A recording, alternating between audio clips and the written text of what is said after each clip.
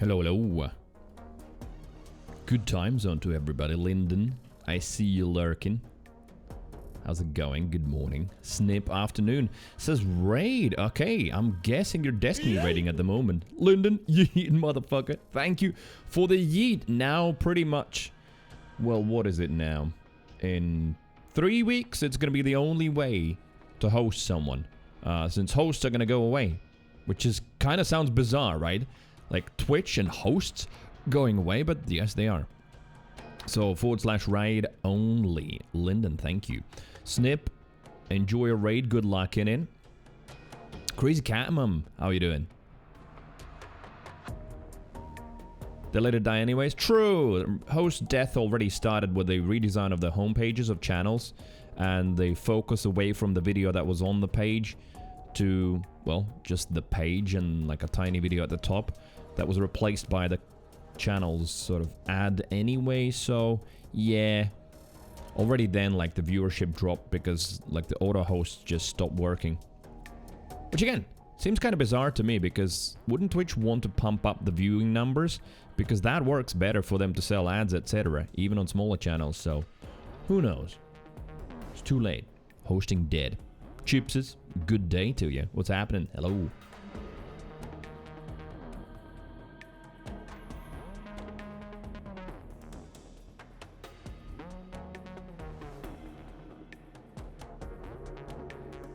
Right, live tweets up there.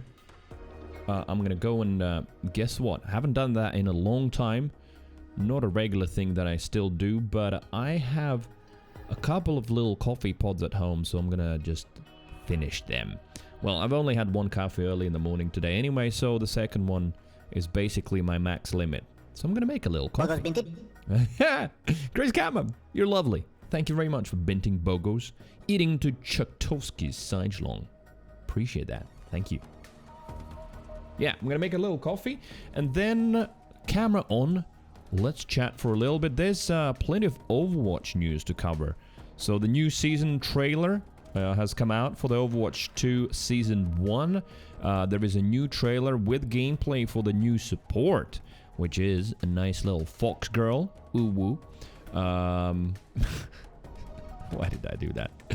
And what else? Oh yes, and then there's like an article about how it's gonna work, how getting heroes from Battle Pass will work, because of course that has been the biggest controversy. No more, oh, it's just Overwatch 1.5 Omega LOL. That pretty much has finished. Now it's all about, oh no, Blizzard is gonna just make my life so hard and difficult, the evil corporation. We'll see how true that is. Read a little interview with the devs. I actually haven't read it. I left it for the stream because I also want to know, of course. When, hello there. Congrats on your tiny little speaker. It looks amazing. Chris Gammon says Twitch won't let me raid you. What do you mean? What does it say? When says my chubby Pokemon is out, so is mine. Wait a minute. We probably mean different things. What is your chubby Pokemon? Okay, I'm gonna make that coffee quickly. Otherwise, I'm gonna start stalling again reading chat. I'll be back in literally a minute.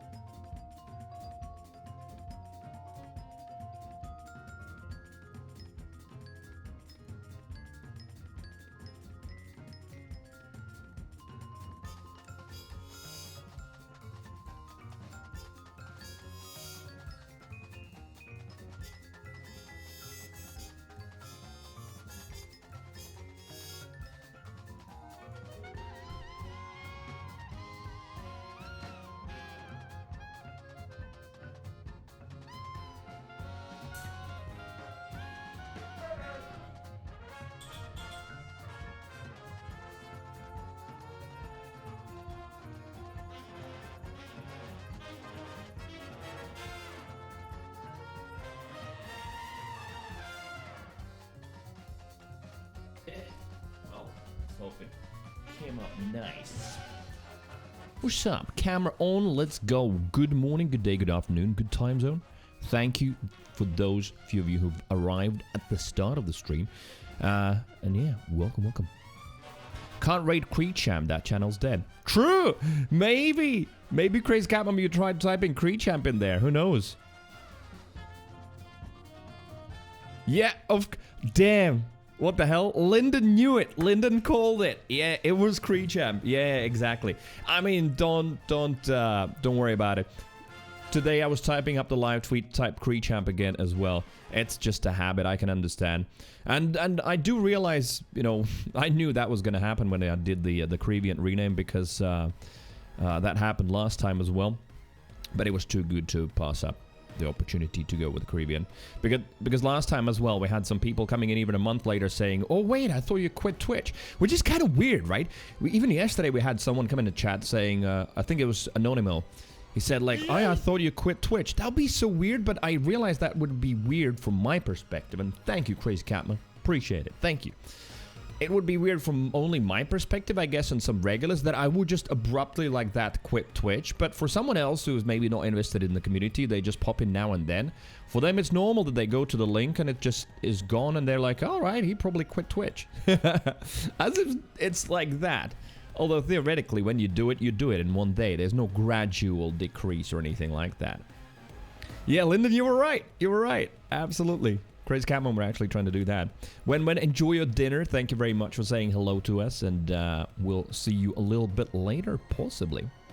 Well, I've got a rare occurrence where I start the stream as I used to start it ages ago, with a little coffee. Cheers. This will ruin my little streak that I've got set up on my phone about caffeine intake moderation. 2 coffees is streak ruined, but it's fine. Today I'm gonna go with 2 coffees. I am very aware that it's so easy to slip back into the, like, caffeine addiction. I feel like it's more addictive than cigarettes and alcohol than anything else. It's just we don't notice it because we just drink it so casually and it's accepted everywhere. And there's coffee available in every freaking single corner. You know, even here on this underdeveloped Eastern European country, still every single place pretty much sells coffee. And there's coffee machines as well on the street, on the corners. You know, just need a top up on your addiction. Just push some buttons, you know, swipe your card and you're in. All for a nap, Crazy Catmom says. It is about time. Usually when I start, right? That's when Crazy Catmom's nap happens. We will see you later. Thank you very much for napping. Have a good one. That cup is something. It's an interesting one. It has got a square bottom, but a round top, I guess. Maybe that's cool about it. And it's the perfect size. I really like coffee, so where you still get the espresso shot, but not in a big mug with loads of water or loads of milk. Although cappuccino is kind of nice when the milk is properly prepared. But also espresso shot is a bit too short-lived. I don't get to enjoy it that much. So this is kind of like the perfect. I think it's called lungo, which probably is just long shot for well, in Italian, I guess. Right now, well, I think I'm gonna just go straight into videos, or well, a couple of videos to be specific. So first, the gameplay reveal of the new Overwatch hero. So Overwatch 2 is launching on when is that? 4th of October. Yep. So in less than 3 weeks. 2.5 weeks basically. So 2.5 weeks. That's when I'm gonna do some Overwatch grinding a little bit on stream. And I've still kept the idea alive that I might do like a little series where I work with one of the online coaches. I don't know. I was thinking about IO Stuck, so I sort of follow him. So maybe him, where I do like a thing where like, can you improve? And of course you can. I truly believe, but like, how much can you improve when you actually get some coaching and put some work in, rather than just playing the game? You know, actually doing some aim training and analyzing your own gameplay, stuff like that. I think I'm gonna do that series. gonna play Overwatch 2 for a little bit because, of course, 5v5, the metas are gonna be different, the gameplay is gonna be different, so even coaches will have to adjust. So we'll give it a couple of months, but I definitely will play a lot of that on stream. One thing that I've realized, with Destiny especially as well, is that I realized that, you know, with Destiny always it was like I get low views and then I get scared and I move on to the next game. But with Destiny, now that I streamed it for a little bit longer, actually some days were pretty freaking awesome with the chat being active and people coming in, those who enjoy Destiny, including, you know, plenty of people from the community. So it is like that pretty much with every game. You can't instantly get success unless you've got a big channel, you've got a lot of traction and inertia and momentum. So, you know, with a small one, you just sort of, if you're interested in the game, you just have to grind a little bit. So I think I'm going to do that with Overwatch, and the reasoning for that is very simple. It is a game that I thoroughly enjoy. I enjoy the competitive aspect, but I also enjoy the freaking 4D chess that it is, with the counters and matching things and playing different classes. And I would say in the last year, I've actually ventured out into playing more tank and support as well. So I actually now play all three classes. So yeah, it's a game I really enjoy, so why not enjoy it on stream and just build a little bit more into the Overwatch direction as well, which surprisingly, I mean, for now, isn't that big of a category on Twitch either, of course, because dead game, although don't even need air quotes at the moment. Of course, everyone waiting for Overwatch 2. Overwatch 1 is a bit of a dead game. Of course, with 2, it's gonna explode again, and a lot of the big streamers are gonna come back to Overwatch 2 as well. Whether they're gonna stay or not, that's a different question, but it's an interesting category to stream into. That's for sure.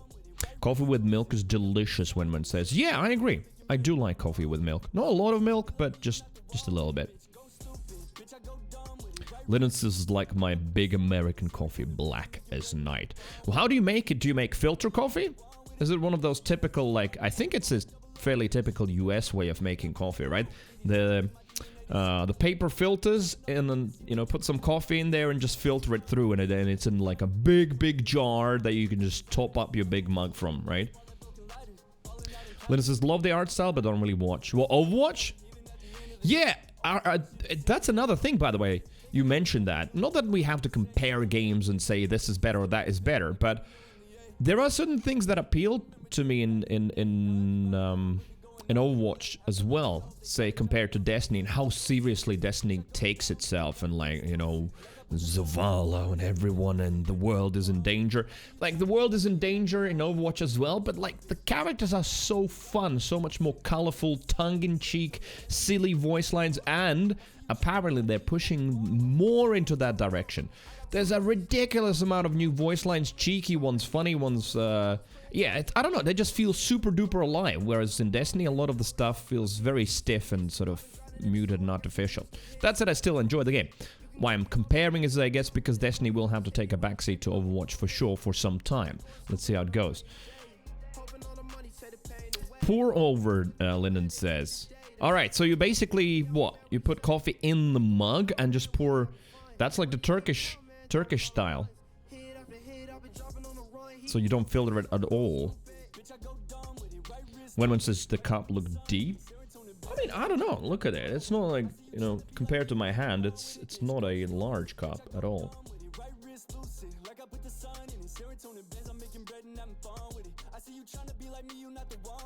Is the problem you talking fast because of coffee?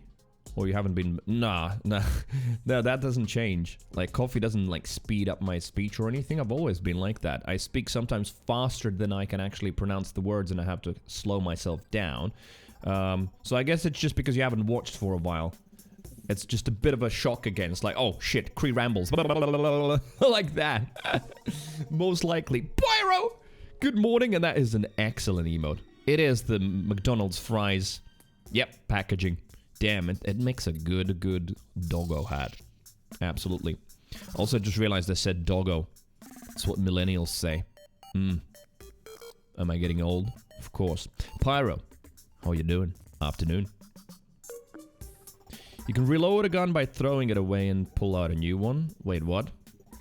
Oh, you're talking about Overwatch. Reaper has that. Yeah, Reaper has the chucking guns away. But I think more importantly... excuse me. More importantly, a couple of characters have cheeky voice lines on that, about throwing them away as if they're trash and him being wasteful. So I just really like the whole, well, tongue-in-cheek attitude that a lot of the characters have. But also the gameplay. Like, 5v5 is going to be even more the type of gameplay I like, sort of a little bit more deathmatchy, which lower levels always have been anyway. So I think it's going to be very, very interesting. I'm super duper curious. No, not pour over, drip is the technical term. There you go. So yeah, so it is the paper filter coffee and it drips through.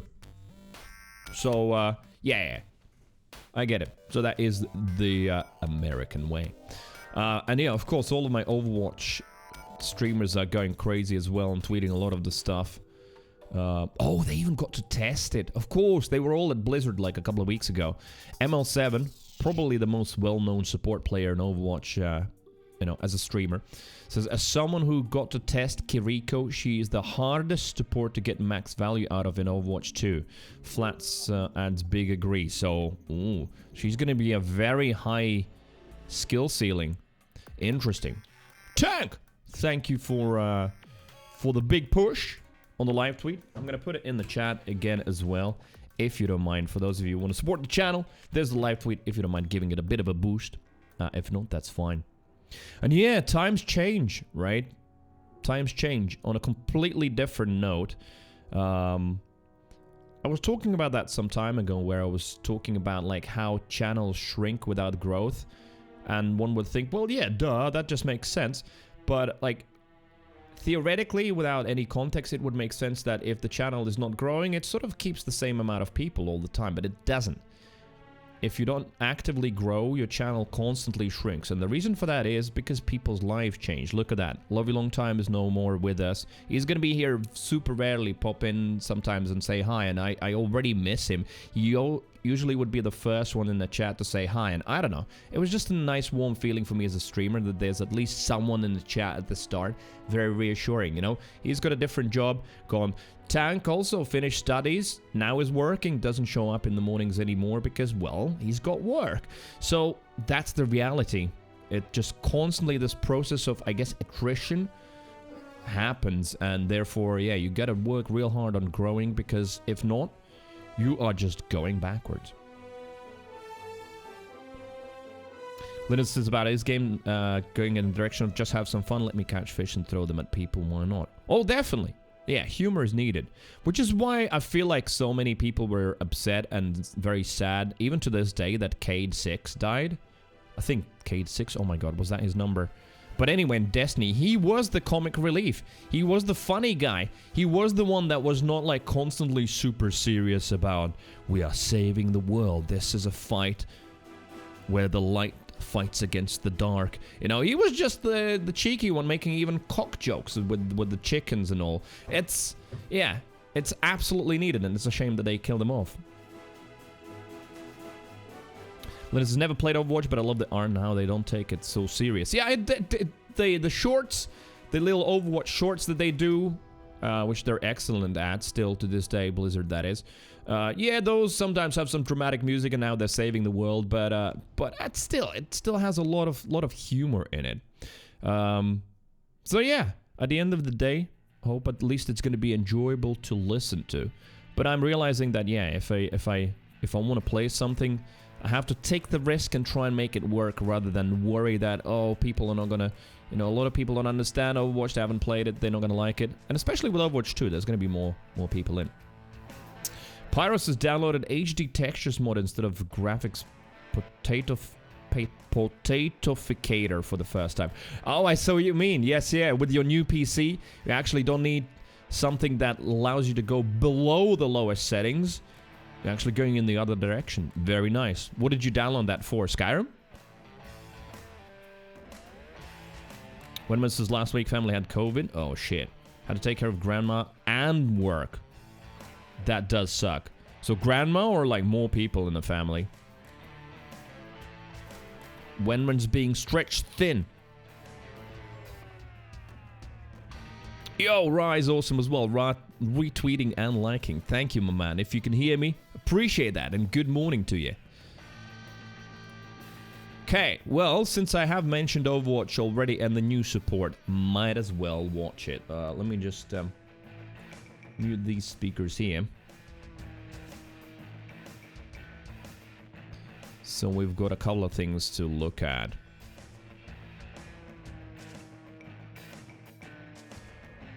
Right, new gameplay, is that the one? That is the one. Then ML7 has got a review video where he like talks more about abilities and everything, so we'll want to watch that. He is the best guy to explain because like he's a support player that is just absolutely amazing. Super big respect for him. So yeah, let's have a look. And then there's also the season 1 trailer. A lot of drums at the start of both clips, as you could hear. Right, I've got them both queued up. So look.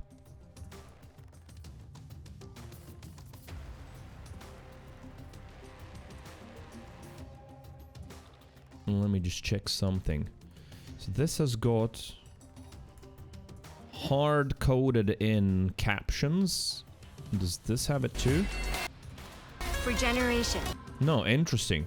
So the Overwatch EU account posts the clips with hard-coded subtitles. Moira and Reaper groan. I mean, I get it that it's all inclusive, everything, but I don't know. They just get in the way for me. I wish there were like something that you could switch on and off. But like the Play Overwatch account has none. Right, let's watch this one then. It's just a cleaner look.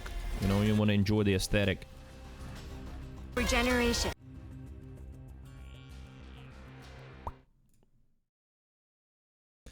HD mods for Witcher, Pyro says. I feel like Witcher's like Skyrim, but with way more emphasis on story. Okay. Witcher 3, I guess, right? So I don't know if you saw, Boone who gifted me the full deluxe edition with both of the DLCs and everything. So it's possible I'll have a look at it at some point, but Overwatch is going to take a lot of my time for now. Right. Finally. New hero. For generations, my family has served and protected our city by following traditional paths. Me? I made my own. Some of the old. I didn't expect this music in her clip. Some of the new. Okitsune-sama, minna o michibite. Much better.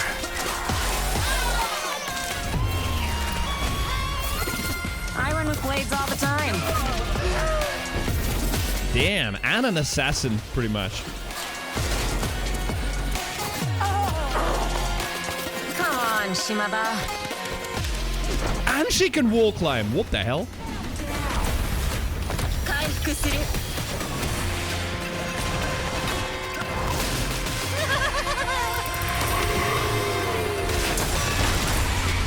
Okay, we've got another lamp.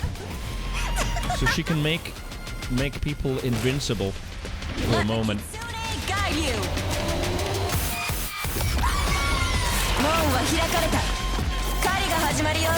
She's gonna be such an weeb dream. The skins. I can already see it. Following all the rules. But cool. Definitely a very cool hero, and most certainly supports need something as well that is sort of more aggressive, for sure. Yeah, when I'm happy your grandma went through it just fine as well. Yeah, that's why I asked, because those old people are usually at the highest risk. Pyro says about Witcher, it'll be a good experience whenever you get to try it. It is a good game.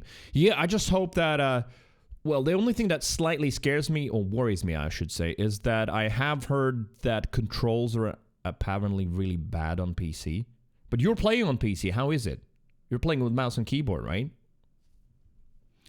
So yeah, there you go. That's the new hero and Season 1 trailer as well. We're in this together. All of us.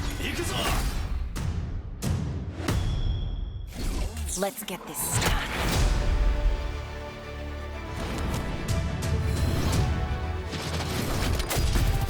Let's go smash some heads! Let the Kitsune guide you. Okitsune-sama, minna o michibite. Oh damn, there's gonna be so many new skins. And of course we get the charms now. All connected. since we've gone free to play. Oh! Wait a minute, my favorite default archetype shooter guy. I love Soldier the most. Damn, he's gotten even older, but he's grown a mustache. Actually looks kind of badass. I like it. I like it. Is the reason her paper tickets are different colors? Probably, right? Because like the yellow ones are healing, and I don't know what the blue ones are. Shield or, I mean, blue shields. Because for damage, she's got those little kunai or whatever those little sharp daggers are that she throws. Senjo, what's up? Hello. Controls are fine, feel floaty, but haven't felt that it's unplayable. All right, okay, then that's good. I think there's a mod for Witcher 3 as well for controls. Whoa! Okay, sorry, I'm gonna pause this a lot. Diva, because yeah, of course, there's gonna be a load of new skins, because that's how they're gonna make money. You know, Overwatch is not for sale anymore, it's free to play, so they're gonna make money on skins, which means that they're gonna be even better than before. And you know what? I like the model, I love the model. I think it's gonna support the longevity of the game as well, because towards the end of Overwatch 1, or actually after the first hype, you know, they weren't really getting that much money out of it. You just sell enough copies and that's it. Whereas with the skins, you can keep the game alive and keep it going. So yeah, this Diva looks pretty cool. Oh my god, that, what do you call that? That garter with a little heart. Fucking hell. I do. That's kind of hot. What can I say? That is kind of hot. And then, yeah, why I paused. So this, the finger thingies, that is the new support.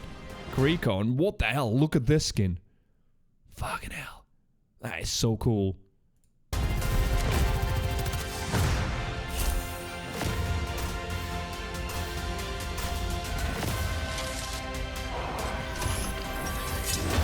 What the hell?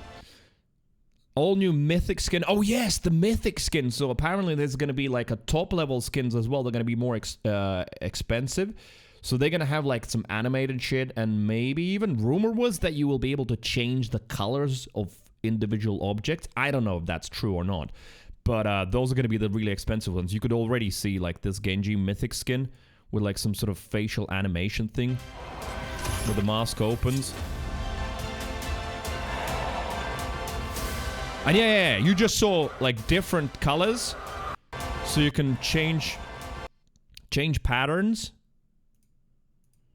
We'll watch through this without pausing. I know I'm just like chopping it up, and then even some animations.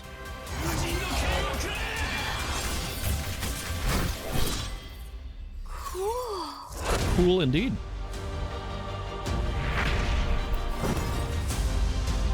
Wait, was that Mercy? Yeah. Damn. That is Mercy, right? With a witch's broom. The world could always use more heroes. What? I'm sorry. I'm just pausing. Look at that Junkrat skin. Oh my god. Instantly in love. I don't even play Junkrat much at all, but this skin, the tiny little, what do you call these? Pencil mustaches? Whatever. Like that really tiny mustache, the missing tooth. What the fuck? That's amazing. And the tie. Dude, I love this one. This one's so cool. They're disgusting. Need all of them? Yeah. Yeah. I agree with you, Genji. And Genji? Senji. Because we were talking about Genji just now, and he says also you can customize the colors. That is confirmed. Yeah. They're going very Fortnite with the options A+.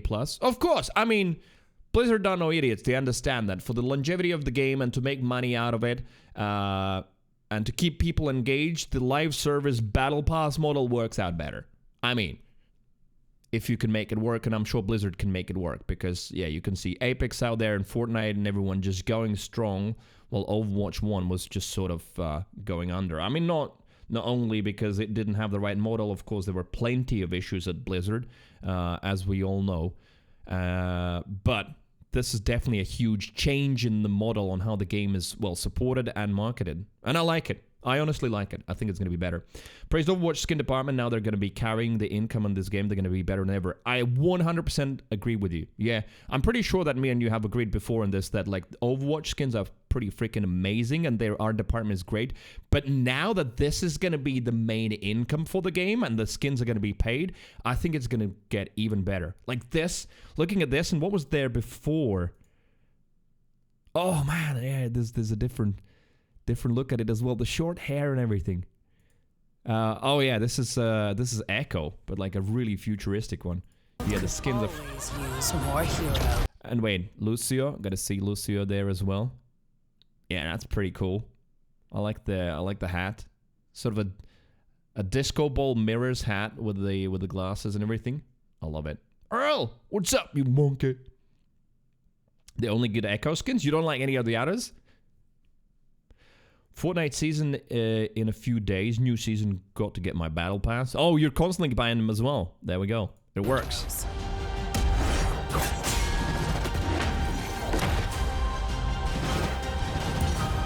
This is not the end. Yeah, this skin. Scary and absolutely awesome at the same time.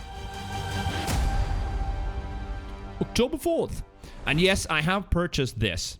Yeah, I just realized this is coming up, so that's why I said it. So I purchased the Watchpoint pack as well, which actually is good value if you're gonna play Overwatch. And for real, hashtag not sponsored or not trying to like make myself feel better about buying it. You buy it for like 30 quid or so and probably $30 or so in US. And you get 2,000 Overwatch coins and the first battle pass. And each next season battle pass is 1,000 coins. So essentially, you're just buying 3 battle passes in advance. That's basically all there is. Unless you spend those coins on some skins before the battle passes come along. And you also get 2 legendary and epic skins already. And instant access to Overwatch Legendary Edition. That already I had. That's in Overwatch 1. But yeah. I got it already. All right, let's watch it now without me pausing every freaking second. Because there were just so many interesting things to see. We're in this together. All of us. Let's get this started. Viruses, you sold me, gonna try Overwatch? I'm so sorry. I apologize in advance, dude. For all of the anguish and pain you're gonna suffer.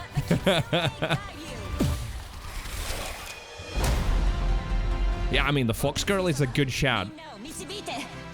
Fucking hell, they're gonna get a lot out of her. In terms of like skins and cutie weeb stuff. Impressive.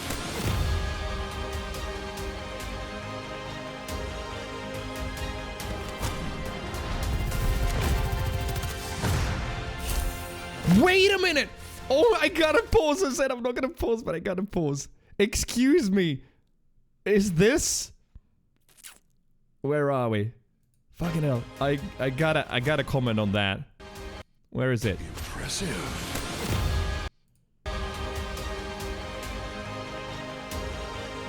Where is she? I lost her. Oh, here. This is Sojourn, but also, is this Bangalore? Sorta, right? A little bit. I don't know why. I just thought of I think that's her name in Apex, Bangalore, right? The really sort of serious gunner girl that talks about like CVs calling this and that. You know, she's like very military, but Sojourn looks a little bit like Bangalore here. Look at that. Especially when she's running all of the military gear and everything and the headband, I'm pretty sure. Also glad Senji's they're finally promoting this. I got a bit scared it was getting so close to release and promotion hadn't started yet. Same, absolutely, and I won't lie, of course, I got that slight scare because I'm following a lot of Overwatch creators and they were talking about the same thing, and I was like, yeah, they're right. We're getting closer and there's absolute radio silence from Blizzard. What the fuck is happening? Are we going to get a huge delay? Are they ready for this? What's going on? Chips is back for more content. Hello. If you complete the Fortnite Battle Pass, complete, yes, and don't spend V-Bucks you're rewarded, you get the next Battle Pass on them. Genius. All right, okay, perfect, yeah.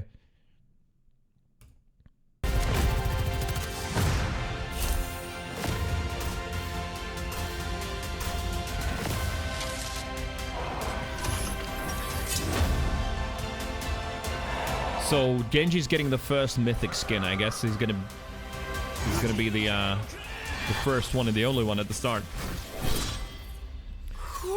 So we get a total of 30... What now? 35 heroes? The New world bundles could weekly. Always use more heroes.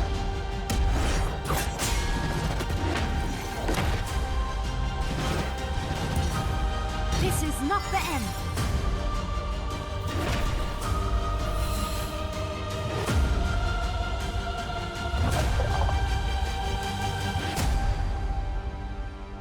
Cool.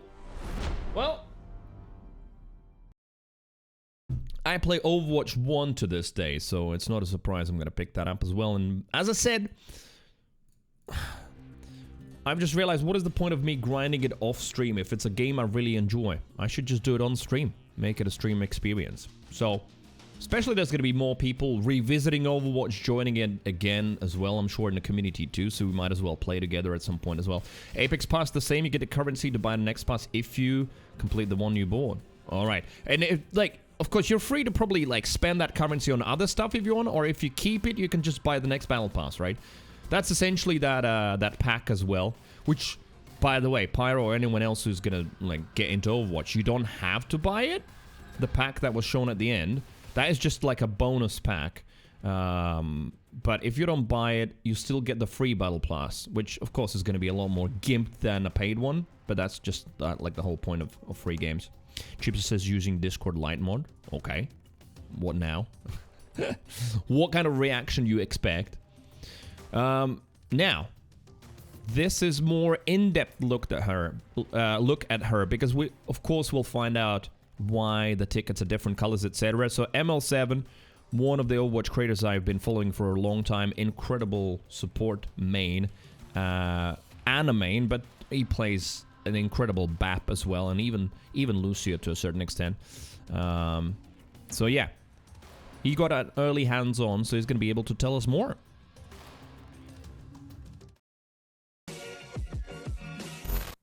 My heart is pounding so hard, you have no idea. Whew. Okay, let's get it started. Oh, okay, so that's the trailer at the start. All right. My family has served and protected our city. They're hoping that you spend the monies. Yeah, and I'm sure plenty of people spend them. They see a skin they want, they've got the little coins in the wallet already. It's a lot easier to spend the real money, and then you want the battle pass, and then you spend the real money. So cool! Some of the new.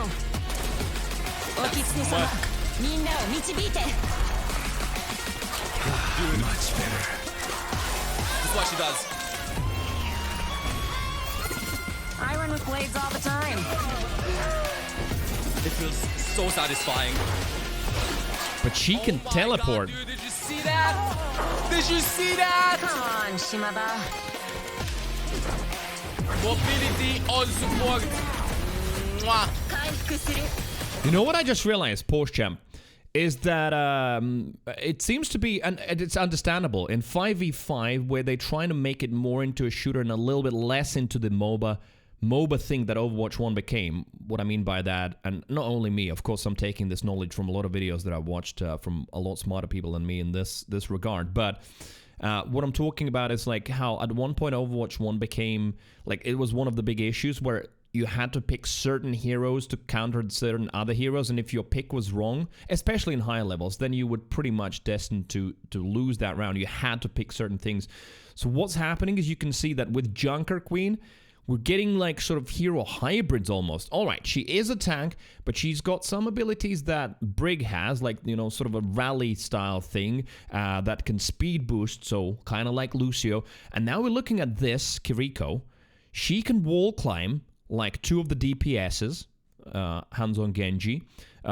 She's got like kunai that she can throw, so she's got, it looks like she's gonna be a possible assassin as well. So she's definitely got some pretty serious DPS abilities. She's got a teleport, sort of like Moira.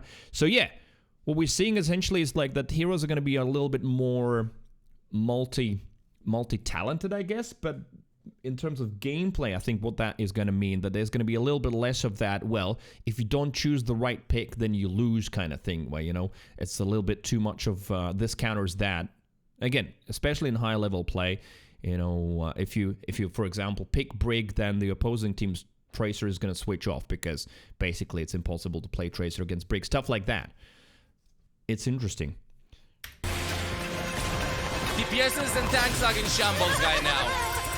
And then we've got Bab's Lamp here. Kinda, right? Immortal. For a much shorter time. I want that jacket. But still. Let the Kitsune guide you. Wait, let the Kitsune guide you? Is Kitsune a fox? God.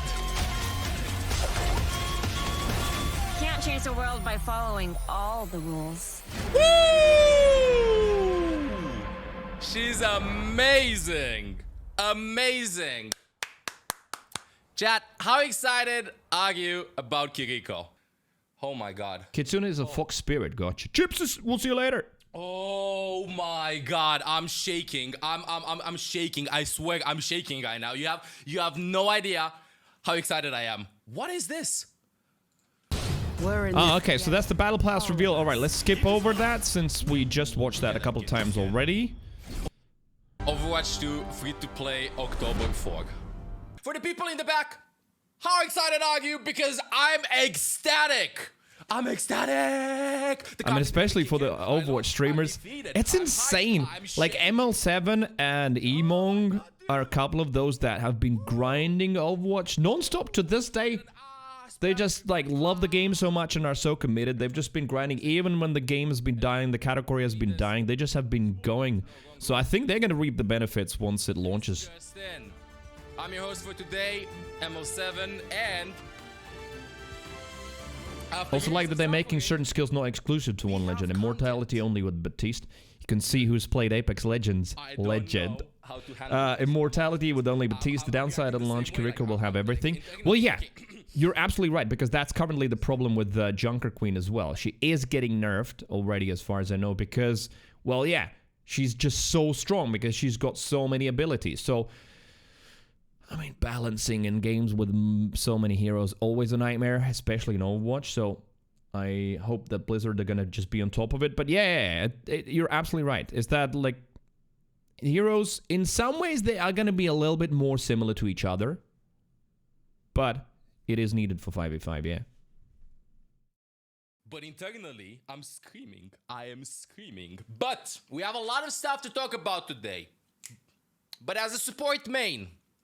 Support, not healer. If you say healer, you're banned in this chat. As a support main. That's true, no healer is support. 3 years of no support content being released. You gotta have people... I didn't realize. Actually, Mr. Streamer, experimental patches were supported. Yeah, that's true. Like, we had new DPSs, new tank, but 3 years of no new support heroes. Shut up! Officially in the game, okay? After 3 years of suffering, we have to cover Kiriko. We have to cover Kiriko, and honestly, after testing her, I can safely say that it was worth the wait. So let's go over, I know that, I heard that like the abilities have been posted and stuff, but let's go over the trailer a little bit. So first things first, I just want to say the following thing. And I don't know why Blizzard does this. So, hear me out. Because, like, you've seen the abilities and stuff. You know that I feel like in every trailer that I post, heroes can do impossible things in the trailer and they can do in-game. Well, I was incredibly disappointed to see that you actually can't walk on the sky. So, yeah, you can't do this. Yeah, you know how Anna has a combat roll? And she does this? Yeah, yeah, no, Either that or I just didn't understand how. Like, she doesn't walk like that. These So are yeah, no roof like walking. walking like that with a fox. What is his accent? Romanian, if I remember correctly. So ML7, I think he's Romanian, plus he's got that speech impediment where you can't say R. Sort of like Jonathan Ross. You won't know Jonathan Ross, I guess, but UK people might know. So they sort of make a sound similar to R. No idea. Okay, so let's go here. This is like when she TP'd to an ally. Okay, this is when she TP'd to an ally. So as you're gonna see, you've seen in the trailer, she can TP to allies. The range is not small. It's not overly exaggerated, but I do think that everybody's gonna complain about it. She can TP from pretty far away to allies, and not only through one wall, not only through 2 walls, not only through 3 walls, unlimited amount of walls. She can just like TP to allies through walls. Okay? That's what she can do. Now, this is her left click. This is her left click. This is her heal. View it as, I don't know, dude, like, kind of like Zenyatta combined with Moira, if that makes sense. Zenyatta with Moira heal. That's how it feels. Zenyatta with Moira. But it feels weird. It's like a new mechanic. It's like they're homing. You don't quite aim, but they go there. I don't know how to explain. You know what this reminds me of? In Gunfire Reborn, right? One of the weapons that you can pick up is these little tickets. And it's pretty badass. I actually love it. Played with it a lot. So yeah, they do home a little bit. They are a little bit floaty, not super fast, but they home. Explain it, but it's a new healing mechanic, I would say, from a support, because this is not a healer, this is a support. It doesn't heal that much though, and it is kind of weird. I don't think that I can talk about numbers and stuff, but allegedly, she heals okay-ish.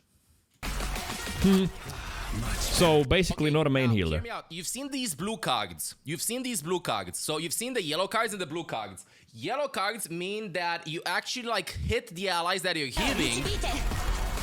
Meanwhile, the blue cards mean that you missed the target. Because you see that it has like a travel time. So like once locked, it connects to them, but you can also like miss them and they turn into blue. So over here, she was aiming at Genji. They're yellow because they connect, and they're blue if they won't connect. So in theory, you can throw the healing, and you can be like, bro, I know it's gonna connect because I see the yellow, so I'm just gonna do something else, because it has like a travel time. Ah, okay. The primary heal, you see how it goes with Genji there? Missing homing heals. Interesting. Okay. She Pretty boy! And hello. let's talk about this. Boobstiny. Let's Where? talk about this, because this is where I gotta stop a lot of people, okay? Because I know that she seems a lot, she has a lot of things, and she's probably the most fun support to play. But this is her only source of damage. This is her only source of damage, so hear me out for people in the back. This is her only source of damage. She has them knives, okay? She throws the knives, pew, pew, pew, pew, stuff like that. All the time. And I don't know if you can quite tell this, but she does way more damage in the head than body shots. She has, I don't know, like, it gets multiplied by a couple. She doesn't one-shot, but she does a lot. It doesn't do as much as a sniper, but she does a lot with the kunai knives. So yeah, it's basically like a high skill support, right? Because no offense, but there's plenty of support players out there, which is why I like ML7, by the way. There's plenty of support players out there who are like, they play supports because yeah, they don't want to aim much. You know, Ana would be the exception, but there's a lot of support abilities that are very forgiving in terms of like you having to aim, especially Moira. So, which is why I like ML7, because he plays aggressive support that go in and murder often as well. So this seems like a support, which is why he says the most fun to play. This is a support that can also put in a lot of damage if needed, and if you've got the aim. Like, it kind of has like the travel time that Hanzo has or Maze right click has. It's a little bit weird. It takes some time to get used to. You will miss a lot, but you kind of like spam, you know? But you have to land the headshots. If you don't land headshots with her, damage-wise, she feels a little bit underwhelming. Yeah, so TP is honestly, I would say, probably the best addition to a support skill that I've ever seen. I think it's the best mobility in the game because what you can do is you can go on the side, you can poke, they dive you, or they do something, and then you like TP back to your teammates. that's gonna be so annoying. A little bit like a DPS. Imagine flanking with Zenyatta and then TPing back to your teammates. I mean, why pick Zenyatta? Headshot damage going in.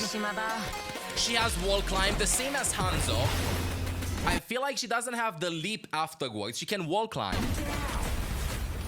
Very mobile support, yeah. Okay, and here I hear the cries in the background. I hear the cries.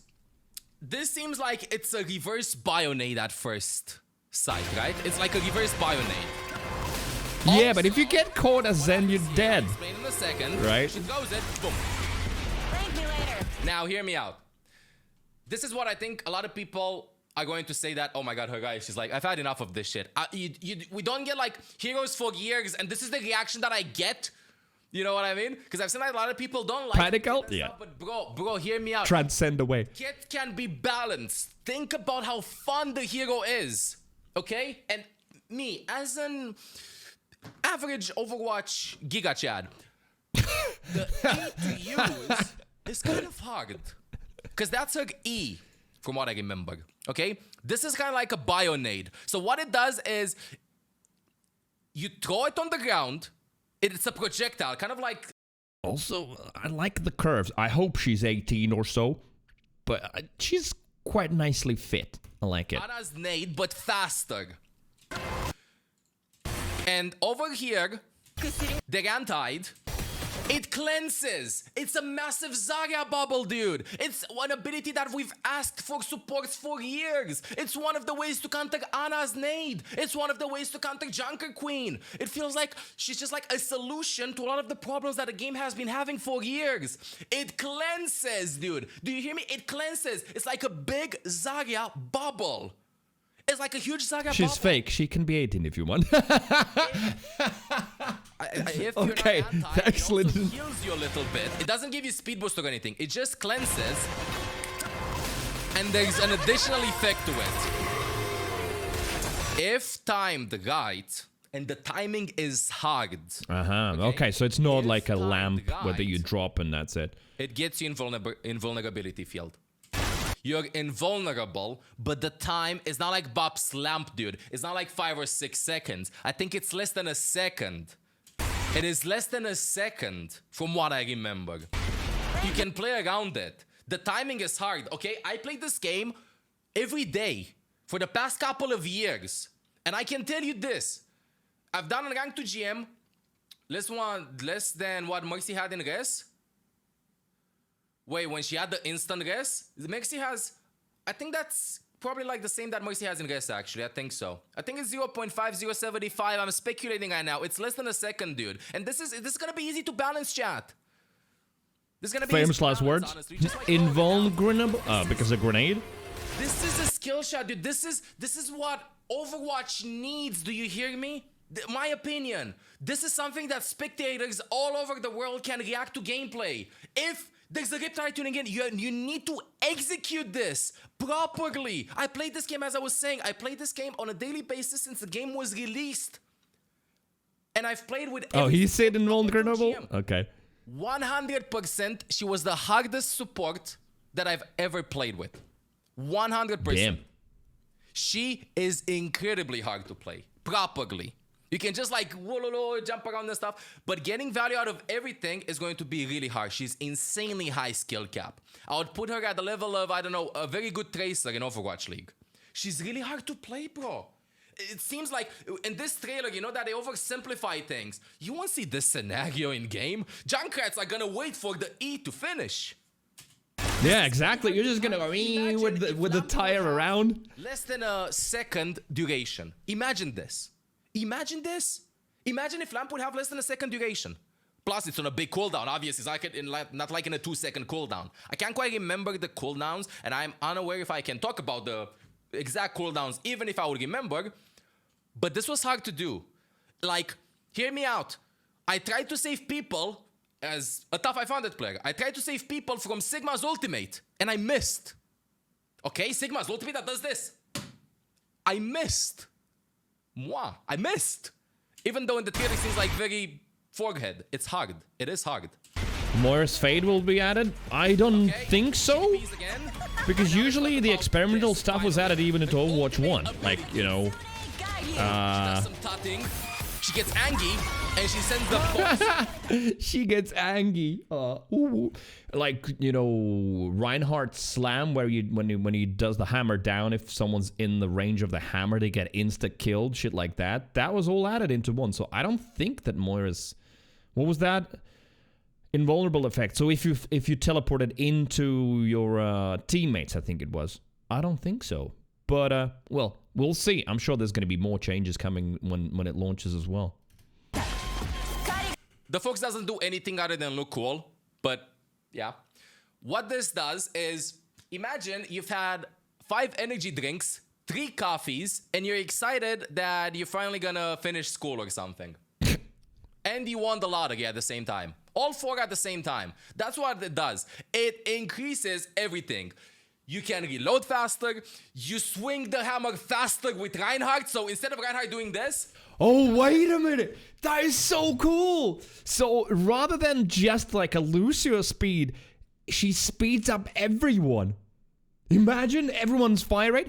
Because like Anna's nano doesn't speed shit up. It just gives you more damage and also damage reduction on you.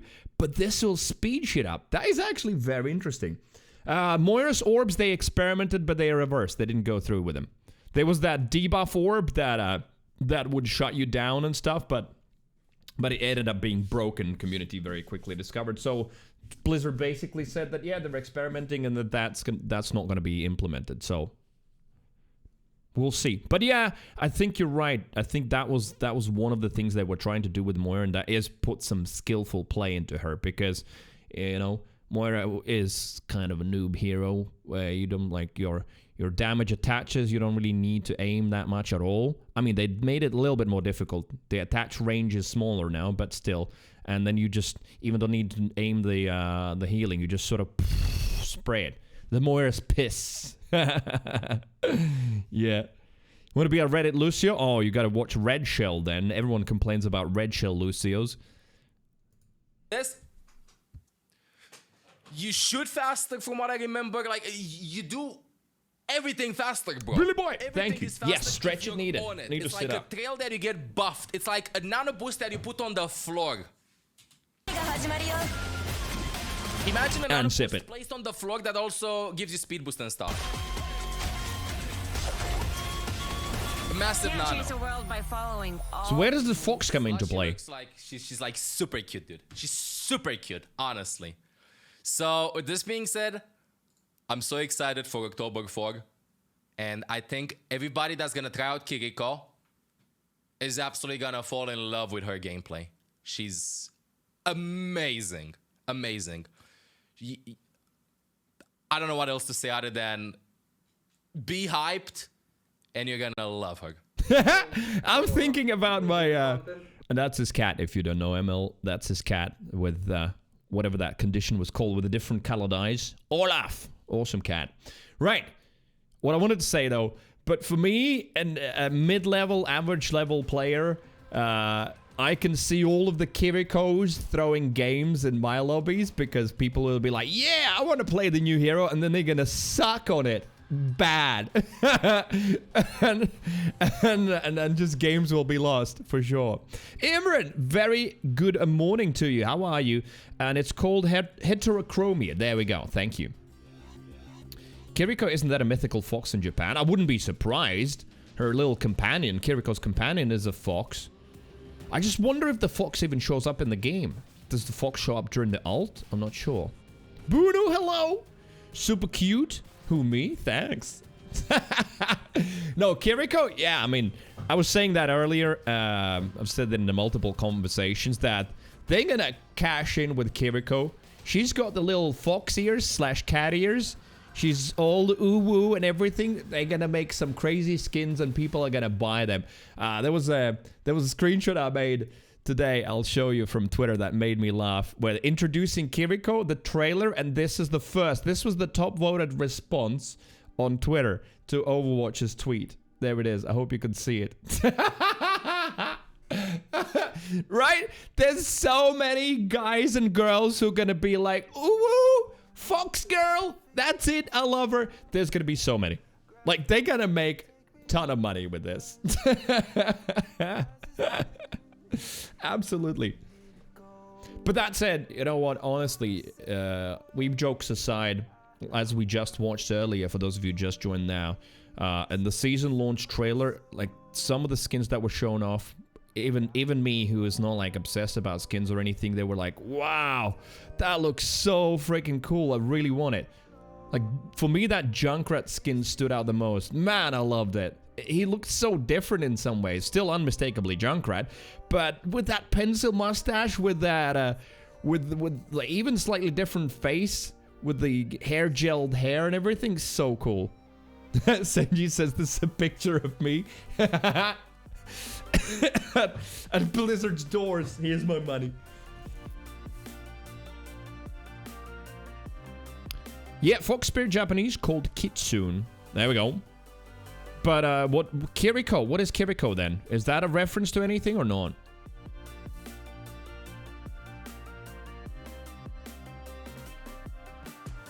So yeah, I am excited for Overwatch 2. Absolutely. And let's see. Blizzard Entertainment tweet just now. Protection Suzu. Upon impact, allies in the area become briefly invulnerable and are cleansed of most negative effects. Interesting that it says most. What effects aren't cleansed? Probably toxicity and toxic teammates. Those negative effects don't get cleansed. And moral feeling of inferiority. Stuff like that. Buddha says, I would play just to play her. Well, maybe, Bruno, it's going to be time for you to join Overwatch. We've gotten Pyromaniac in from today. Basically, he said that he's going to try Overwatch. So it's launching. Free to play. In 2.5 weeks. Something like that, yeah.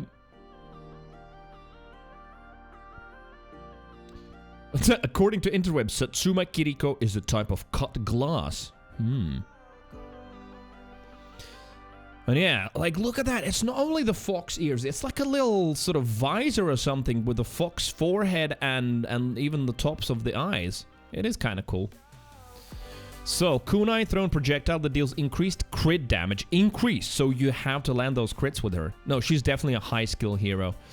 Swift step, teleport directly to an ally even through walls.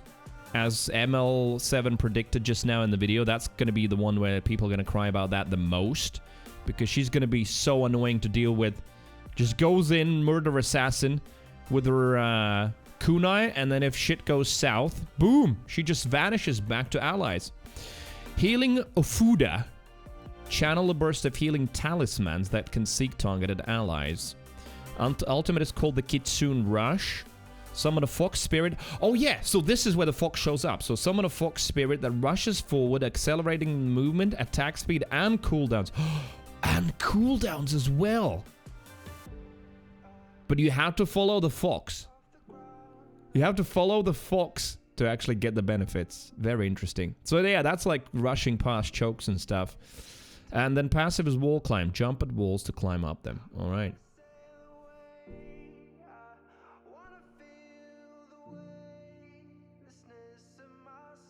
Being able to whoosh is fantastic ability. Love that concept. Wish my aim didn't sag. In that case, Moira's for you. Moira can also vanish into thin air. It is quite annoying dealing with Moira's. Especially like with Sombra. At least you can see a very clear direction in which she teleports. With Moira's, at least I definitely get confused a lot more. Like she just goes poof, disappears in a little fart and just vanishes. And then reappears somewhere else. Oh, wait a minute. Where's this music from? This is... Ah, it's the Wattle Gobbler DLC, Holidays in the Borderlands. Yeah. What is that? Thanksgiving, right? Yeah. Blizzard Entertainment tweeted 6 minutes ago saying a new era begins on October 4th. It is gonna be. I really hope so. Overwatch has been a great game in my gaming life. I've enjoyed a lot of it. I've grown as a person with it. No freaking joke. Like, I've learned to not get tilted, to control my emotions more, and it really has sort of toughened me. It doesn't mean that toxicity and stuff should be accessible, but it definitely has made me more understanding. I mean, toxicity is still absolutely awful, and even to this day, especially I guess now, because like only the hardest hardcorers have stayed in Overwatch, and a lot of them are super toxic, and you still experience that. But overall, yeah, no, I think Overwatch has been a great addition to my gaming life, so I can't wait for Overwatch 2. You can use it to escape or get back to the fight quicker as well. That is true. That is one of those things that to this day in Overwatch, is kind of a bore. And that is, if you die, like, the movement speed for most characters is very slow, which is why I hate Ball, I envy Ball. You know, Ball is such a dumbass character where he just zooms faster than Trace around the map, is a tank, slams and CCs you and shit like that, and gets back to fight so quickly, it's insane.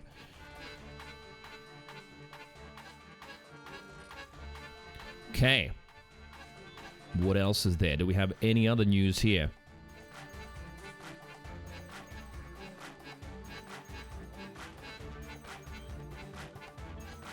Oh, interesting. So the first discussions are starting already about the cleanse. So Flats, again, those who follow Overwatch creators, you probably know. But if you don't, Flats is one of really amazing tank players, especially known for his Reinhardt. Yeah, he says his only dislike in the new character is like how hard it counters Shatter. So that protective Suzu. Apparently, people seem to dislike that the most. Is the invulnerability thing. It didn't seem broken while testing her, ML7 says. The swift step that's going to be a difference between good and great Kiriko and Overwatch 2. It's a pretty much get out of jail free card. And Flat says, yeah, that he doesn't like how hard it counters Shatter because you can cleanse Shatter after it hits, which feels awful. Alright, yeah, I can understand him. So if you as a Reinhardt get a good Shatter and Kiriko is not in a Shatter, she can literally throw that protective Suzu and everyone wakes up instantly. Not that the Shatter sleep is too long anyway, but yeah, that feels awful. That's basically your ultimate countered instantly. And Flat says it's a unique problem as you can't cleanse, say, a tire after it hits. I see what he means, yeah. The tire, you have to time it perfectly. But if it hits, it hits. It has done its damage, right? Or like Sigma Salt, if you get slammed into the ground and don't time it right, then you take damage, right? 50% of your health, of your max health. Whereas with this, Reinhardt lands the Shatter, you don't have to time it, but you just throw it at your teammates and they instantly wake up. Interesting.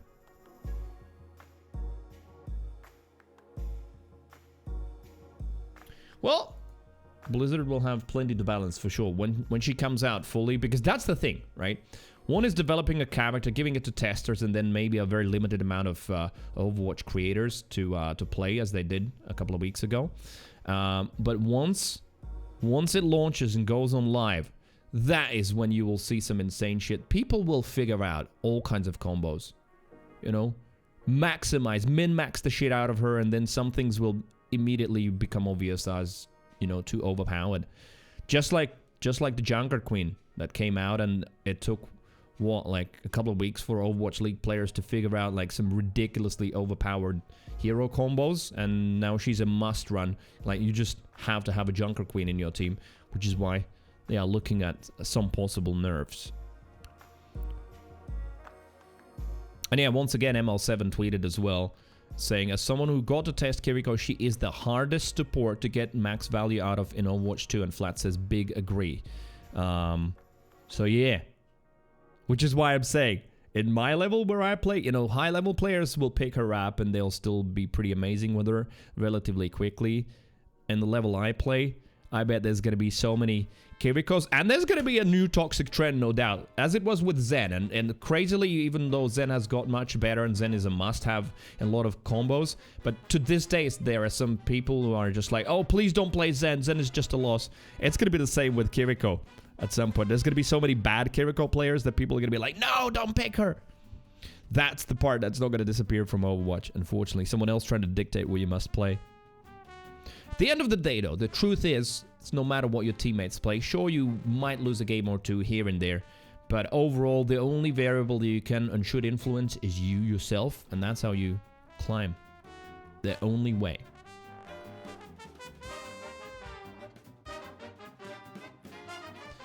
Senja says, the new Apex legend, she's so scary to go against. Every team uses her now. Which one is it?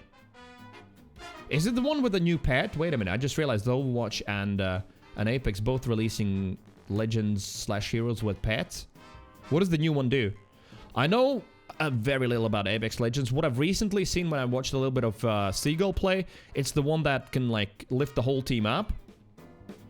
Like, that was a must, because it's such a huge movement thing to reposition that was a must in a team. She's a bad girl with a sniper. So what's her power? What'd the bat do?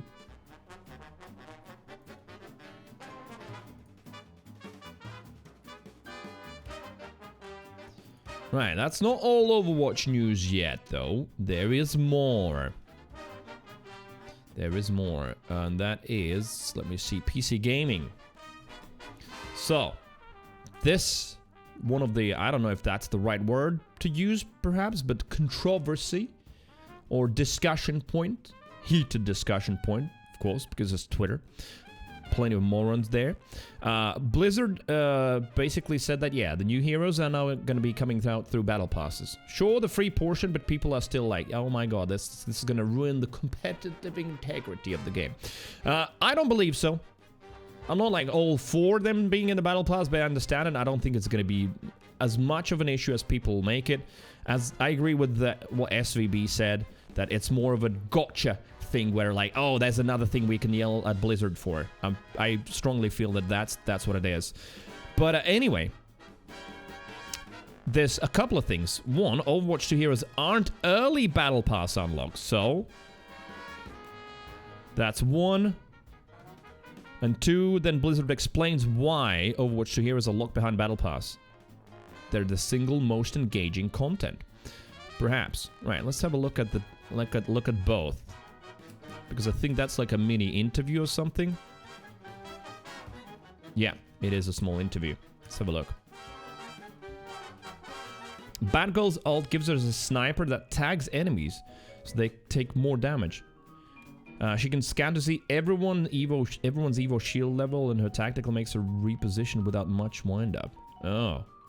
So it's like incredible amount of information for the team, I guess, right? So you can see who you target first, who's low or lower.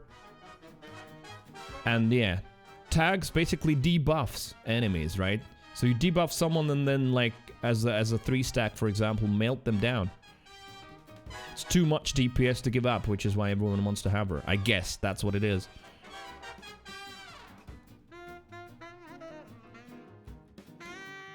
Okay, so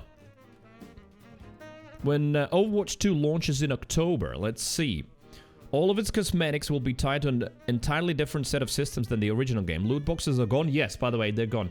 I checked my Overwatch today. They're all, well, not gone. They're automatically opened. I've got the credits. I didn't have that many loot boxes, so I got like 50,000 credits, but those will be migrated to Overwatch 2 to use on all kinds of cosmetics. So at least I'll be able to buy some 50,000 credits. So my loot box is opened. I think I had like a good 200 and something. Some people had thousands and apparently ended up with like 500,000 credits, which is even better. So anyway, those have automatically opened. Even if you had some on your account, they already opened from today. Overwatch 2, like so many other live service games, will have a battle pass, an in-game shop, and a regular set of rotating challenges that award battle pass XP. So the Overwatch battle pass has standard cosmetic items like skins, weapon charms, emotes, but it also have entire heroes, starting with the newest support hero, Kiriko. Is it Kiriko or Kiriko? All new heroes will be tied to the $10 or 1,000 Overwatch coins premium pass, which honestly is not that much for a whole season, which lasts, what, a couple of months? Something like that, right? Let me just turn this down a little bit. So, buying the premium pass unlocks heroes immediately, but getting them for free will require reaching tier 55 out of 80. Oh! Ooh! Over halfway. That's gonna be a long way. Alright, some people I can already hear them scream. That's how things work normally, but Blizzard is holding a special promotion for Overwatch 2 launch. Everyone that owns the original Overwatch and logs in during the first season will get the Season 1 Premium Battle Pass and Kiriko instantly. So, basically, if you've got Overwatch 1, then the first season, you get everything anyway, and the Premium Battle Pass included. If you purchase the $40 Watch Point Pack, which includes the Premium Battle Pass, 2,000 coins, and skins for Cassidy and Soldier 76, you'll start with Kiriko 2, which I did, because I'm an Overwatch simp. For everyone else, you need to progress all the way to tier 55 or buy the premium pass. And that is a very fitting sound. I knew it was Yoda's because you're pretty much the only one who does the ay these days. And I thank you for that. I still like the sound, and we are talking about weeby stuff a little bit. Good morning to you. Thank you very much for the bits, and welcome back. How are you? So, continuing with the battle pass, it's all a bit confusing, especially for veteran Overwatch players who are used to simply receiving new heroes with no strings attached. Blizzard is using this sequel break as an opportunity to adopt the same model that most service games use these days, but that hasn't stopped players from feeling upset and betrayed that heroes are not tied directly to or purse strings. Purse strings. Surprise, surprise, right? In a group interview with PC Gamer, Overwatch VP and commercial leader John Spector attempted to reassure upset fans, saying, "We do want you to play the game regularly during the season to get the new hero," and added that regular players can get the hero for free well before the season ends. Right, yeah, it depends how quickly you're going to progress through it, I wonder. You know what worries me a little bit more than I'm not unlocking heroes instantly? Is that there's going to be challenges. Like that, I don't want to ruin my competitive games. For example, it depends how they're going to design them. I'm sure they have thought of that, but still. Like someone has got a weekly challenge, I don't know, to get certain amount of kills on Junkrat. So even though enemies are running Echo Farah, they're not going to give a shit because they're just doing their weekly challenges. So they want Junkrat kills, and they're not gonna swap off Junkrat because they don't care that they lose. They just want their weekly challenges. Now that I feel like could affect things even more than unlocking a hero later. But remains to be seen what the challenges are going to be and how much they're going to actually impact gameplay. Yodas, thank you for the bits, and we'll see you later. Thank you for popping in. What's included in Overwatch 2 Battle Pass then? Overwatch 2 Free Pass track includes new hero at tier 55 along with 19 additional tiers spread throughout over 18 total tiers. With an assortment of cosmetics for the support hero, 2 epic skins, 1 weapon charm, 2 souvenirs, items that you can show off mid-match. Oh, I wonder how that is going to work. 1 highlight intro, 14 other items like emotes, name cards, and sprays. And oh boy, does Blizzard do all of these really well. Like all of the emotes and everything have been absolutely lovely and amazing. The Premium Battle Pass, a tenner in dollars, or 1,000 Overwatch coins, includes instant access to Kiriko, season-long 20% XP boost. Ah, okay. So you go through it faster. 1 highly customizable mythic skin. Season 1 is Cyber Demon Genji. Wait, so the mythic skins are going to be 1 per season? Shit, bruh. That means, oh, man. That's a bit of a bummer, though. Because there's 35 heroes. That would need like 3 years to actually get them all. Oh, no, wait, excuse me. I'm being dumb. No, am I? How long is a season in Overwatch? How many are we going to get per year, basically? Less than 12, actually, I think. Alright, remains to be seen. Instant access to the support hero. So this is the paid one. So the 20% boost, customizable mythic skin, 5 legendary skins, 1 epic skin, 3 highlight intros, 4 weapon charms, 3 emotes, 3 souvenirs, 6 poses, 6 name cards. Oh, name cards are also customizable now. And 30 other cosmetic rewards. So, oh, there it is on the challenges that I was pondering about earlier. So how did the challenges work? Blizzard showed us what looks to be an unfinished version of the weekly challenges menu in the game. There are daily, weekly, seasonal, competitive, lifetime, and hero challenges, each with their own objectives and rewards. So daily challenges include like goals like winning 1 game, playing 3 games when queued for all roles, mitigating 2,000 damage without dying. Okay, I don't think those are gonna affect the gameplay that much.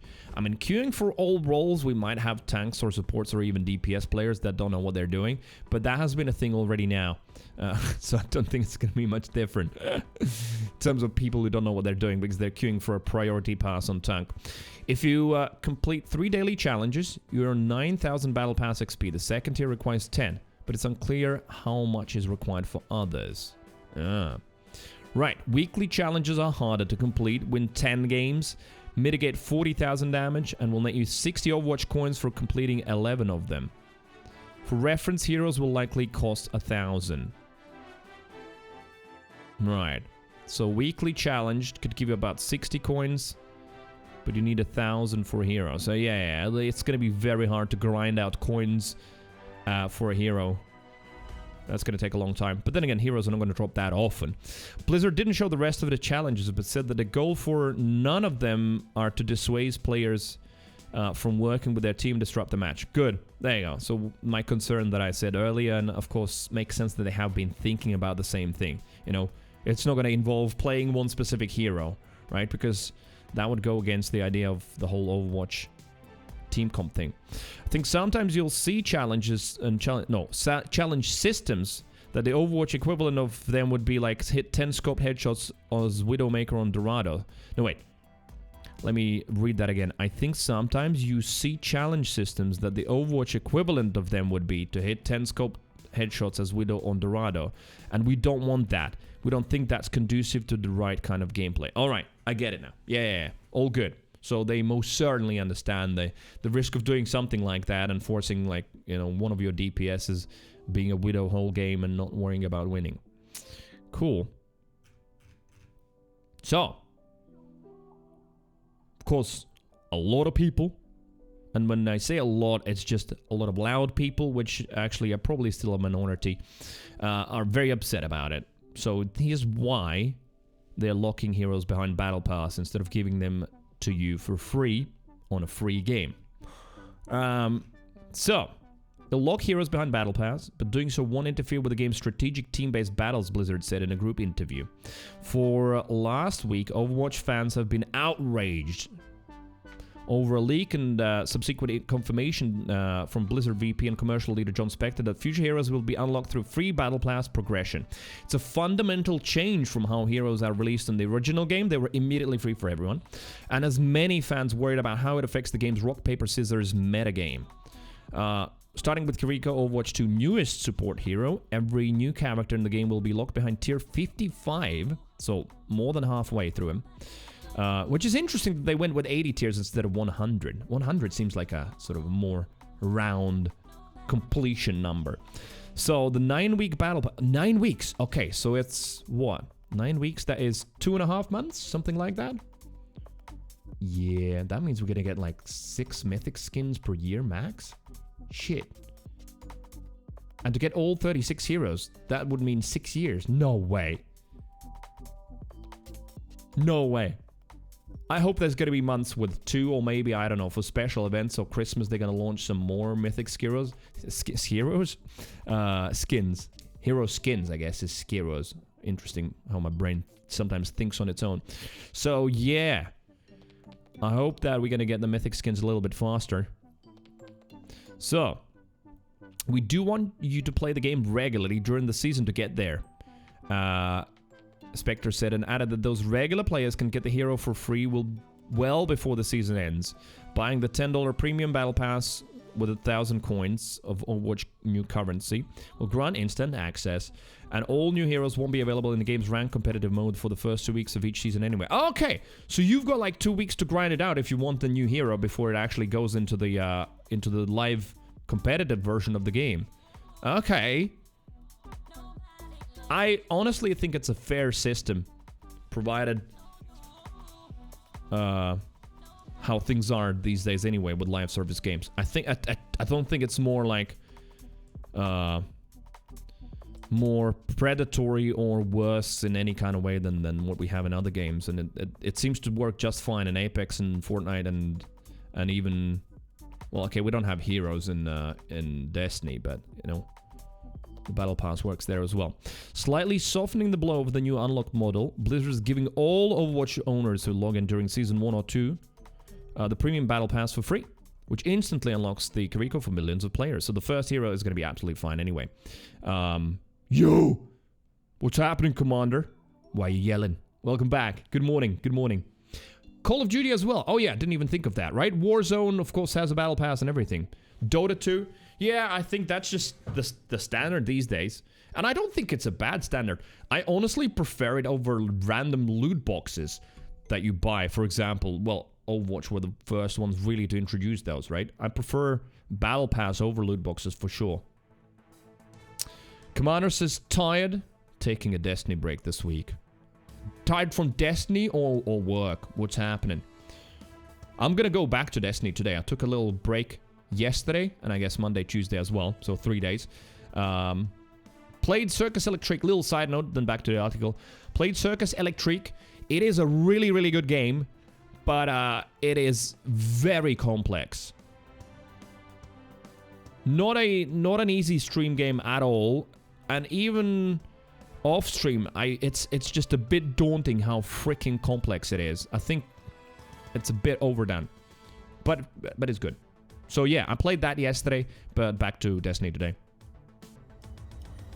As long as it's not pay to win, do whatever you want. Make skins for $100, all I care. Yeah, exactly. I'm with the same mindset, exactly. I feel like, and you know, hot take and popular opinion, but I feel like so many players are just freaking entitled. I don't think it's even players. I think it's just a lot of, and oh no, boomer speaking, but a lot of younger people have grown up with like just guaranteed free content, free this, free that, and they just feel entitled. And the moment anything's taken away, I mean, it's a very human thing, right? You get used to luxuries, you get used to certain things, and the moment something's taken away, you are just outraged and you feel like your world's ending when it's not. I mean, at least the way some people scream, and of course death threats have been sent again to Overwatch devs as well. It's as if their life has been threatened. It's just a freaking hero in the game, but still. Anyway, feel entitlement is one big problem in this. Yeah. Yoda is definitely, I think it's a great addition, keeps you playing. Absolutely. And then at the end of the day, that's what Blizzard want as well. They don't want someone to log in, get the new hero for free on a free-to-play game, play a few games and get their rank and then fuck off. No. You either play the game a lot or you pay. So, slightly softening the blow. So, yes, current Overwatch 1 owners, which is pretty much going to be, I don't know, probably 80% of the Overwatch 2 player base. Although, I don't know, remains to be seen how many new players are going to be getting into Overwatch 2. And that's going to be their first Overwatch. Probably could be a big amount. How old is Overwatch 1? 6, 7 years? I mean, a new generation pretty much could have grown up to the age where they would want to play something like that, right? Imagine like a lot of 7-year-olds that weren't really playing Overwatch suddenly being like 12 or 13, being like, yo, I'm sort of graduating from Fortnite, want to play some Overwatch, maybe. Commander says, tired of both, but Destiny been hard grinding since the beginning of last season. Need a week off, playing Stardew instead. Hey, I absolutely get that. Yeah, and that's such a nice contrast game, Stardew Valley, right?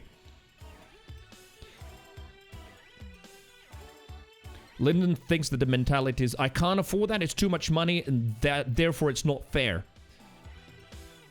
I need playing Fortnite. I've been, I guess, playing Fortnite a while, and some skin packs are $20 plus. Even I don't have that extra cash lying around sometimes. Move on. Well, yeah. That's exactly my thinking as well. Which is why I wasn't outraged when Valorant had the super expensive skins. You don't have to have them. It doesn't make you a pleb or a freaking poor beggar in the game if you don't have the most expensive skin. Absolutely not. No matter how much someone would want to meme about that, but it most certainly makes you stand out and show off if you've got something that is the most expensive. So yeah, I mean, again, controversial take, although in my mind it's not controversial, but I understand how some people view that and everything. It sort of just applies to real life as well. I can comment on what I've seen living in London, you know, with the society, and here as well with people where everyone, no matter what job they're working and no matter how hard they're working, they want that flat screen TV, they want that 7 Series BMW, and it has gotten to a point where a lot of people just think that they deserve it. You know? So what that I'm just a janitor at school and only work half shift? I need this. I deserve this, you know? And it's just that, I think it just comes back to the world I was using, entitlement.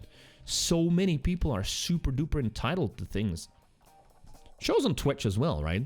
All of the complaining when you're watching literal hundreds, well, thousands actually, of hours of free content at any point. Shit ton of channels available. Oh no, an ad played. Fuck this channel, fuck this streamer, right?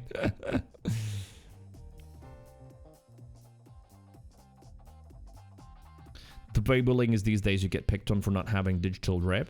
I don't know. Maybe. It probably is in younger ages, because kids are bullying and have been bullying forever, and that needs to be countered, and it's down to, yeah, teachers and parents to take care of that. Kids have been bullying forever. Kids are fucking mean.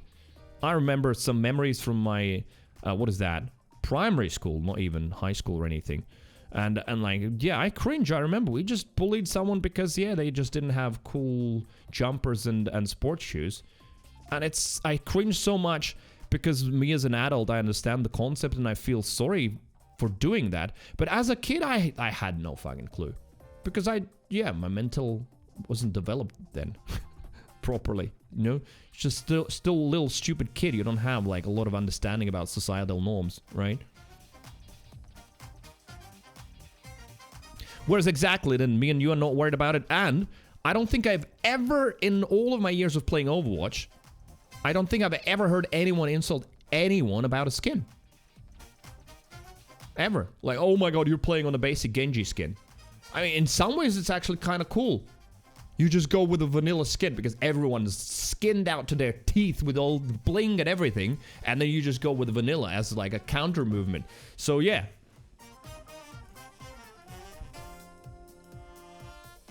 Rose skin in Warzone. Oh yeah, what was the tryhard skin in Apex Legends for that teleporting chick? The shaved head, that one. Yeah, you had to have that one. Don't know about Warzone though. Right, to finish the article though. So Overwatch 1 owners will receive the first hero anyway instantly for free, and they will get a premium battle pass. And I mean, of course, it's a smart move. Not only it's gonna slightly soften the blow, but it also will show them, like, look what you can get. Now, next season, you gotta pay up. First dose, always free. Non-Overwatch 1 owners, so those who don't know which one, have to earn or buy Kiriko themselves, but if they log in during Season 1, they'll get Sojourn and Junker Queen. After the first 2 seasons, everyone will have to purchase premium battle passes. Yep. So, the first 2 seasons will include a hero each. Oh. Does that mean that we're gonna get another hero launch after Kiriko? Wait, has anything been rumored? Do we know anything? Future ones will alternate between a new hero and a new map. Alright, that's cool. If you miss one of the heroes, you can earn them via hero-specific challenges or purchase them in the game shop or Overwatch coins. When asked why Blizzard is putting heroes in the Battle Pass in the first place, Overwatch General Manager Walter Kong said, well, heroes are the single most engaging content that we have in the game. And as we designed this model, it seemed to be a very strong fit to put those heroes into our new engagement systems. So, let me translate the corporate speak, which I am actually not against. I understand why they're doing it, and I think it's only fair. Basically, heroes are the ones that people want the most, and they will pay for them, and that's the way to make them pay for them. Basically, that's all there is. On the gameplay side, game director Aaron Keller didn't argue that locking heroes to Battle Pass is better for the player. Instead, he offered reasons why it won't be such a big deal. Of course, how is it better for the player? It isn't in any way. In this case, it is to... Well, I say that, but if we think about the big picture, at the end, it might end up being better for the player. Hear me out. It is to support the game going forward. It's to support the Overwatch team and keep the cash coming in, because at the end of the day, if the game is generating money, then the company puts resources in it and keeps working on it. It's as simple as that. Since Overwatch 1 ran out of Steam, you know, there was no reason. Like, I didn't have to buy anything from day one when I purchased Overwatch. I didn't buy extra accounts. Just had one account. So, yeah. And I still got all of the new heroes for free, everything. So, there was no reason for me to spend any money. So, this is a different model. But what that means is that, yeah, most people will want to pay. And that means the game will be an ongoing game with ongoing cash flow, which means it is going to be supported and there's going to be more content coming out for it, because it's going to be a reason for Blizzard to do it, because they can make money. At the end of the day, that has to happen in order for the goods to be manufactured, made, programmed, designed, created. So at the end of the day, I think that's going to be better for the players. Short term, if you think about only right now, then yeah, meh, bad for me. I don't get the hero for free, right? Rose is just an all-black skin that made it hard to see, so every tryhard would use it. Oh, wait, I saw a video about it or something. Yeah. Was it nerfed, so to say, or removed or something? Yeah, I saw... Was that Jack Frags? I think Jack Frags was testing it. And yeah, I saw his video and people literally would run past him. He was crouched in the corner and people would just not see him at all.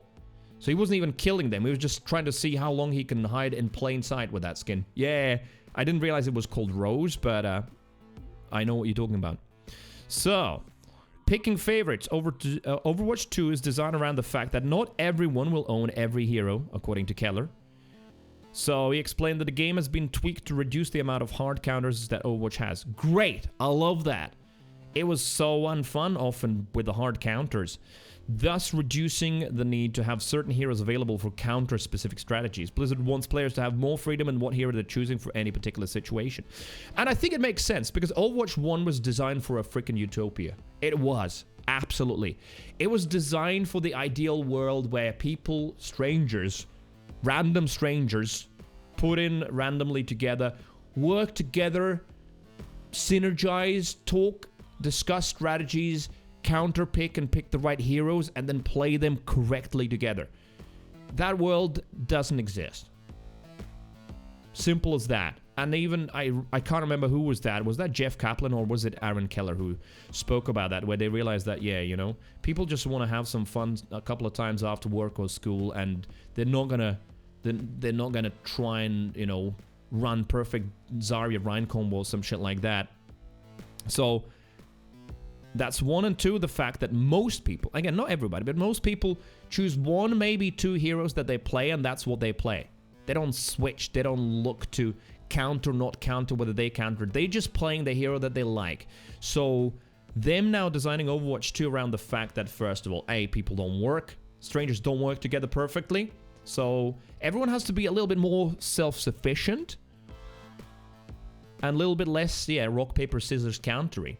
I think that is overall going to be a better experience. Yes, some uniqueness is gone, you know, a little bit DPS heroes, a little bit more similar to each other, healers might be, but I think Blizzard is still going to do a great job in, like, distinguishing their personalities, their visuals, and still, some of the skill sets needed for certain heroes are going to be different. Heroes. So, Keller gave an example of a common matchup between Cassidy and Tracer and said that unless the Tracer play was remarkably better than the Cassidy, they would be forced to swap to another hero. I guess so, yeah. In medium ranks, maybe. In higher ranks, actually, yeah. Brig, I guess, and even Soldiers, as far as I know, used more for Tracer because the high-level Tracers are so good at evading the flashbang. Well, now there is no flashbang. Anyway, so going forward, what we've done is we're trying to make some of those really hard rock, paper, scissors interactions take out of the game and replace them with more player choice, he said. So this player choice existed in the original game via strategic hero swaps, but the sequel consolidates it within the heroes themselves. Yes, that's another argument that SVB used, and I 100% agree with why this whole outrage about the new hero not being available for free and immediately is completely pointless and is just outrage for outrage's sake, because people are talking about how they're not going to be able to switch to counter the right thing, and that's going to be bad. When I'm absolutely convinced, and so is SVB, that absolute huge majority of these people do not switch and will not switch. In my games, it's a minority of games. I don't know. I would say it's a good old 80-20 rule, where 80% of times, whatever the person has decided they want to pick, they will pick and they will not switch. And I mean, the moment they're asked to switch, they double down and will not switch even if they see they're losing, because that's just how people are. I'm not even talking about someone asking in a toxic way, you know, switch the fucking junk, you idiot. Then it's clear that it's never going to switch the junk, because that shows that you're caving into someone being rude, so you don't. Anyway, so this whole hero switching used as an argument is not true. People don't usually switch. Most people just play one hero and keep playing it, and that's it. Maybe two, but usually even those are similar, right? So it makes sense that going forward, what they've done is they just made it so that it's easier to play one hero, right? Mr. Maniac, hello, good day. How are you feeling today? Commander says, I don't think you have your VODs for this season, but thanks for doing it because I missed your response and went back into the live VOD to hear it. Stardew is a great contrast, just hitting right at the moment. Yeah. What do you mean I don't think you leave on VODs for this reason? As in, is there a way to not leave VODs on? I guess maybe. I know that smaller streamers, if you're not partnered and not affiliated, then you don't get VODs. But no, I leave VODs. Of course, people want to watch. I upload them to YouTube. There is a bit of an issue at the moment, technical issue with uploading VODs. I haven't uploaded to YouTube for 2 weeks, but I'm catching up on Saturday, so there's going to be a load of VODs going up. I just have a storage issue a little bit because I'm also backing them up, and I ran out of space. But anyway, I'm going to sort that out, and then I can continue editing them and putting them up. So they go up on YouTube. But, like, yeah, Twitch VODs, they stay. Oh, unless you're talking about, like, some people, but honestly, that's, like, a handful, only a handful that I've seen in all of the streamers. Some of them lock behind subscriptions. Hot tub streamers don't live. Yeah, exactly. There it is. That's basically, we're talking about the same thing. Yeah, so hot tub streamers obviously don't leave the VODs. If you want to see the VODs, subscribe. It's only for subscribers. Yeah, makes sense. Makes sense. Well, I don't have Booba, and I don't have a hot tub, so I don't think there's any point in me leaving that behind sub locks. Right, let's finish the Overwatch thing, though. Picking favorites, I think... Oh, no, there's a couple of more things. But yeah, I'm super duper interested, because Overwatch is a game I like, and I definitely will be playing it. I hope some of you will join in. Ordered some shoes needed urgently. Unfortunately, neither the order came, nor they answer your calls. That sucks. So you're stuck at home with no shoes. Go in slippers.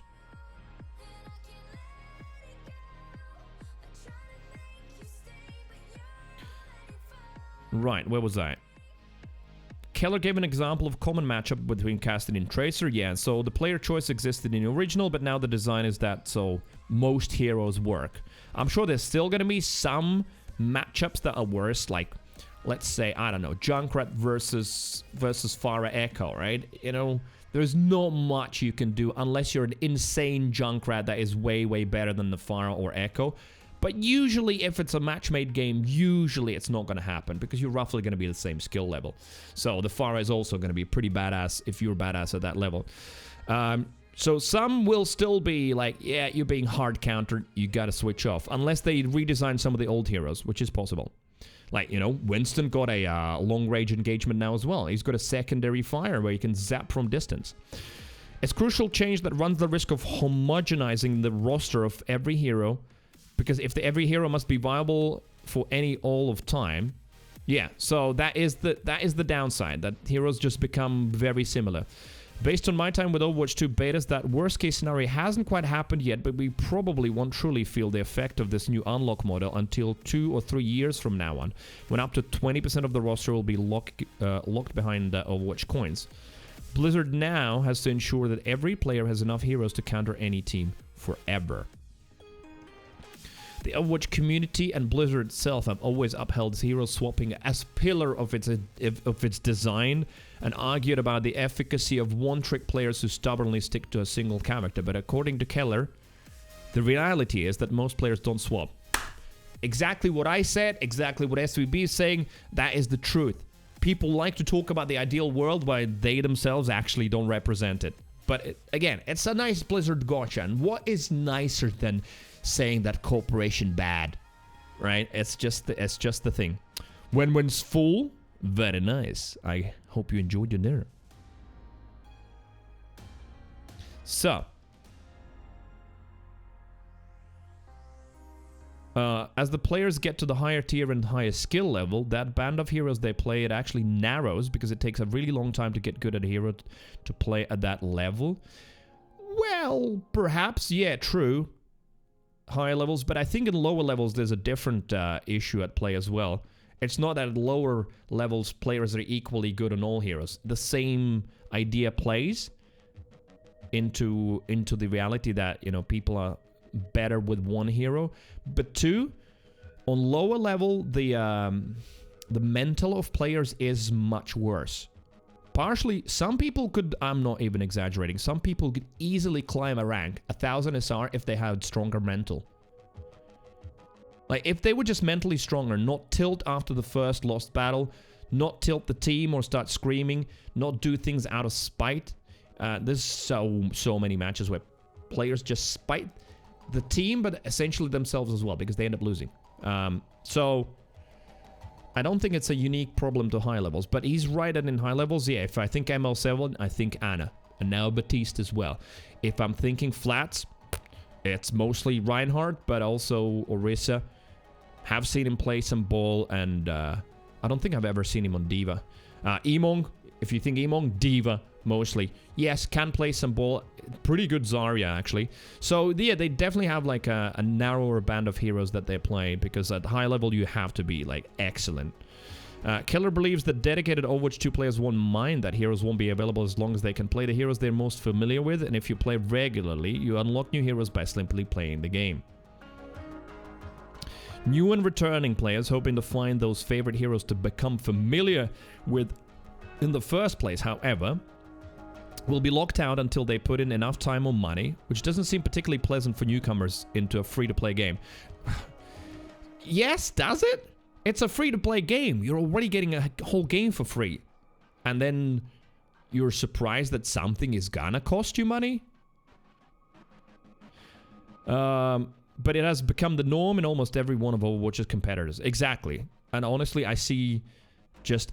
Again, it's not corporate dick sucking, it's just common fucking sense. Like, you can't get everything for free. You will have to pay at some point. And what was that thing? You know, if everything was free, then you were the product, but that was more about, like, social media and your information being sold. The speed at which you can progress through the free battle pass and the quality of both of the heroes and the cosmetics on it will determine if it's worth over time. Yeah, and I'm sure Blizzard know it, which is why already the first few skins that have been shown are like, wow, absolutely bonkers, knocking it out of the park. Very good. Want that instantly? Fuck yes. Because they know they need to be that in order to sell that battle pass. So, Overwatch 2 is less than a month away. It is 2.5 weeks. When it launches on October 4th, the original game will completely disappear. I also have seen some ridiculous complaints, even recently in a match I played, people in the main chat just going on about it, how, like, it's ridiculous that the Overwatch 1 disappears. No, it's not. Why would you want to split the community between two games and... to a certain extent create confusion? No. It's not like a single-player game where, I don't know, if the next Assassin's Creed launches, then Valhalla disappears. Yeah, that would be bizarre. It is an online competitive game that's always there, so it only makes sense that it just migrates to the new one. You know? The sequel, despite being built on a game with 6 years of history behind it, is trying to differentiate itself from what came before. Keller briefly spoke about the original game's history and the changes Blizzard made that weren't always universally loved. The biggest example that we still hear about sometimes is taking away the huge Resurrect from Mercy and replacing it with another ultimate ability, he said. And we know that not every player agrees with these decisions that we take, and that's okay. They don't have to. Exactly. It's a realistic take. You will never, ever, ever, ever satisfy everyone. There's always going to be a huge, what seems to be a huge, because loud, part of players that's just going to be angry. I just hope that they recognize that the reason we make those decisions is that we all believe that what we're doing is what's best for overall game. Of course. I'm not convinced Blizzard's reasoning for locking heroes behind a battle pass will satisfy the thousands of players upset with Overwatch 2. That Overwatch 2 is sanding down the strategic pillar of the original game's design.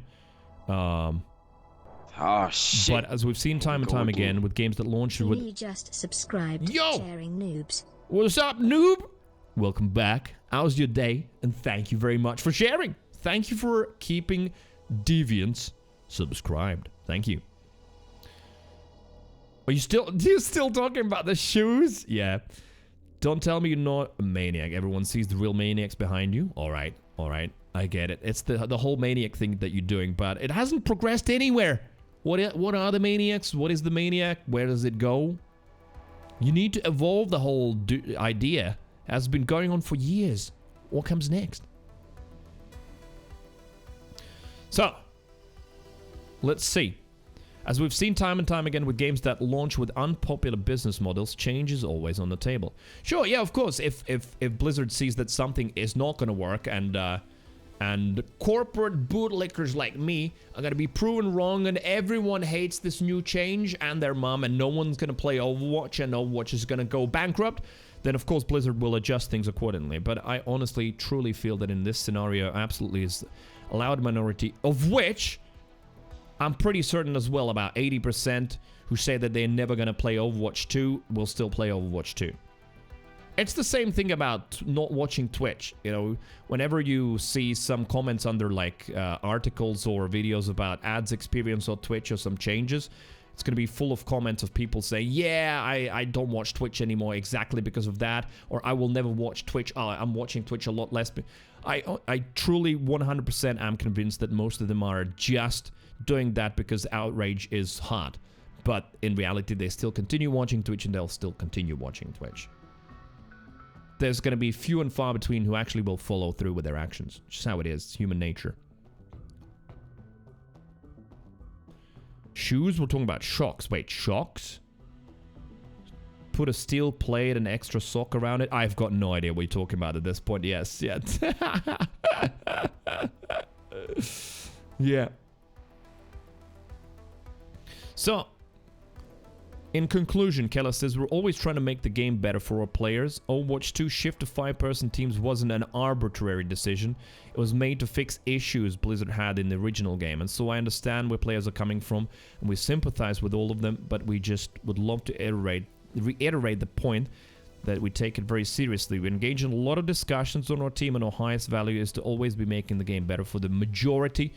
Should be underlined, made bold, italic. Majority of all players. And that makes sense. Godspeed, Overwatch. Let's hope things work out.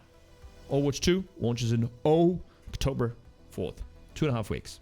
I'm going to be playing it on launch day as well. Hopefully, if I can get online. I'm sure the server's going to be like hammered like crazy as well. Kojima has got another tease for us, has he? What does he have? Kojima Productions. The tease, which has been posted by Jeff Keighley not that long ago, today, is this. Kojima Productions. Who am I? Question mark. What do you think? A game about a robot who thinks it's human, trying to figure out if it's human. That is a bit of a cliche idea, but then I think everything's cliche. And that's the Kojima teaser from Jeff Keighley. His account.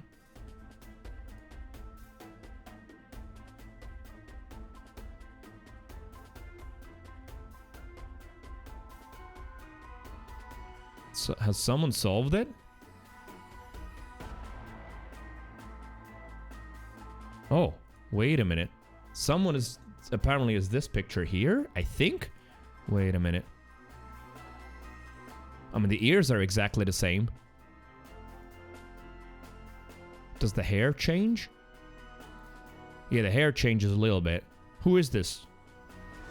I'm really bad with, like, actors and singers and whatnot. Someone else, like, who is she? Elle Fanning.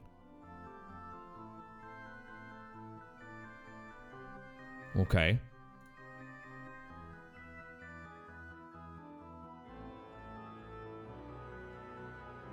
So Kojima is known for hiring actors, right, for his games. Norman Reedus blurted out that a sequel existed in May, responding to a question about the game. Yeah. Yeah, where Norman Reedus in an interview just blurted out, yeah, we just started the second one, and Kojima responded to this by telling Reedus to go to his private room. An in-joke about his character's thing in-game, okay.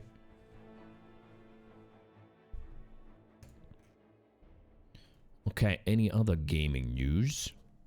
Just looking at this. So we read the Overwatch 2 things, which is the biggest thing for me today. And that's about it. Right, I've got some Destiny 2 content for you today. So, I missed out on the update. When was that? On Tuesday, yes. So there's a little bit of new seasonal story content for me to do. And of course there's a new Catch Crash boss, right? I think so. Unless they start rotating now. I don't know how many were planned. So yeah, I'll have a look at that. We'll be logging on in a moment. But for now, I'm going to go for a quick toilet break, and then we're going to update the title and everything, and overwatch it, Destiny it a little bit. I shall return. If you haven't followed, drop a follow.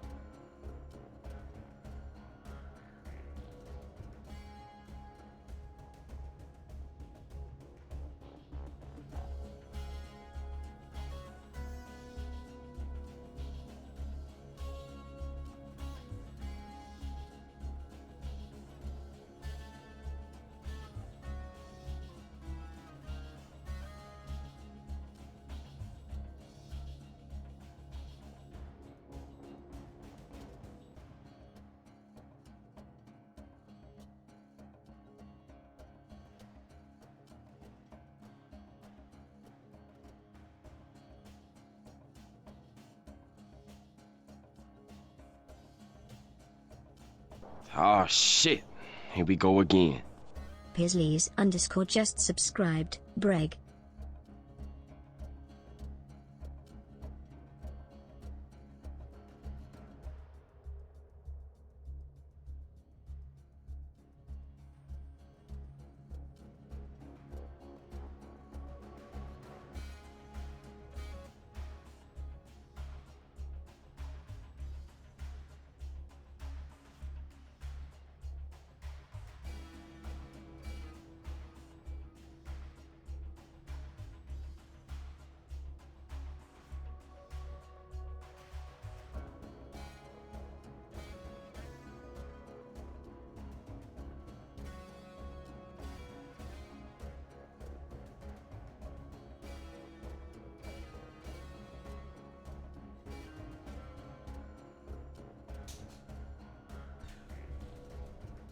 I was just pissing and thinking, as one does. What if Blizzard were like, they knew they're gonna get the backlash for the heroes in Battle Pass, right? So they put the hero, Kiriko, on tier 55 out of 80, with the idea that they can always move her to like tier 30, as a little sort of step back to show that, yeah, look at that, look, we're trying to do something. We're gonna make it a little bit better. We're not changing the whole idea, but there you go, you can get it a little bit faster. Maybe. Chair stream to high Borderlands 2 music. I think Borderlands 2 is next. Well, I've got... recently, who was that? Shadow tweeted about the fact that, yeah, he's enjoying all of the Borderlands music. I think Borderlands 3 is specifically mentioned, but like, why was Wonderlands not good? It wasn't. There is a reason for it. And I said that, yeah, to this day, in my stream background tracks rotation, there's a lot of Borderlands 1, Borderlands the pre-sequel, yes, Borderlands Daddy. 2, and Borderlands 3 music. Chaktovsky, hello. Chaktovsky just subscribed. Hi. 13 months. Yes. A suspicious number representing only the most heinous deviant behavior. It is. Subscribing to this streamer for 13 months gets you the same karma reduction as watching a lot of weird tentacle anime stuff. Or saying ooh woo too much. Or gasp playing games with a controller. All terrible sins against God. Oh, dude, I want to hug you and pat you on the back. Yes. It's like nothing has been said more right today than that. That is all correct, Chaktovsky. Absolutely. All terrible sins. And you know what? Imagine thinking that seriously, that watching the stream because you accumulate sins gets you karma reduction. Chuck, good jokes, good jokes. Also, fuck your opinions on gamepads. But that's only what it is, opinions. I just don't like them. If you want to use controllers, use them. I mean, they're inferior input devices for most games, with few exceptions. But if you want to do it, do it. It's absolutely fine. It's like, if someone wants to be fucked in the ass, they can. I just don't want it. That's all. Chuck, thank you for the 13. Thank you for the tier 2 as well, my man. Thank you. 3 full, fat, proud American subs. Thank you, man. How are you doing today? ¿Por qué no los dos keyboard and mouse and un controller? Wait, what? What are you even saying, Bruno? I think I read it out loud. Well, out loud, yes, but out correctly.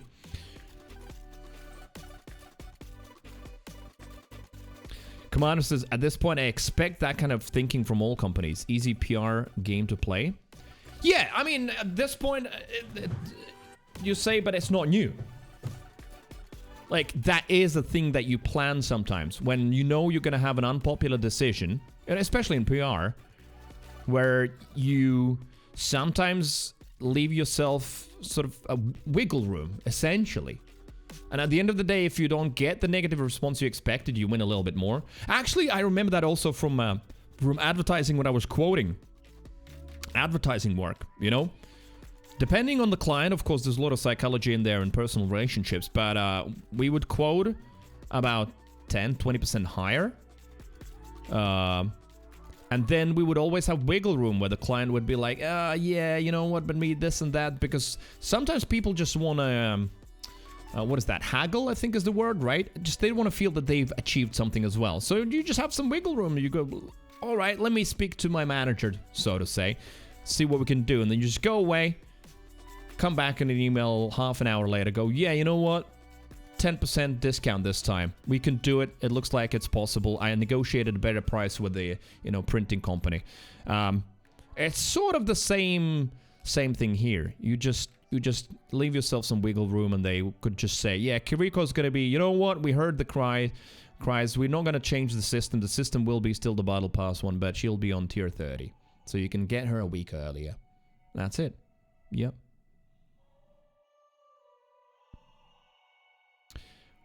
Why not both keyboard, mouse, and controller?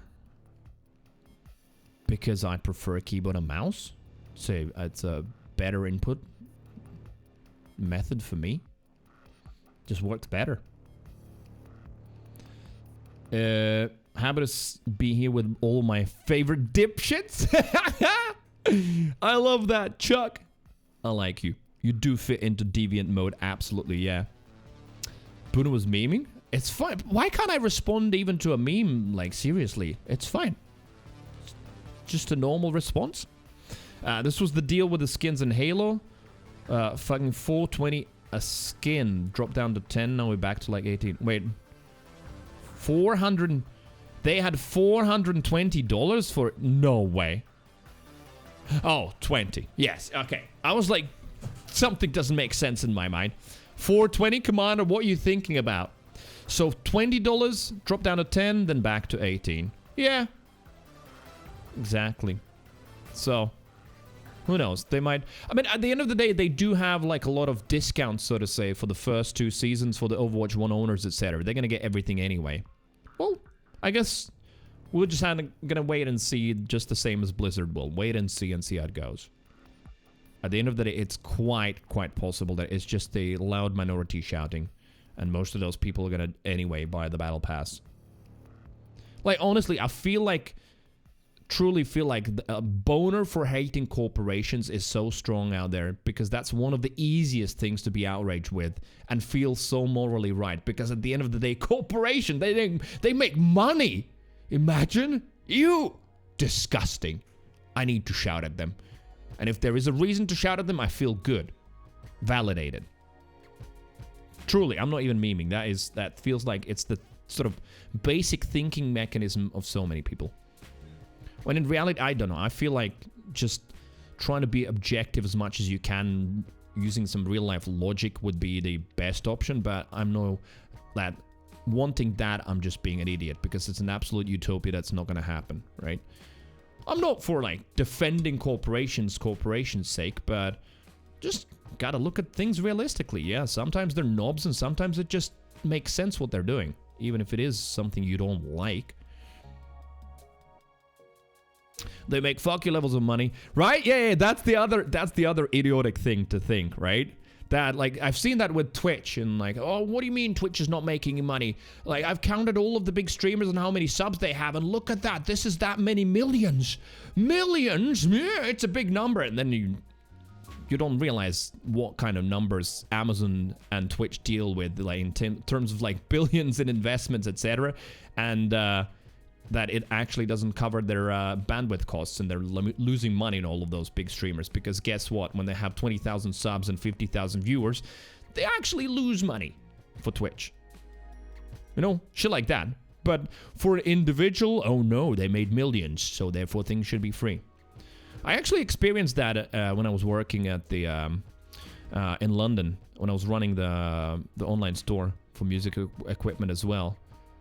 Just because like a Pioneer DJ setup costs £3,500, somehow people think that we're making £2,000 of it or something like that. And they just can't get their head around why we can't give a bigger discount or throw in some speakers for free. But I think just your average Joe just thinks like that. That's it. You know, he just sees life from his perspective. He's not ready to try and at least see the other side, right? Because of course you can't really step in someone else's shoes exactly, but at least attempt to see their side a little bit. Not always. You know, sometimes moron is a moron. You don't have to see their side. They're just a moron. But in this situation, company's main goal was to make a good product that people love. I would not hate them, but it's not. Their main goal is to serve shareholders and show that their profits increase by X per year and their stocks get driven up if their profits aren't high enough. And the bad thing with the game acquisitions to me is more studios behold to public trading. People don't care about games. Well, yeah, that is, I think, a separate big problem. I don't think that's a problem per se in terms of like you should hate corporations because, well, their target is profit. I don't know. I don't agree with that at all. But do I think it's a problem in terms of actually decreasing the quality of content that is released, for example, from gaming studios? Yeah, I 100% agree with that. True. But the good thing is, at least, the good thing is that, you know, for example, all of the NFT shit is falling apart, and it's beautiful and so satisfying to see how it's just not working. So as much as they're trying to shove that down, you know, some things people will just full on not accept, and that's it. But in terms of like hating a company just because their main goal is to make money, I don't know. I think it gets more complex than that. What I do know is I don't hate companies because they want to make money. At the end of the day, in that case, automatically should hate me as well because I want to make money, and at the end of the day, money is what matters the most. You know, sounds brutal to some people, but it's very easy to just judge someone else's money when you don't have to think about your own, right?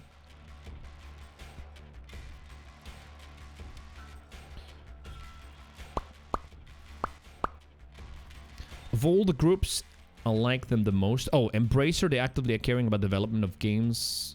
Follow Bellular News and have been tracking them, and they have been doing good things. Yeah, that's the thing. It is possible to have, you know, like look at Microsoft's Phil Spencer as well. Historically, Microsoft was terrible. Basically, any studio that they acquired was destined to die. And then something changed. Which also means that, unfortunately, it can change the other way. And that's the scary bit. I do get that. You know, when we end up with, like, huge conglomerates owning, like, tens of AAA studios, and they're doing good, but at some point, CEO changes or something, and then they just goes all in the wrong direction. But you know what? There is a silver lining. The thing is, as much as someone would like to paint a 1984 illustration of corporations owning those people, they don't own those people that work for them. So what we see time and time again is disillusioned veterans in certain companies leaving, and guess what? Setting up their own companies. And because they have clout and experience, it's not a big issue for them to attract financing. And then new studios are born, and new games are made, and for many, many years they release some fantastic stuff, and then someone acquires them, and the cycle repeats, never ending. But the good news is, at least, I think forever we will get good games. We will get bad games forever as well, but there's going to be just constantly new studios set up, and I'm sure some of the big ones are going to do as well, do well as well.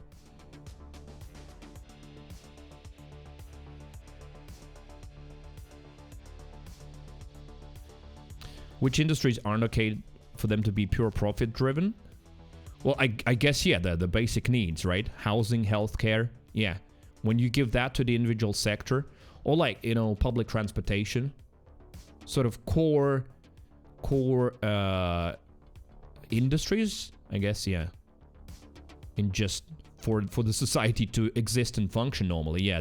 If that's pure profit driven, then yeah, I think it's a problem. Like when UK's train networks were privatized as well. The quality of everything went down.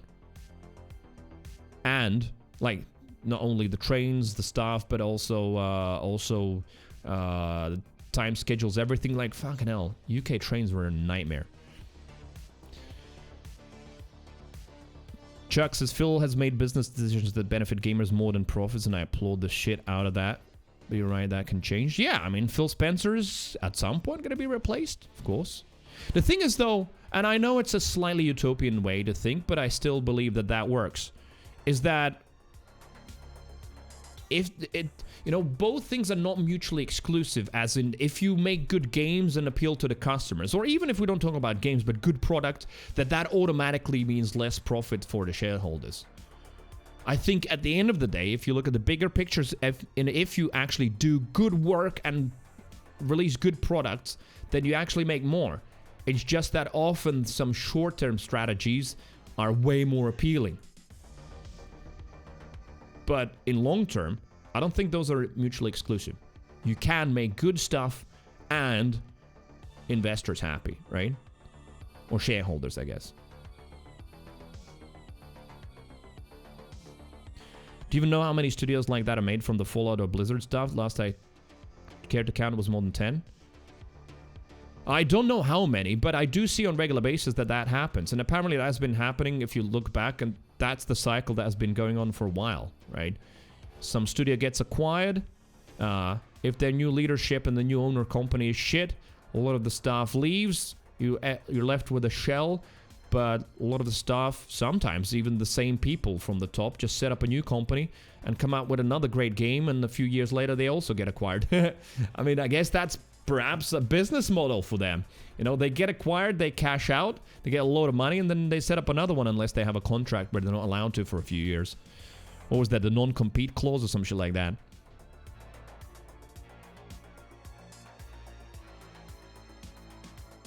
Barrier of entry is low. It's a double-edged sword. Oh yeah, but that's been a thing for a while, right? Like, we have an overproduction of games. Like, the list, and you know, for me being a micro streamer, I still get like 3 or 4 free game keys a day. But oh my god, those games. I mean, there are games, but like there's just so much junk, and maybe some of them are good, but they are starting to disappear in all of the junk that's coming through. On like boilerplate stuff. Here's a free key, streamer, play it, play it, play it. There's a lot. Yeah. On the other hand, yeah, to make good games, even if you don't care about barriers of entry like Amazon and throw a shit ton of money at it, you still can't succeed with the right people, right? Look how Amazon like fell apart completely with their games there. Games' ability to vote with the wallets is severely limited when a few companies own everything. Are we at that stage, though? I don't think so. I truly don't believe so. It is worse if we look at, I don't know, if we look at, you know, some more common goods like, you know, drinks or chocolate or stuff like that. Then, yeah, if you look at the change there. But in gaming, I just don't feel like that's the case. Sure. Vote with your wallet, but there's still so much choice. Is it difficult to find sometimes? True, I agree. But you know what Lyndon said earlier, there's like an overproduction sometimes of games, but I think there's just still so much to choose from, and I don't think it's getting worse. I don't think so.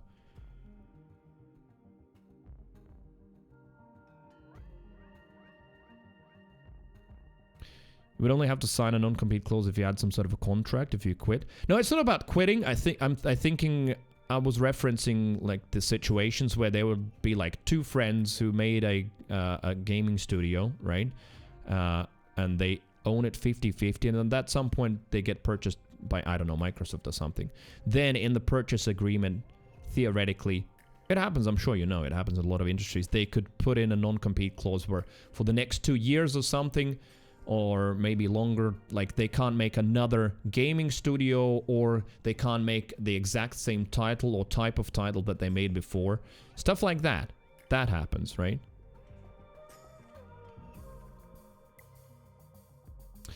iOS, Android, small market. Both platforms get about 30. And the tech choice is fairly binary. PC game platforms are finally expanding a bit, but also contracting. Epic, Steam, Xbox, though Epic apparently is not profitable. Sony Xbox just had a hard stance that games would cost 70, and then that would be tough luck for everyone. That's majority of the games, but they will cost 70. There is no doubt about that. I saw your post about like moving from physical to digital, how that's cheaper. I don't know. I feel like that was why the price could stay that for that long.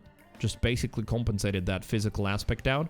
But do I want to pay more? Absolutely not. But I don't see that as something unfair that it's going to be 70. We've been sitting on 60 for such a long time. Pretty lucky.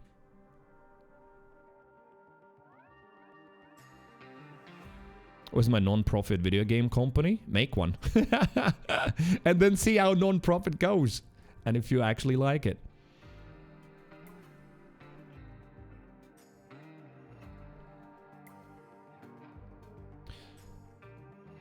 SNES and N64 had $70 games in the 90s. Oof. What would that be adjusted for inflation today?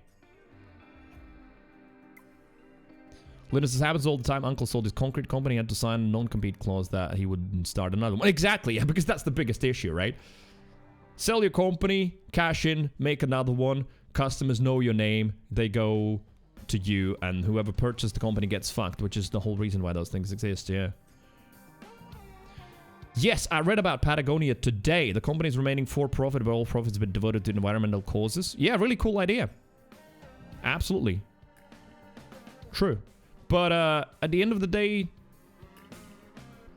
it's not like non-profit. It remains for profit. It's just that the profits don't go to shareholders. Well, 2% do. 98% goes to the causes that the owner decided. But yeah, it's a bit of a rebel of an owner as well. He was super pissed that he showed up in the Forbes billionaire list. Not because he wanted to be hidden, but because he just doesn't want to be a billionaire. So, cool. So, $1995. Today, 70 would be almost double, 136. Imagine paying 136 for a game. No, I can't imagine that. 136 for a game.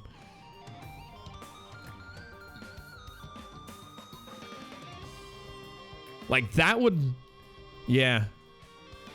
I wouldn't risk buying games at that price. Macaroni. Hello, who that? Chicken strips. Real Miss Livy. Hello, what's up? Welcome to the chat. How did you find the channel? Welcome in. Chuck says that number would hold weight for me if wages kept in line with inflation. Oh, true, yeah. But they never do, ever. That is true. Destiny 2. Wait a minute. So were you just scrolling through Just Chatting and saw that I'm going to be playing Destiny 2 later? Or it was in recommended channels, I wonder. No, I'm just genuine question because I'm just interested how well, the really weak Discovery but still works on Twitch. Exactly that? All right, that's pretty cool. Okay, thank you for the follow. Just FYI, I'm a variety streamer, so mostly I play all kinds of games. But at the moment, I've been on a little bit of a Destiny 2 stint. So yeah, gonna go back on Warlock. Didn't play since last Friday, so I gotta check out the new seasonal stuff. But we're just chatting a little bit. Chuck's is gonna go talk to a leasing office to determine my future. Chuck, thank you for the resub. Thank you for the tier 2, and we will see you later. Good chatting. Good chatting. Right. Any other gaming news that we have chatted about?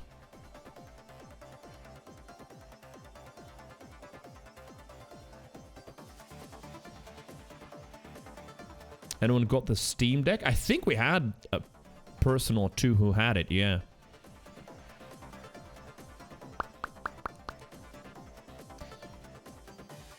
Oh, question. Well, maybe to Livy and maybe anyone else. So, Galahorn's Catalyst. What do I need to do to get it? I think someone said that I'll need to go through Grasp again, which is fine. I'm excited to do it solo again. It's just 3 chests from Grasp of Avarice, and that's how you get it. Do you get like a mission for it? Do you pick it up somewhere? Or no, you just go through it again and just do the chest. That's it.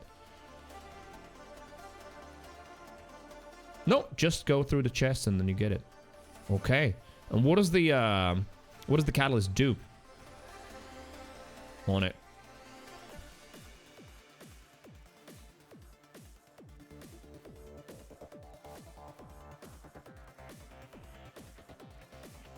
Right, just a quick check on the tweets. Yeah, of course. Like that soon already, Kiriko fan art is starting to appear, and it's pretty cool.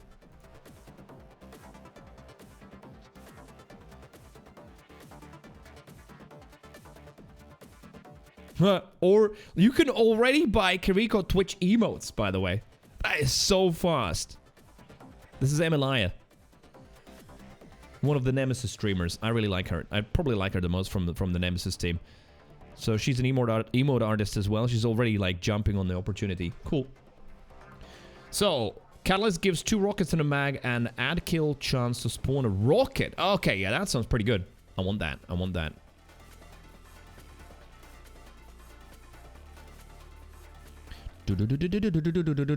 Okay, anything else?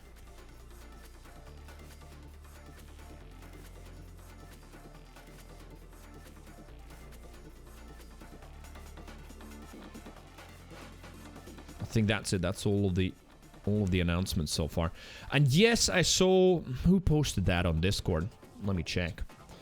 So I can give you credit. It was in ideas. Oh yeah, Sandman said that Metal Hellsinger maybe a shout out to possibly play on stream. Absolutely. I've been looking at it. It's just basically a music-based game, but also Doom. Very positive reviews. What I've seen so far from the reviewers that I trust, like G-Man Lives and who else was that? Jack Frags. Really satisfying to play. So, yeah, I'm looking forward to playing it at some point. 100%, yeah. Played it today. It's pretty good. And then, like, you know what I like about it? You know, when you see like these music rhythm games, you sort of expect that the visuals aren't going to be particularly great and the main focus is going to be on the matching the rhythm and the music and all that. We had one some time ago and I wasn't a fan of visuals, which is why I didn't play it at all. It had that way too artsy, sort of weird sepia pixelated theme. But this just looks like freaking Doom. You know, like the environments actually look great. You just also play with music. I don't like, this is not the highest res trailer. You can see slightly. You can see the pixels, but still good.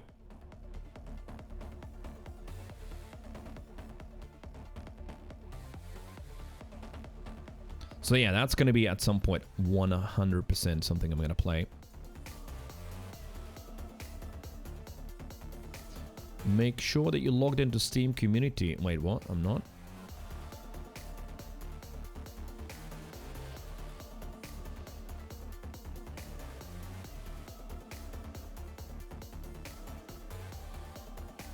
Give me a sec. What is happening? Is Steam having problems? Alright, I'm gonna go through the app. It's not allowing me to add it to my wish list.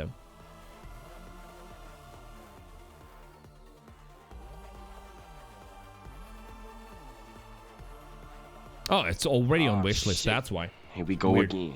Hey, look, Alini. Hello. Just subscribe. What's up? I love the wholesome deviants less than 3. Me too. Absolutely. Fist bump. Look, Alini, I'm super duper glad that pretty much everyone has really enjoyed the whole wholesome deviant switch and everything around it. Thank you for that. It has been super heartwarming to get that feedback, and I finally feel like I hit upon something that matches how I feel and how most of the people have felt in the chat anyway for a long time. Look, Alini, appreciate the resub, and I hope you're doing well.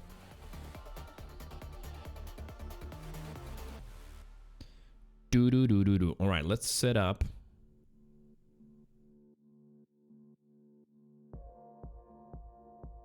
Destiny 2. Play one of my many, not many, actually, only single one character, Warlock. Let's do this.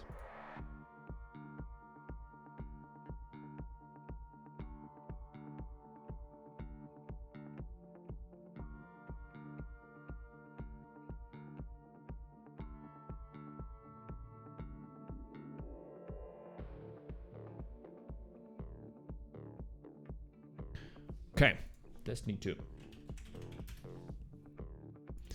And yeah, once Overwatch launches, I will be grinding that for a few days. I mean, who am I kidding? A couple of weeks at least. And then I'll see. I'll get a feel for it first, how it is as a stream game for a few days in a row. From both aspects. How am I liking it? How are viewers liking it? Are we getting new people or not? But it's also going to be launch for the game, so it's going to be so much buzz around it that I'm going to just disappear into the sea of channels. They're going to go live. I need to get some water. I'm getting hiccups. But I will definitely grind it for a little bit, because again, I'm going to repeat myself a little bit. It's a game that I really enjoy. And I play a lot, and I play so much off stream that I'm like, why not play it on stream? I get, like, previous complaints have been usually that, you know, it's hard for people to understand, and it's not particularly conducive in, you know, in competitive, especially if I'm focusing on it a lot. But I think it's the same problem as with Destiny. I just get scared that the numbers get lower in terms of viewers, etc., where you just have to give it a couple of weeks to ramp up and for people to understand. So yeah. I'll try. Let's see how it goes. Doing okay. Loneliness is have to motivate myself constantly. Isn't that the majority of adulting? It is. It is. Same here. Just gotta motivate yourself. Focus yourself. Getting out of bed. Taking that shower. Honestly. Even washing dishes sometimes. Yeah, that's what it is. Motivation. Okay. Destiny 2 category. What are you doing? Seasonal stuff on Warlock. Catch up.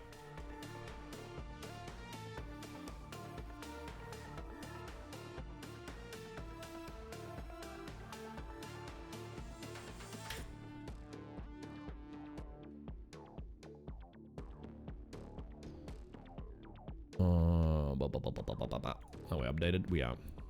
Seasonal ketchup, yes. A little bit of seasonal seasoning and ketchup. Man, I've put something again in the YouTube title that just completely kills the views. Right, let me see if I can adjust that and see what happens. Right, anyway.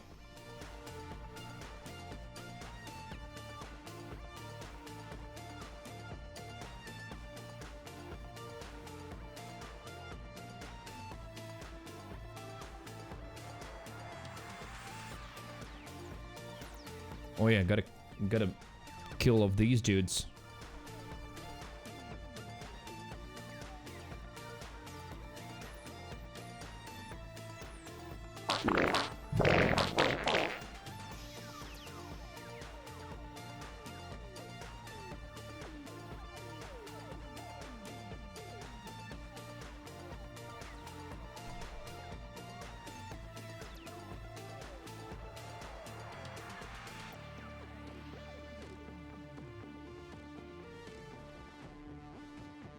Right. I don't know if it even is launching, but while it's launching, it is probably. It just takes a while to launch. I'm gonna get some water quickly.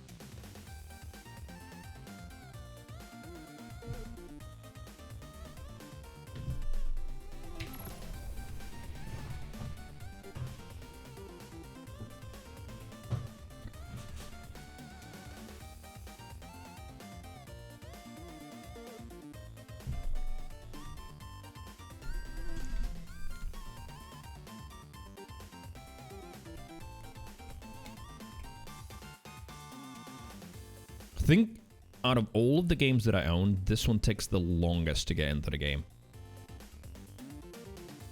Sort of makes sense since it's pretty much an MMO, right? And usually MMOs are infamous for how long it takes for you to actually start playing.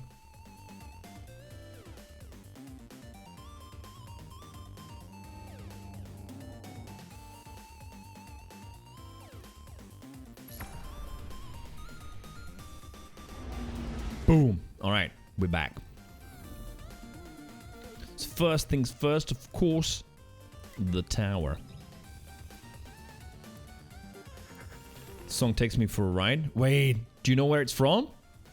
Because I actually don't. Just probably one of the suggested songs that someone added. Ooh, where did I get this from? Resilience 22, Recovery 6. That was kind of poop. But Resilience 22, but Recovery. Anyway, Discipline 20. Okay, I'm gonna keep this. That definitely stays. Ah, you could have checked. Exclamation mark song, by the way. You can always check that. You can always check what the song is. Now I think it's already too late. Now it's what's his name? Cuphead. That I recognize. Stupid mod didn't know.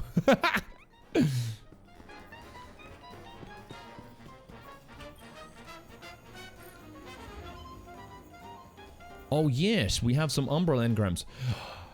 Oh, I could do a little bit of armor farming today because it's the Umbrals that I was missing. But now I don't have the Risen Umbral energy, right? Season Risen, I think it was. So I would need to do a couple of Psyops things to get that Risen Umbral energy so I could get some good armor drops. Yes, quite. So it's probably it's going to be something I'm going to be doing. Is there a way in Spotify to check what has played previously? Does it have like a history of played list or not?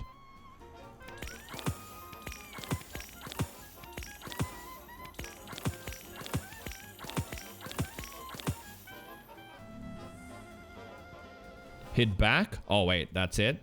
Even on shuffled play? No, not dismantle. Oh, the modification just stays there. This one's kind of silly, but also cool. You spawn with a freaking cannon. I'm gonna keep that. It's weird. Some of the modifications you need to hold F to unlock, and some you hold F and they actually dismantle. Boo. Couple of perfect 67s. That sounds pretty awesome. So what is perfect in your mind? Like, what stats did you get? It will remember if you hit back on shuffle. Okay. Because now I want to know. Oh! That's why none of us knew. It's actually not from a game. It's Harris Heller. Roll Me in Stardust. So it is the stream dedicated stuff from Harris. Ada. Gotta check Ada and also, of course, Zavala for possible universal bounties. So yeah, this Stream Beats album that this is from is made on purpose to sound like sort of Mario or old school games, basically. I don't know how many bits it would be. 8-bit. Vanguard, Vanguard, Vanguard. Nightfall Strikes, Vanguard. Okay. That for later.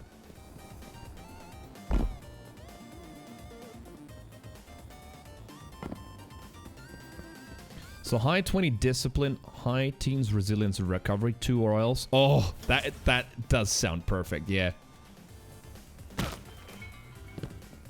Ford also remembers the shuffle order. Okay. Makes sense. Well, yeah, this will just play, and then basically the one that started playing will be there again, Cuphead. Well, we've got like 6 Umbrals, so maybe I can get something good.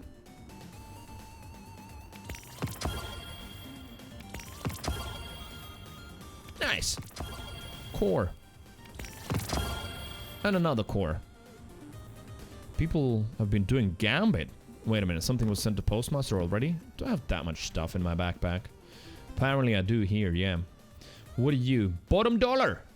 Slide shot unrelenting. Wait, bottom dollar apparently was good, right? range.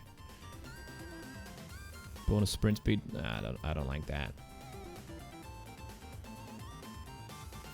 Get rid. And yeah, I definitely need to move some stuff back to the bank now. What are you? 54 shred? Yeah, shred.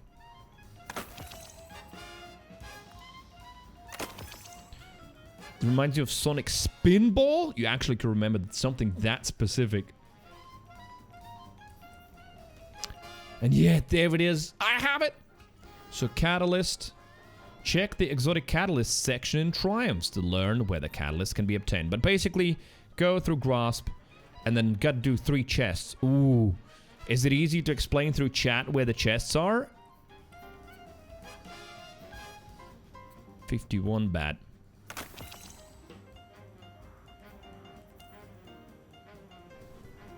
Kinda not really. So it's easier to probably look up some sort of a guide, yeah?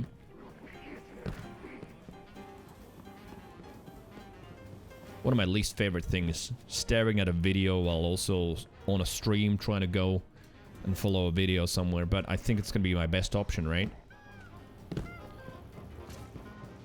You need burden to open. Oh, wait, so I have to grab the burden and then run to open the chests? Oh, okay. Also, I'm kind of bummed that you can't jump through these. Oh, you can walk on them, though. Interesting. What's behind? Hey, can we get over?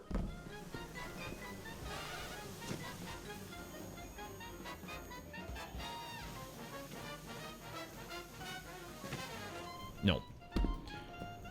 No, it's a special burden. There's a yellow bar that drops them outside of encounters. Oh. Okay. Well, where is the first one located? So I could maybe... like, get to that point in the dungeon and then look at the guide. Right, I have all of these. Right, yeah, already owned.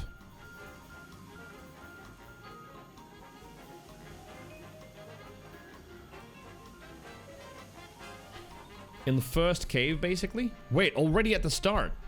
Like, immediately, before I even end up at the puzzles.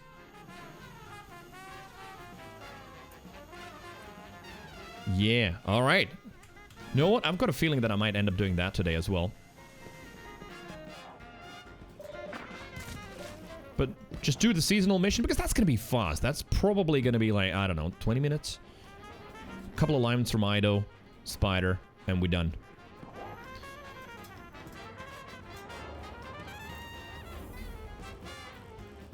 Right. The only thing I need to open is dim, so I can pull some shit back, because I've got too much on me.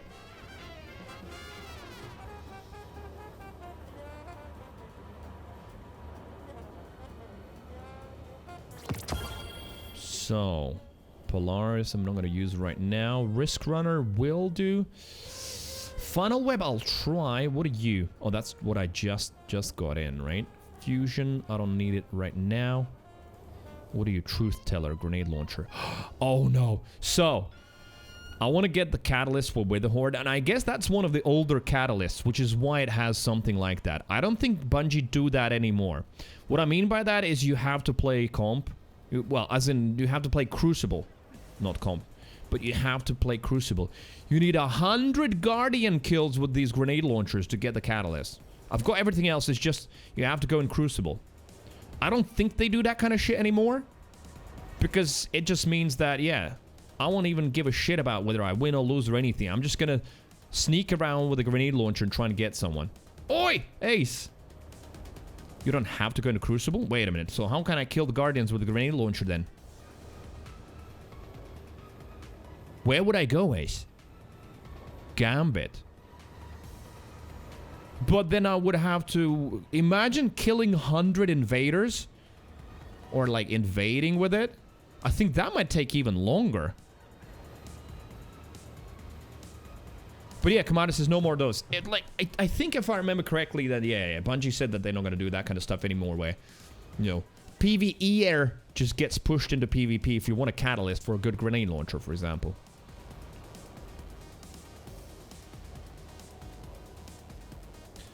Yeah, just get the Witherhoard. People still walk into the puddles and die. I hope so. Which mode do you think would be the best? Wherever there's the most people, right? Right, what else do I need to pull back in? This. That. Trinity Gold probably as well. I'm gonna go with Void now. So. Oh yeah, question. Lemon Arc. Catalyst. Is that just killing shit? Probably. And what I would want in heavies. Red Herring is Void. That might get boosted. Palmyra is my go-to damage. Although, wait a minute. I'm just gonna probably use Taipan. And I pulled the Sleeper Simulant out of collections as well. I do have it, so that's good.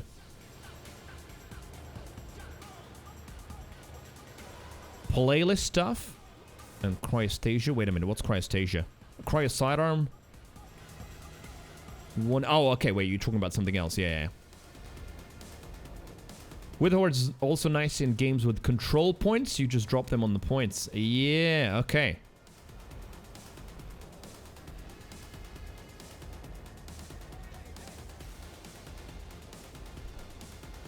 Right, got some claws from Lost Sectors. What else I got? Sanguine Alchemy, that's, I think, from collections. Probably, right? Shit roll? Yeah, shit roll. Right, that's it, that's it. For now. Yeah, Ace is a deviant sidearm enjoyer. That's how he deviates from the norm.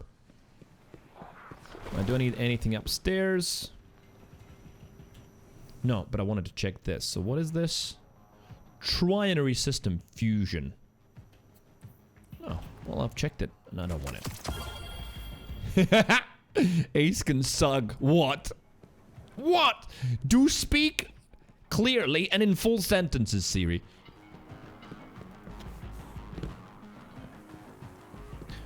Right, where am I even going? I just need to go now to the seasonal stuff, right? Star chart and the helm.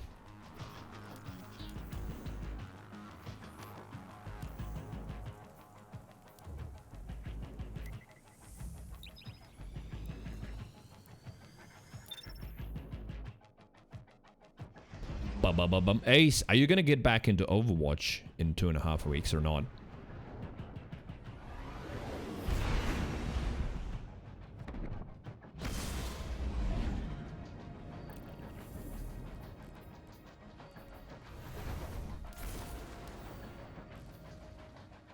Raid not done? Crucible not done? No way. Fuck no, Overwatch dog shit. Overwatch 2 though, dude.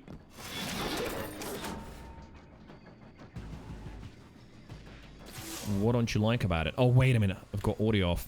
Shit. Alright. As prepared for the next voyage, know that okay, I'll need to read it on the big card. So, it's gonna be easier. Ido briefs you on the current situation with Aramis. Her loyal crews chase another powerful relic. Surprise, surprise. Another one? So, Ido tells you that she spoke with her father and explained why she disagreed with his attempt to shelter her from the violence of Aramis's crews. One does not protect by forbidding exposure, she told him. Ignorance is not safety. Surprise, surprise again. The kid that the father is trying to protect, or the parent, is actually going to rebel and go and do the thing anyway. That is a thing that happens in every movie, every TV series. Through Mithrax did not completely agree, he and Ido appear to have reached an understanding. Ido will continue to provide mission support over your comms. Now Ido says we must continue to pursue the relics Aramis seeks. Board your ship and let us begin. Do you think Ido dies at the end or not?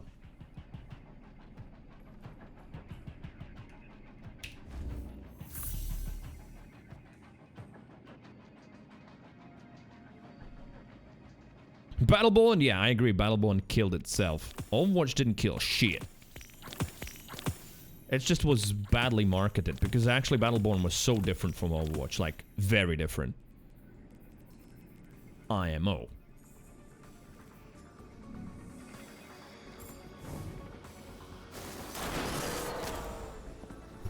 Right, here I'm not gonna be able to pull anything out, right? Yeah, so I need Risen Umbral energy, so I'll need to do some psyops later. And obviously, who needs a bond? Ida won't be important enough to die, so we wouldn't feel anything if she did. I don't know. So many of you are like, ooh, well, Ida, I love her voice.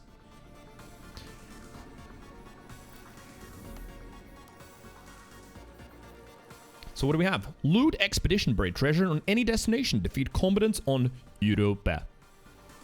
Right, there is an expedition on Europa, so just go in there and do it.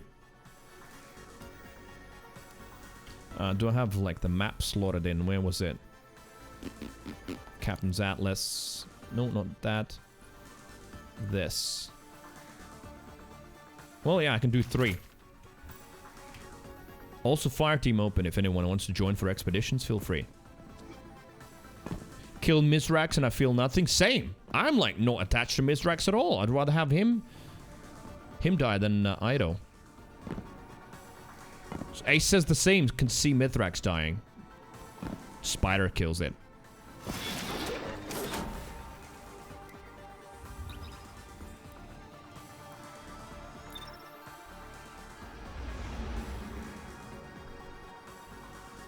Series puts in brackets, I'm lying, I'm attached. To what?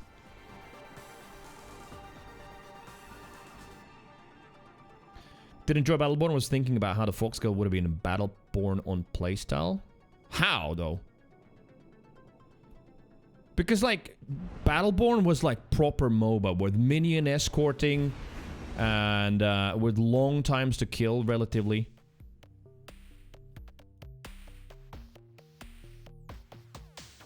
I mean, Spider? I don't know. I like Spider. Like, he's one of the few that actually seems to have a personality. PvP was MOBA-esque? Yeah, but there was very little PvE. I did all of the PvE in, I don't know, like a couple of hours, and then that was it, right?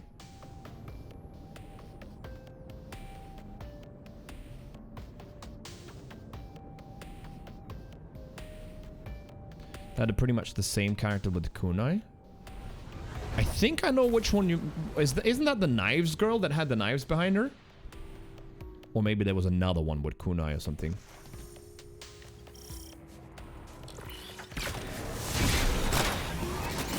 Miko? The Shroom. Oh, okay, alright. I don't remember Miko the Shroom.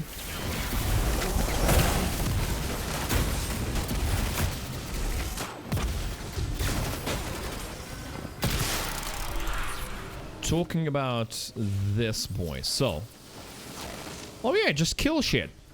Rapidly defeating targets triggers health regen. Is Lemonarch good or not? Also, wait a minute. Did you see? I'll show you. If you didn't see, you will see. I'll show you.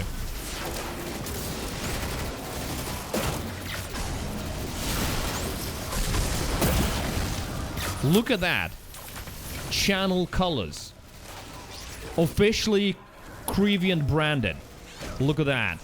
And the sparrow. Everything. Right, sorry. I'm back.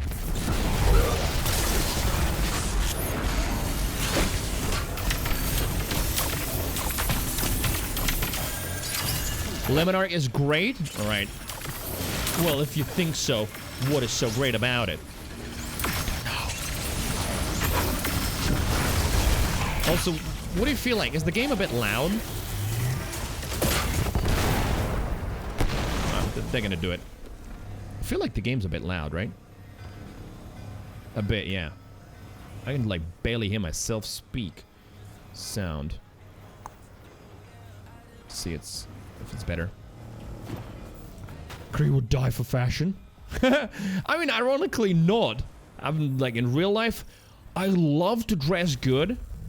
Yes, and if I had, like, 5 times the income, oh man, I would own some pretty awesome clothes. But now, I'd rather buy expensive headphones and wear the same pants that I wore 10 years ago. And I'm not making that up. 2 pairs of jeans, I still wear them. Alright, recently, I did splurge. I bought a new pair of pants for, wait for it, 19 euros.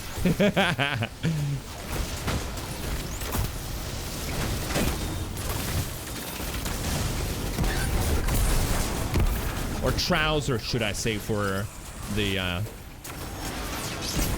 viewers with bad teeth.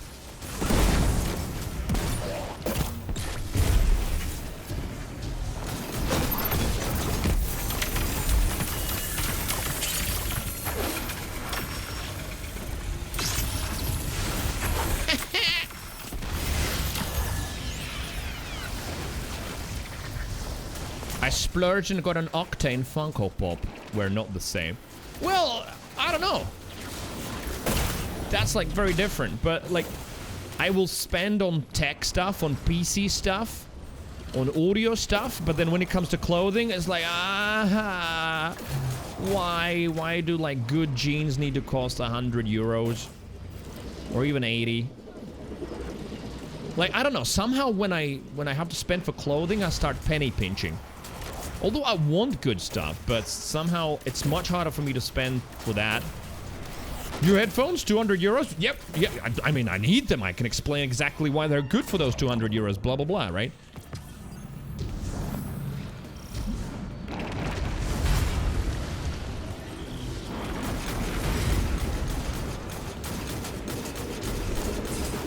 There's a mod that gives well on grenade kill? Yes. Elemental ordnance? Wait, let's see. Wells on grenade kill. Yes, elemental ordnance.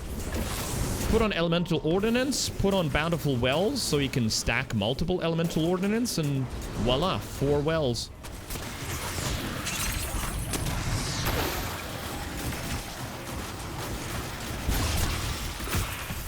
But no, Ace, or anyone else in the chat, honestly, so why is Lemon Arc good?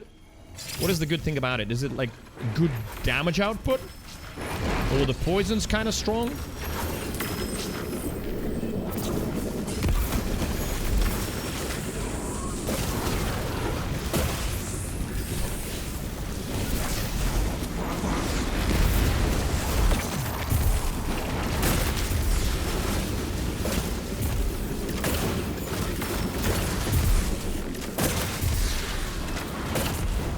It shoots. Okay. All of the guns shoot. Okay. I know that. Big boy overload. High damage thanks to poison and AoE on crit.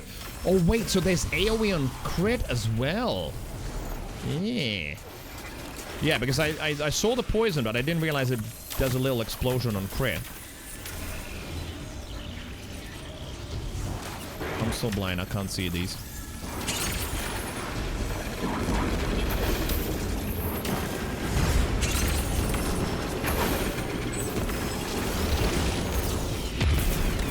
I need the music louder. I can't hear anything.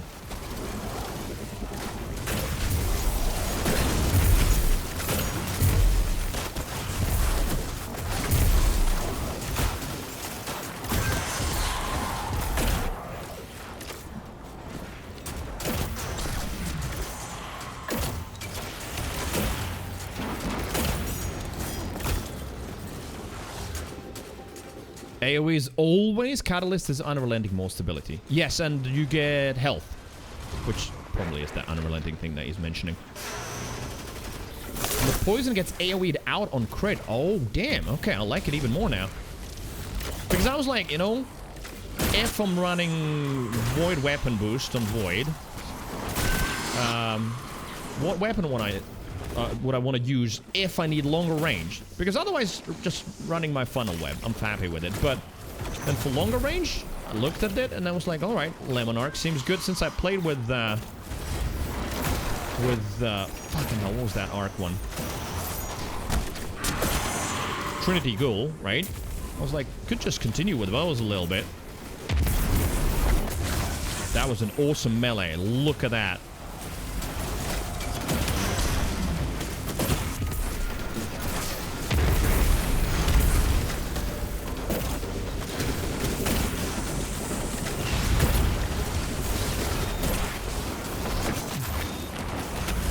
Grenade, yeet.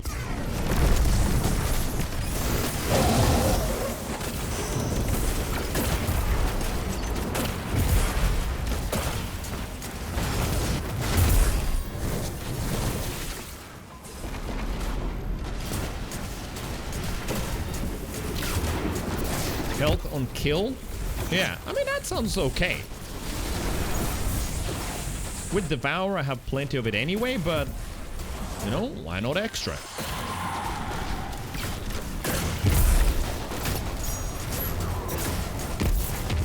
I thought it was the... What were they called? Not rascals. What were they called? Those dudes that we need to kill. Ruffians, there you go.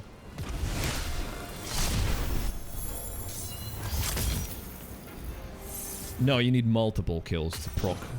Okay. Stability also increases the window for the perfect draw on bow. The perfect draw gives the poison. Yeah, so that thing lighting up. So, boom, now it's too long. It switches off. So that is a little bit longer. Nice!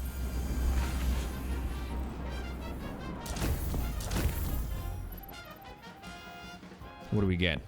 1,000 bright dust. Right, give me a second. Let's make everything louder.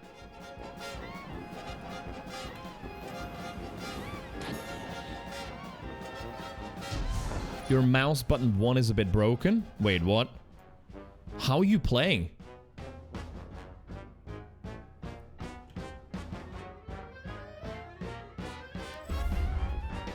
Senjus, my whole outfit is 120 euros. Meanwhile, I buy expensive tech and nerd stuff. Yeah, I think in that sense, I'm the same. Maybe that's a guy thing. Right? Like, probably buying expensive motor oil and good tires for a car and then just using the same pair of shoes for 7 years. That actually sounds very much like guy stuff. I'm normal. I'm normal. It's okay.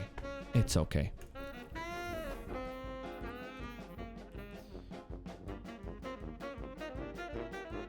Right, where was it? Helm. Yes. One more.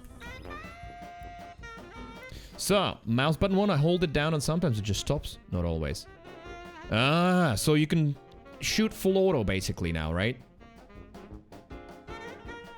That's your best bet then. Captain's Atlas. Wait, how's the map inserted already? I claimed the extra, didn't I? I guess I didn't. 1, spend money on clothing. 2, expensive. Also, 100 euro on Genshin rolls. Yep. Okay, I was reading chat the moment I was pressing to dig up the treasure. And it looked like I did, but I didn't pay attention to what I got. So maybe I didn't get anything. True that. Possible. Very much so.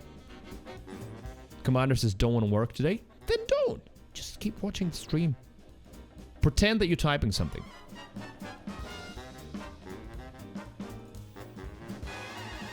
But yeah, I was saying the other day to Genji about... Genji? Why do I keep calling you Genji today? Because we had so much Overwatch talk. Senji.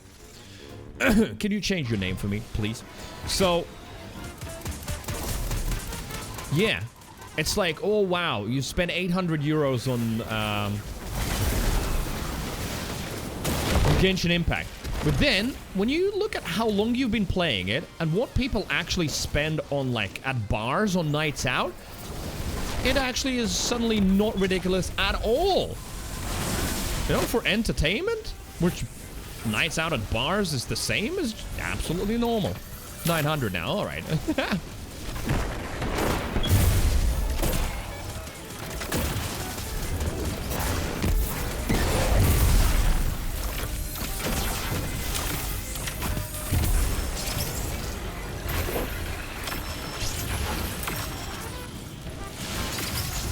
Seize the treasure? Wait a minute, where's seize the day from? Who said seize the day?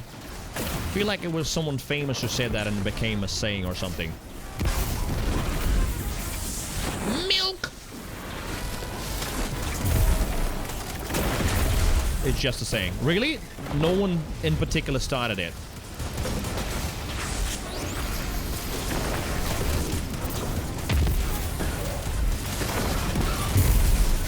It wasn't like Winston Churchill saying, seize the day.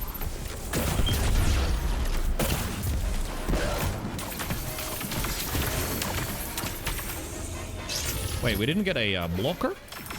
I don't think so.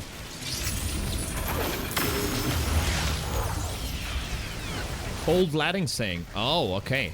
Caesar's Deus. He says it's still ridiculous? No, I don't think so. If you think about, like, what people pay for entertainment just to go out, sure, it's not going out and, you know, it's pathetic. I agree with all of that. All of the gamers are pathetic because think about the last greatest 100 moments in your life. Are there any of them associated with gaming? I think not, and that comes from a lifetime gamer. Those who understand what I said. But anyway, yeah, I think it's just normal. If he spent that in a month, then yeah, but like over the course of what, a year more?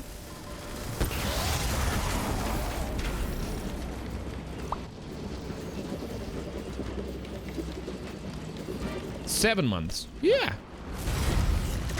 I've spent on a regular basis 100 or more per evening on drinks and partying. But on the other hand, maybe that's not the norm. You know, a month. So, actually, that would be like 4 nights out for 25 or so. But yeah, not much. What is that? 25 is like... You can't even buy 5 pints anymore in UK. 4 maybe. I mean, in London you couldn't already, like 5 years ago, so... Ah, where you going, bitch? Should have sat in my nade.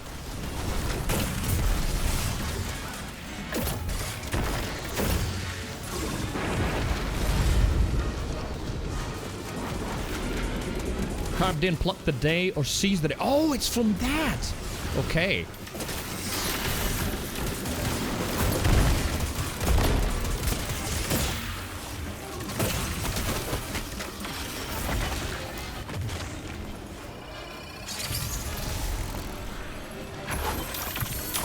Miss? No.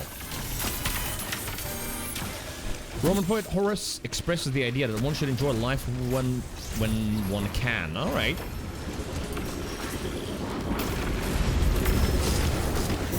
So yeah, actually true.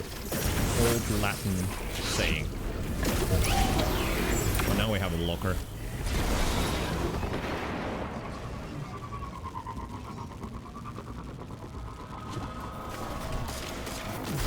Oh man, the auto lock is pure fucking garbage. I'm looking at those guys. It just turns me around and melees a guy behind me. Like, how can it be so atrocious?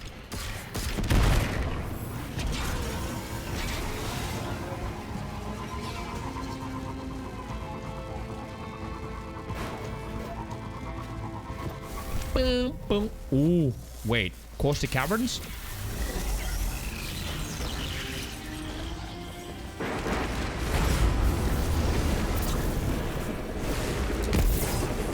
Baba Booey.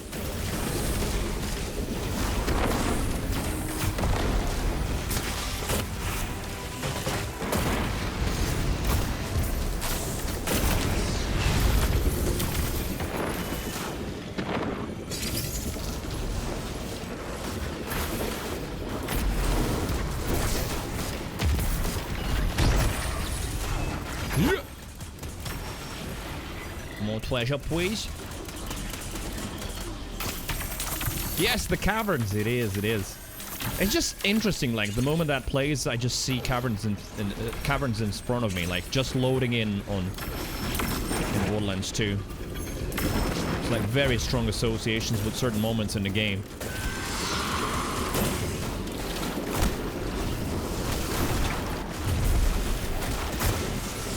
You know what? It'd be cool if there was a weapon that, like, on crit or something gave me volatile rounds. You know, like,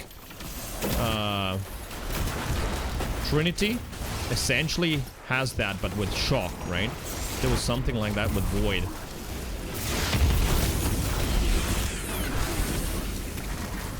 Be incredibly busted. Or, I don't know, on crit maybe, right?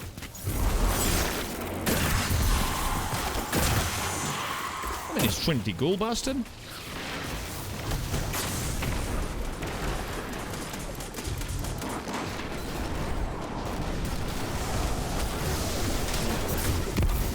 Alright, give me my 4 wells, thank you.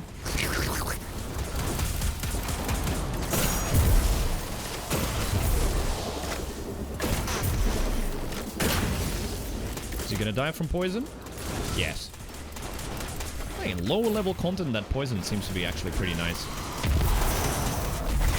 Tried it on Master's Lost Sectors. I mean, it ticks, sure, but it takes a really long time to actually put in meaningful damage.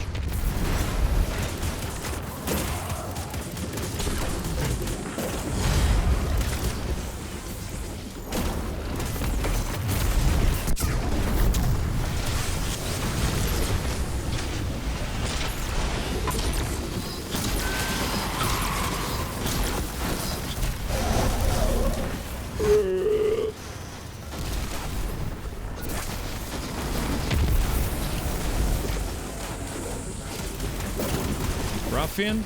No, just normal.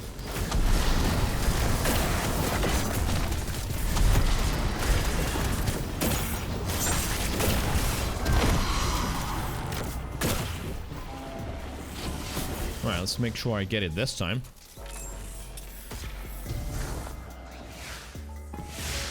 Trinity Ghoul needs a kill, and if you can't keep securing kills, the chain dies in one shot. Right, so I basically expressed myself incorrectly. Yeah, if there was something like that, but for interesting, that one was not marked. Where's the green stuff? But for Void.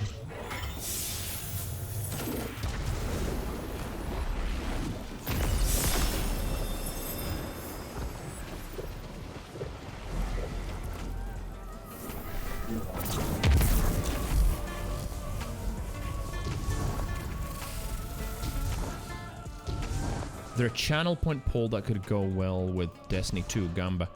If I do the dungeon again, then maybe, yes. You need some gambling?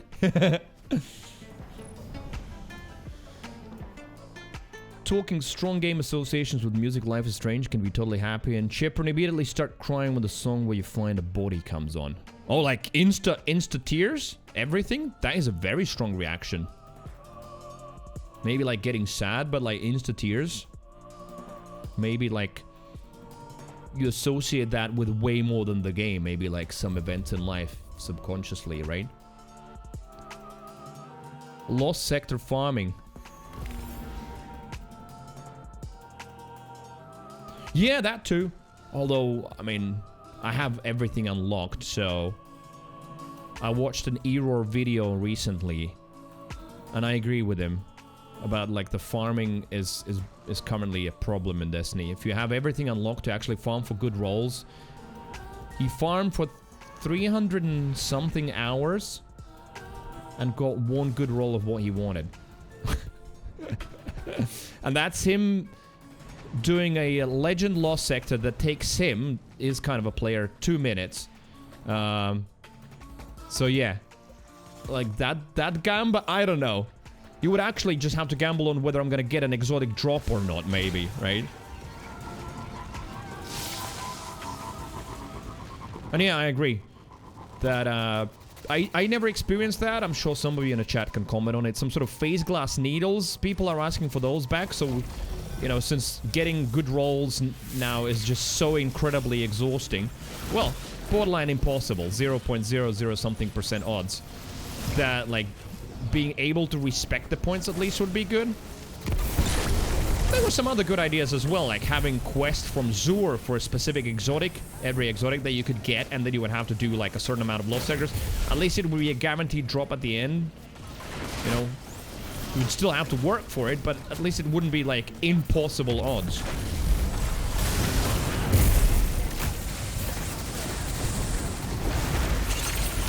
Wait, where was the cart? There.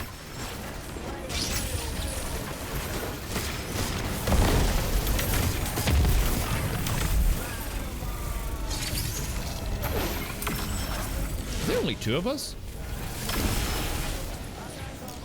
Oh, there he comes.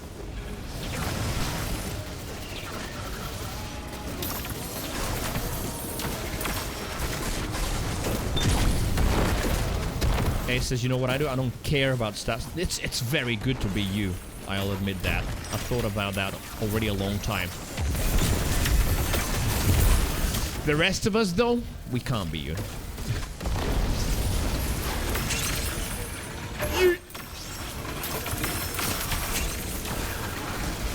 But yeah, I do have a couple of things that are like 40 and absolutely ruining my chance of getting 100 resilience. I would love to get a new role, but I also know that it's impossible at the moment.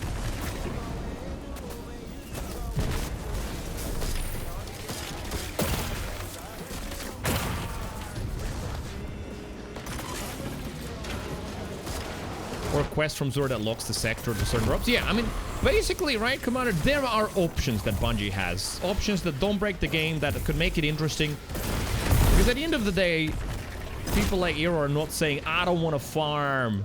They just say, I want to have a farm. Because farming is fun. Just, I mean, and ask Nintendo that, right? Had to make that comment. I watched the donkey video, had a good laugh. So, yeah. Just that it's a realistic farm where you could actually get something at the end. And man, how many 6 farming games on the Nintendo presentation?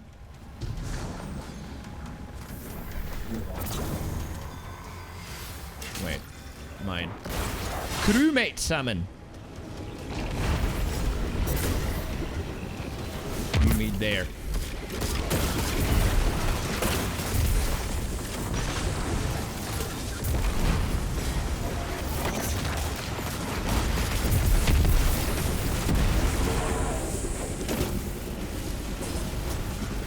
Wait a minute, what? I don't know. Obviously, Donkey's video probably was edited a little bit, but in the Nintendo presentation, at least 4 minimum of games that had farming, where they mentioned farming. You can build a farm and farm and farm. It was kind of, because when people complained about it the next day, I was like, it's probably not that bad. And then I saw the video and it's like, all right, Nintendo, what you got? Sony has got this. Nintendo, what you got? In this new game, you'll be able to build your dream farm.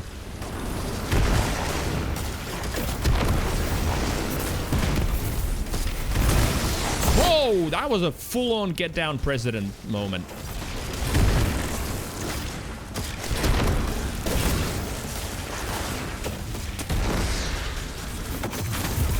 Yo, Mighty Python with some stretch it. Thank you. I am sitting up pretty straight, but a little bit of shoulder adjustment. I'll give you that. Thank you for taking care of streamer's posture. How's life? It's like the last round of trailer, space. Yes, space horror, space. We had that, yeah. Though I must say, one thing I agree with Donkey is that he said it sometimes feels like Nintendo's games are just generated by an AI, and then he showed a lot of the titles side by side, which are the same freaking font and style, but also the name of that one game was like, it was something along the lines of Everyday Routine or something like that. It's like, wow, how is that supposed to get anyone excited?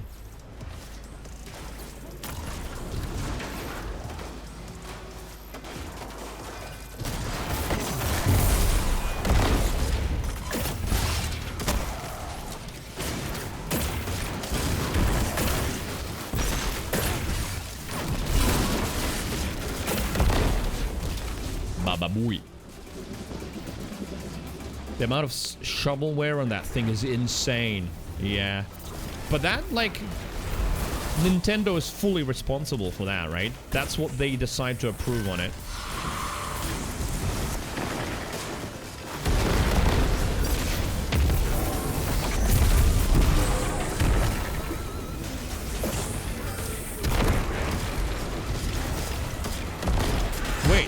Can you see my fragments in the Destiny extension or not? Almost, I say almost. I tried to shoot my comrade in the head.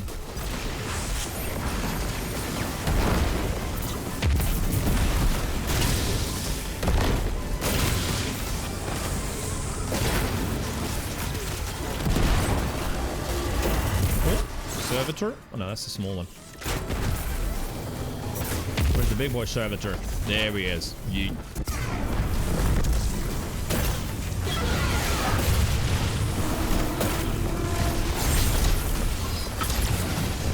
Queen shakes. Stomps.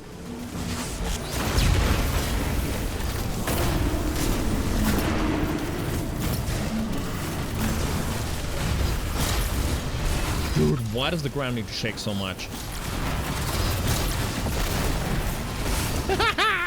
Stop it! It's like a fucking earthquake with Kamal. No, land. Not that I have. Yeah, I'm so dead. Stupid bricks. Doesn't give you the whole stat layout. Oh, so you can't see like which fragments exactly I'm using. Okay.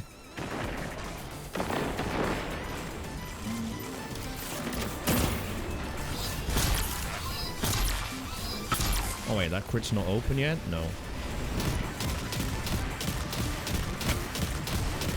Oh, poison's better, right?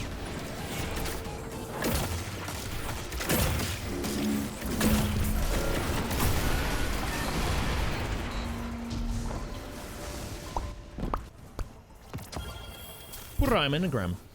Good. Python says back to work. I've got half day rejected. Man, I'm sorry, Python. I don't mean to be rude, but every time you start talking about like all kinds of detailed work stuff about which half day was cancelled, who's got the early morning, and how many minutes you've got left, I'm super confused. TMI. Ah, shit! I was like, what am I missing? Loot. 25 seconds. We can do it. Look at that! It's not... Oh. Okay. Yes. Fuck! Where's the atlas? Why has it moved to the top? We can do this. 10 seconds. 8. Oh, I guess I get automatically stuff from that, maybe. Ooh, that was close. That's why it's not green, but it wasn't green last time on Europa, and I had the map slotted. But this is I purchased a few because they look cute or whatever for a few bucks and fell in love with something weird like Death's Door. Yeah, I guess that's just the price of discovery sometimes. Same on Steam, really, right? Sometimes you just don't know. You look at it and it looks cool. Unless you're ready to watch some reviews and read through stuff.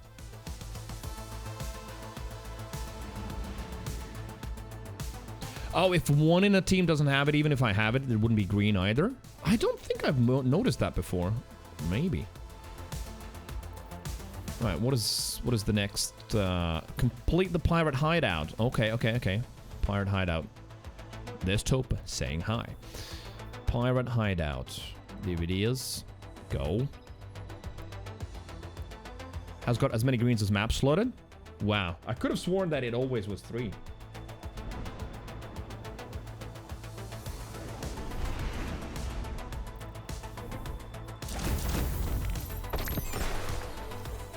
Resources. Yeah, this season I'm definitely gonna get the hundo.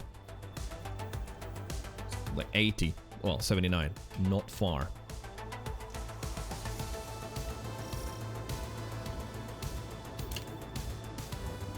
The one slot on Europa bugged? Not green. Okay, yeah, it was Europa.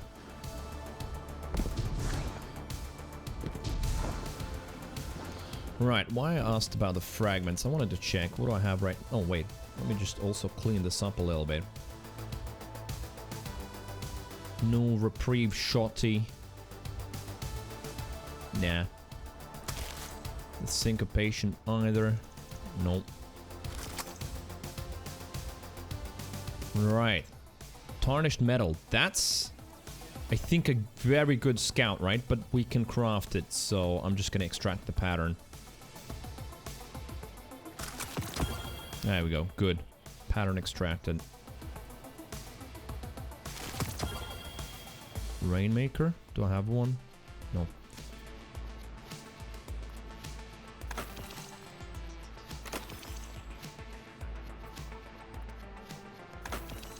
What else is there? Anything else? No.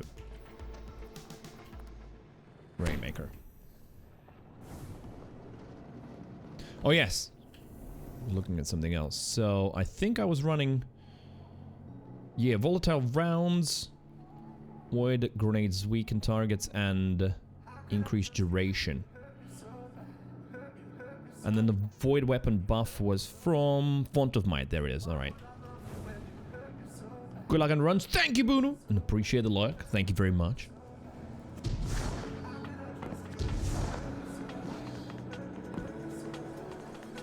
Oh, wait, so this is a little bit different this time.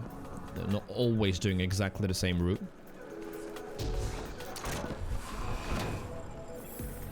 Everybody's dead.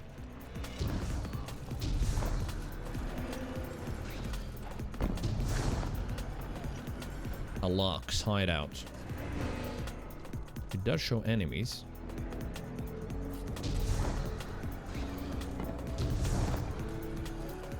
You can even hear someone. Oh, doggies. It's gonna be some sort of an arena.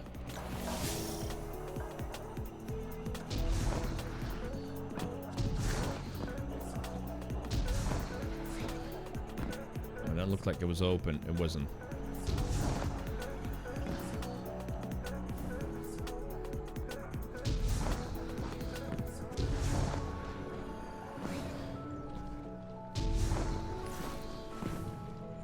Ta-da!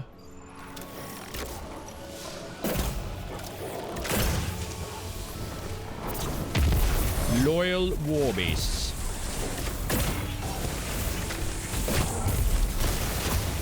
Is he open now? He is, very much so. That for the ads. Oh, I see. He goes immune again.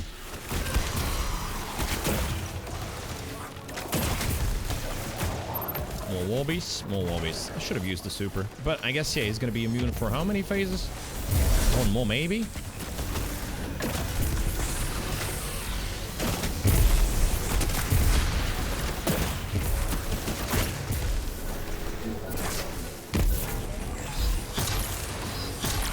Yep.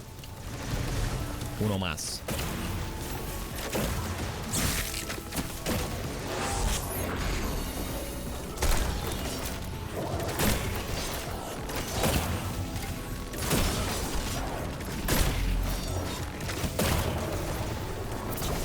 Bonk.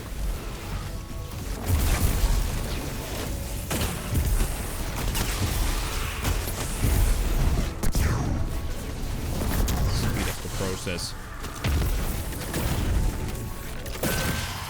Man, Void can be bright.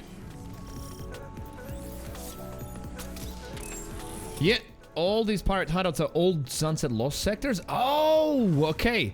See, I never have played any of these. I don't remember this kind of arena. This was one on... Wait, really? This one was on Tangled Shore? Are you sure? I don't remember ever playing in this. Yeah, it was? Okay. Right. Visit the Ether Tank Holo Projector. Why is it called Ether Tank, though? There was something else. Yes, artifact unlock. Well, at this point, I'm filling it in.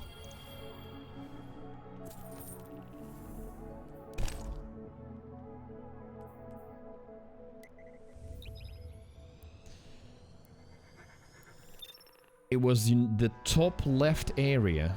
Nah, I probably won't remember. The Tangled Shore? There was one where you had to take like an elevator up to it. I remember that one. There was one with the music playing, the infamous DMCA one. Bunch of Cabal, but it was a hive with an ogre boss. Yeah. The last fight, though, didn't happen in exactly the same location, right? Okay, we need dialogue, though, this time. Sound. Holo projector this time, yeah? What is there? Okay, let's do this first. Drifter? Nope. I have just spoken with Drifter. He says another force assaulted Aramis's pirates. If you and Aramis are not the only ones searching for the relics, I fear this is beyond my control. I believed we could collect the relics and contain that power, keep them safe. Guardian, there are... No shit! You didn't tell me something. From everyone. Even I do. I must ask for the gift of your patience. I will find an answer. I will. Trust me for a moment longer. I mean, what choice do we have? Yeah.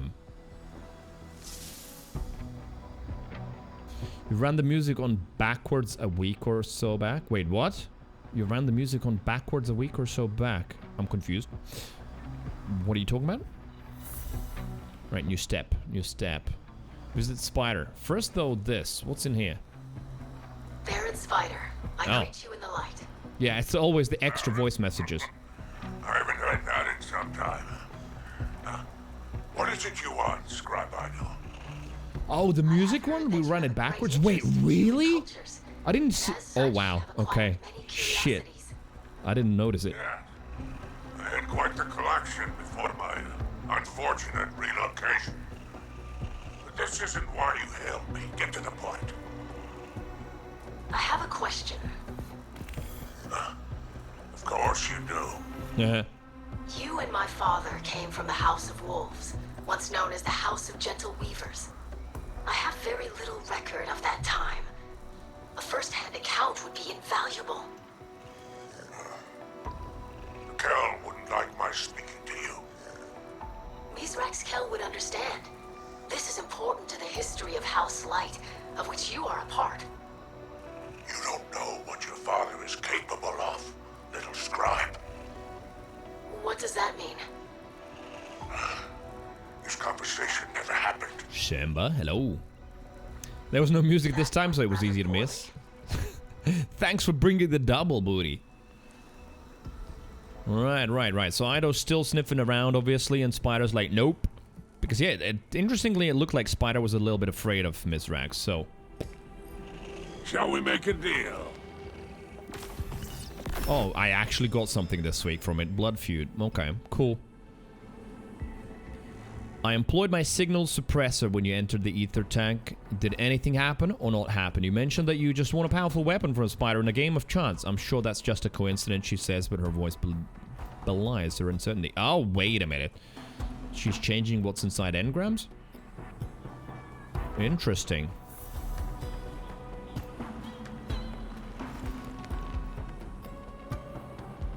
So Mithrax and Ido are studying what you gave. That's it. That was the seasonal story bit. Cool.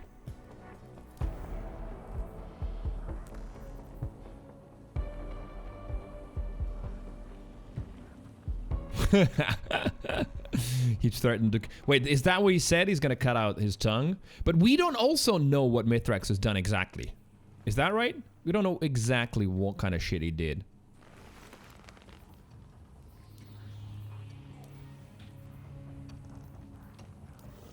Nothing is profitable as pain.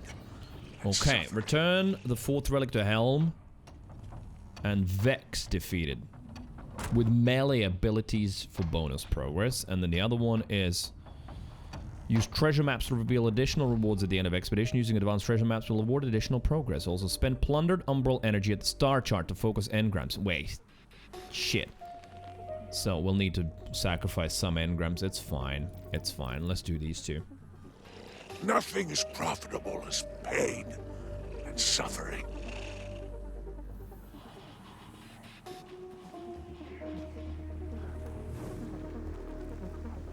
Yeah, Mr. X, whatever he did change the... Yes, that I know. The house name was changed. I thought it was changed because he was hiding from something. But no, it was changed because of what, like, horrific things he did?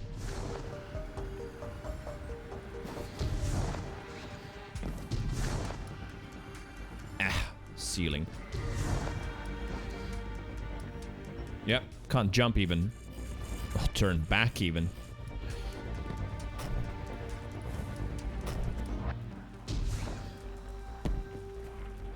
Okay, well, in that case, do I have any maps still to slot? I think I might have one. Yeah, one, and then map fragments. We'll need those from Catch Crash, right? Yes. First, though, the Helm, I can focus a couple of things. Sipping with pleasure.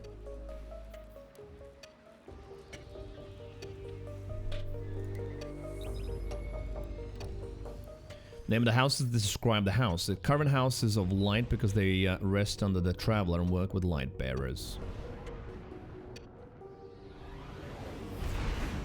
But anyway, overall then we don't know exactly what he did.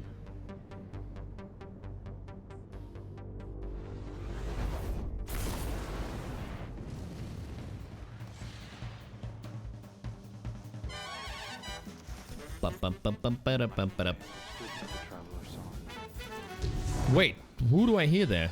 Is that Crow? Sounded like him. Is he back at the door?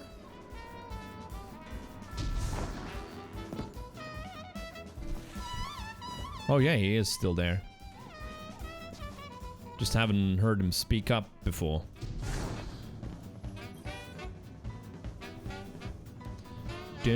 Oh my god, I'm getting actually extra umbras. Alright, that's good.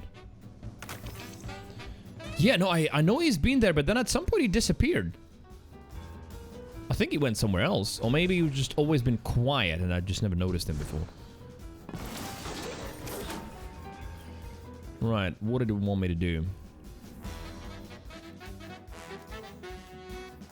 Nope, not rank. Focus engrams, so just focus on anything. Good.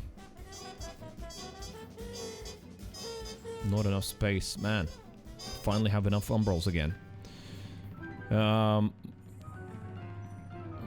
Randomized perks and right hook. Alright, let's try this one. But I can make it. Why pull that? I'm just gonna try for some good armor instead.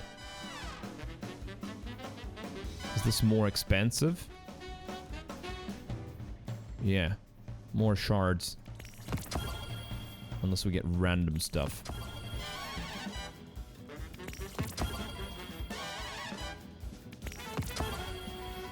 Is that enough? A little bit more. 2 more energy. And then treasure chests unlocked. That's just gonna be expeditions.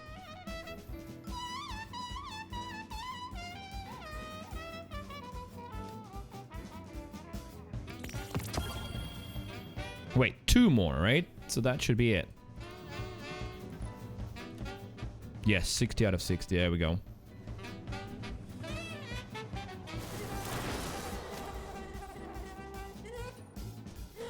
Okay, what do we have? 59 with no resilience. Nah. That's some blue shit. 2 chests. 62. But yeah, that's not a particularly great roll anyway. I'd rather have that intellect somewhere. Nah. Oh, nice. 64. But yeah, with little intelligence, loads of intellect, nah. And another mad weeb. Alright, that's good. Boots. 57. Yeah, nah, I've got some better stuff anyway already. And let's just can immediately go to the bin. What are you? Oh yes, the Blood Feud submachine gun.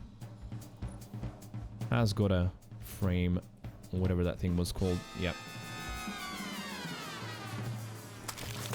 Extracted. Pattern. There we go. Pattern extracted.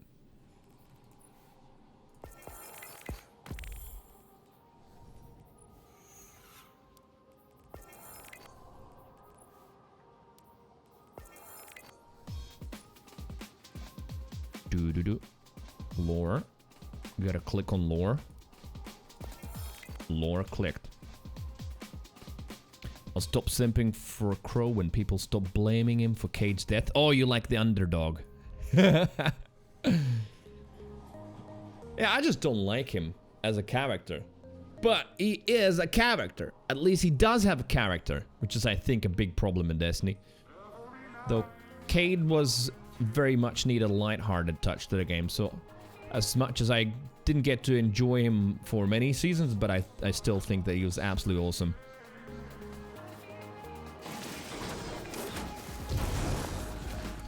Right, now 1 more expedition, right? That's what I can do. Oh yeah, gotta pull the umbras.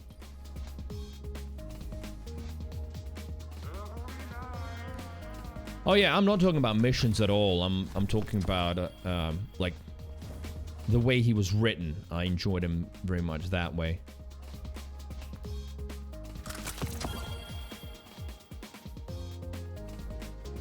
Right, so how many umbrals do we have?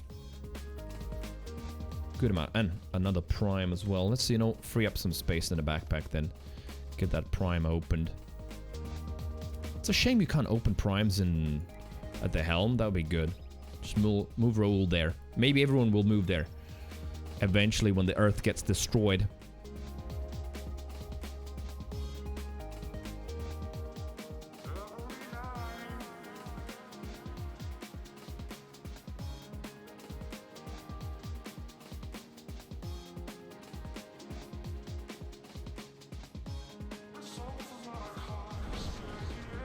Glad he's still around a little bit in some strikes. I guess so, yeah. I have...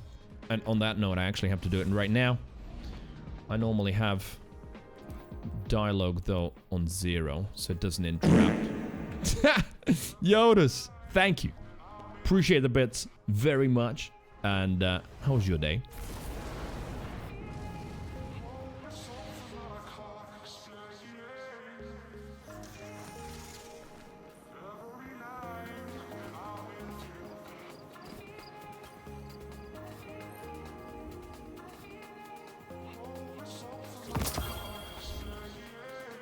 There we go.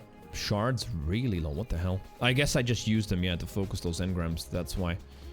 And what are you? Shitty mask.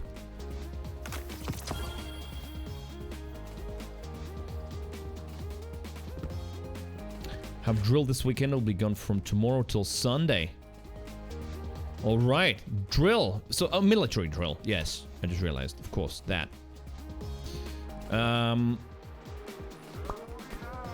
Expedition? Yeah, one more expedition.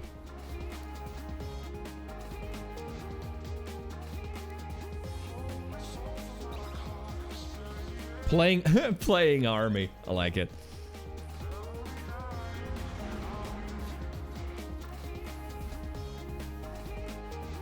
Probably could be nationwide schedule, right? What would I want here? Probably a shotgun to level it up a little bit, right? That would be a good idea. My Ragnold, what level is it? Only 3.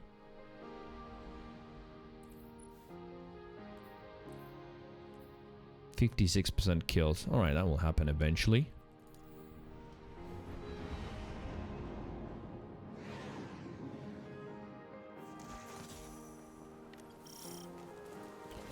Oi! Cosmodrome!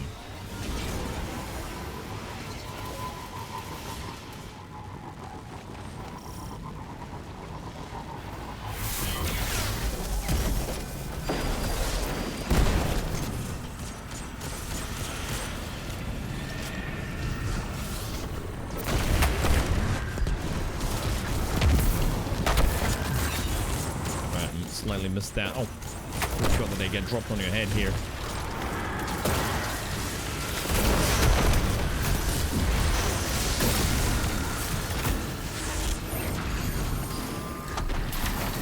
It's your boy Scurvy.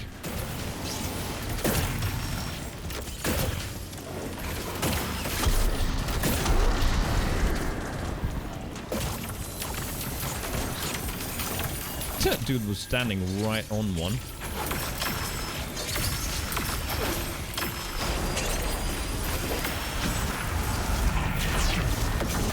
Oh, blocker. Blocker, yeah.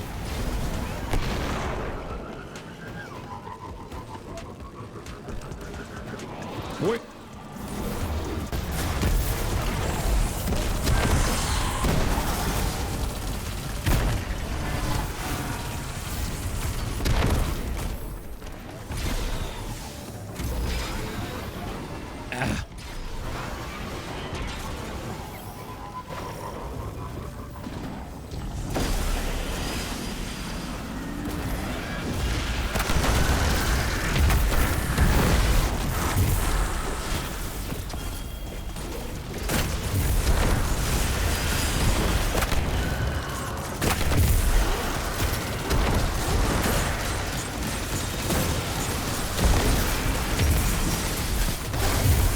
man, I hate that auto lock so much. I want to throw the orb ahead. No, my character turns right. I wish there was a way to switch that off. That'd be awesome.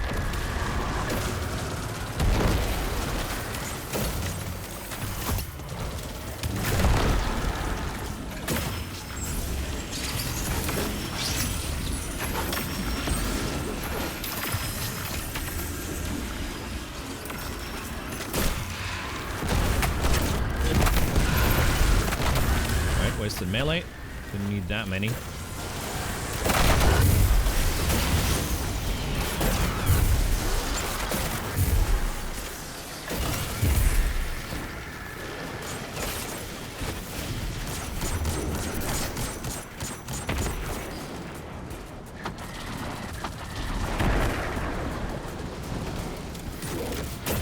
Damn.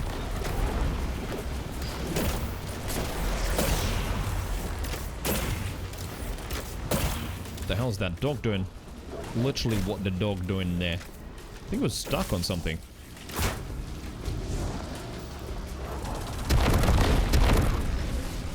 I keep noticing it all the time, the auto lock. I guess if you want to do like some ranged melee, just literally turns my character 90 degrees in melees. Or like today on Europa, I want to melee and do it in front because someone behind me is closer. It literally flips me 180 degrees in melees, whatever's behind me. I can't land shit.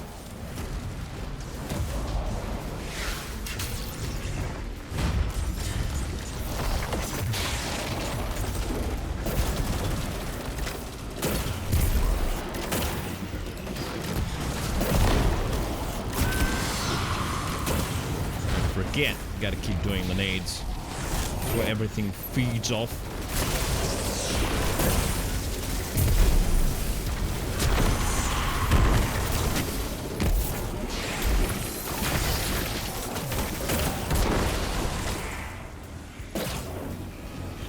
Right, we better do the treasure.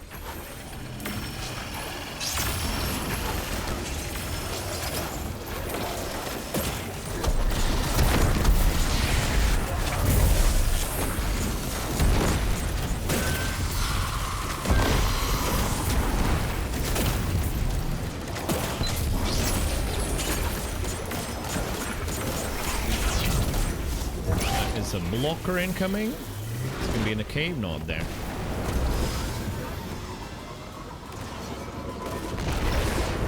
Yeah, no, like, I don't know. Maybe there is a setting I'm missing or something because it keeps snapping to things like literally there. Whatever's closer to me. I haven't noticed anything in the gameplay options that I might have enabled, but maybe I do.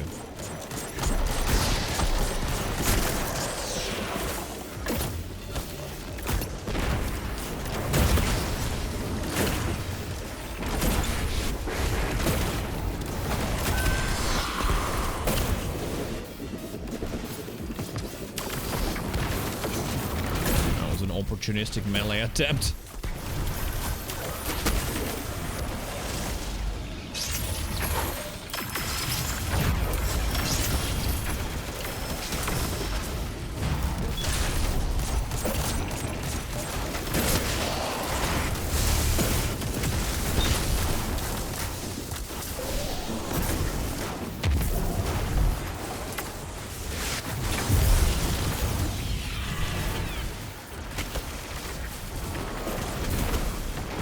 We're going.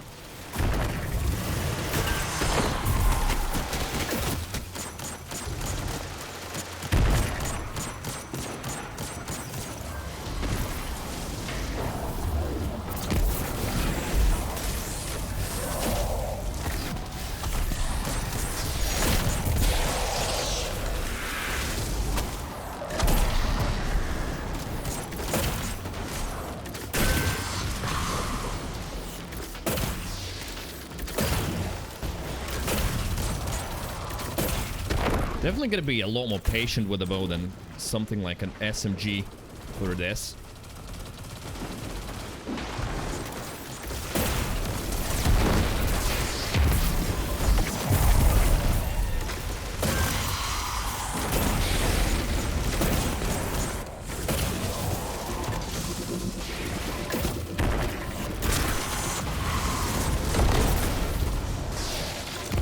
Doggies, doggies.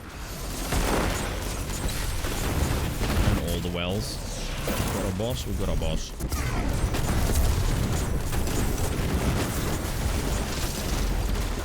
There you are.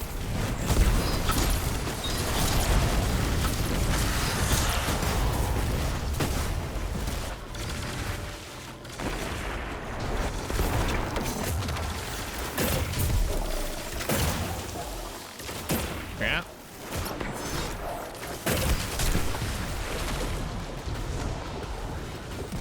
Wait, this was available? I guess I can just add it to the list. There we go. Last second crewmate summon.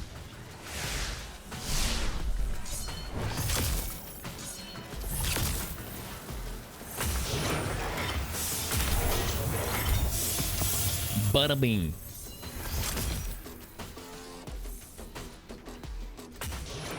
Treasure chests unlocked. 30%, so I wonder how many. Was that 10% increase from before? Maybe. Didn't even notice.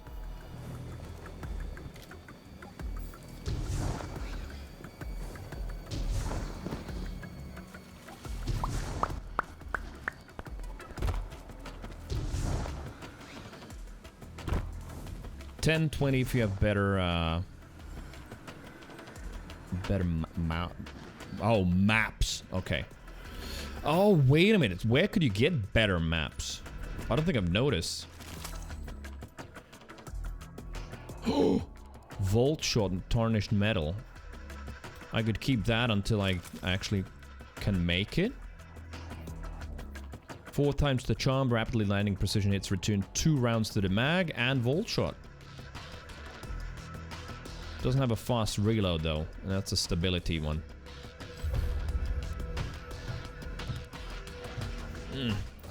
All right, you know what? I'm just gonna wait for the made one. I'm gonna pay for them with the seasonal challenge materials. Wait, at the helm, at the star chart, I can buy some better ones.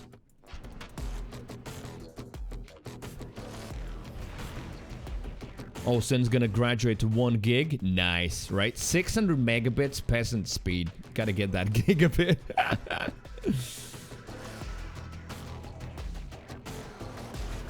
Snip got a roll tarnished metal, so nice to run it on my Arc Warlock usually. Yeah, I can imagine doing that. But did you just get a roll or you crafted it? Wait, I think I need to just actually exit this one. Although this is Vex here. I bet many people need the Vex skills.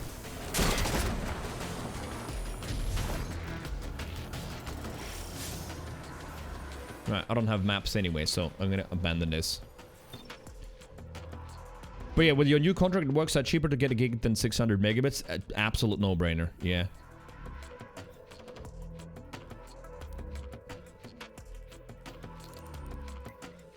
Let me see what's up there.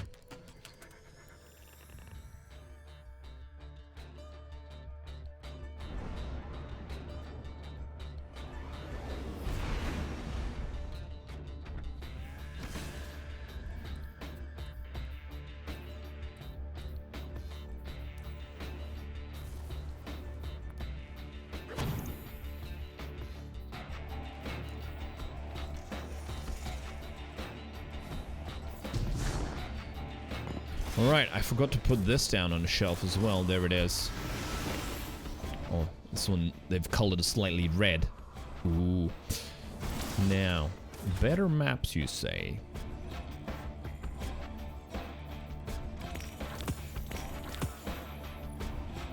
So yeah, this is not available yet. Where are they, though? I don't see any better maps. Am I missing something?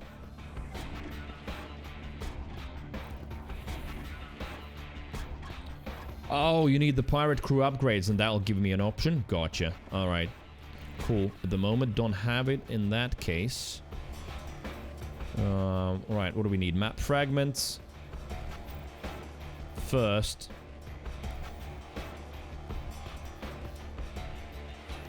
So it's time for Catch Crash.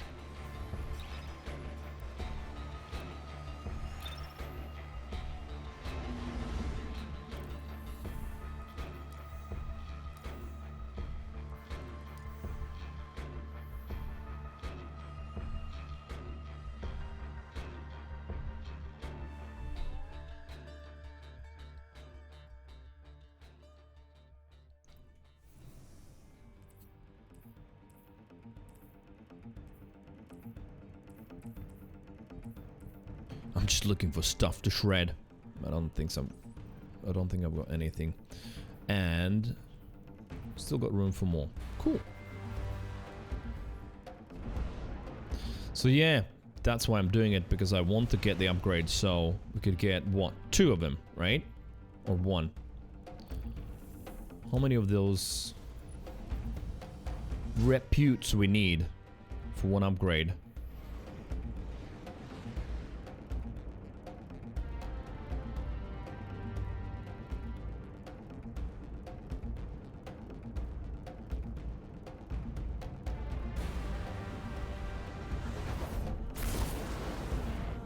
One per one? Ah, okay, so I can get 2. Okay.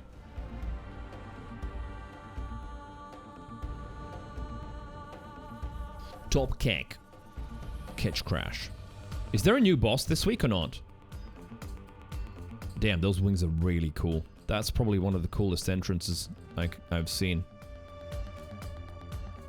Not only 3 bosses. Alright, so as it was data mined.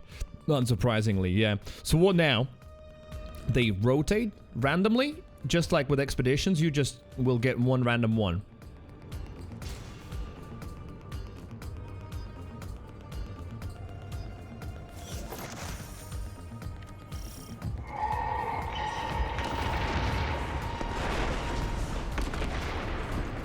Data mine? Oh, it was in the Triumphs. Well, yeah, I don't know where, like, before even we had the bosses revealed, people already knew all the names and everything, so I assumed it was like data mined or something like that.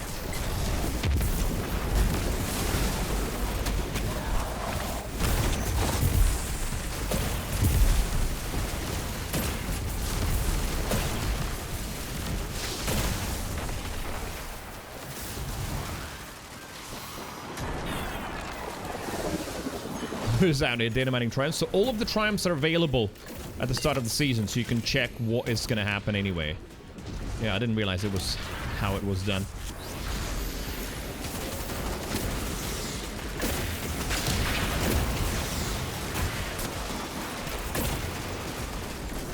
Most of them, not all. Okay.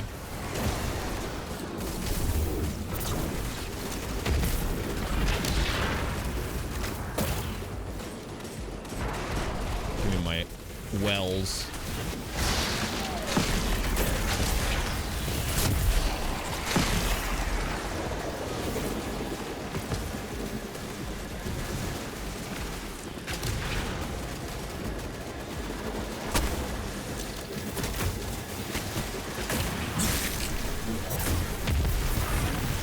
Thank you.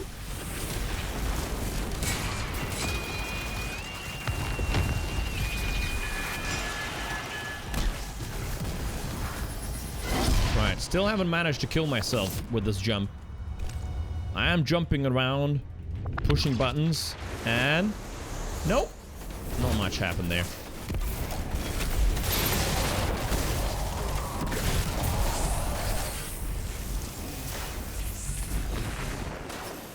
What jump are you using? Normal jump? What kind of jump would you...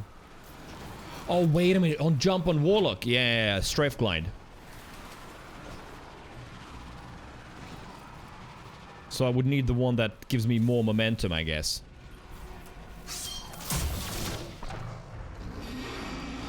You use strafe glide? Oh, I prefer it. Just so maneuverable. I don't really feel the speed increase from burst glide at all.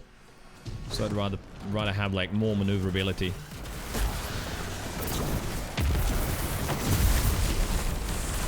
Right, is the thing out? The thing's out.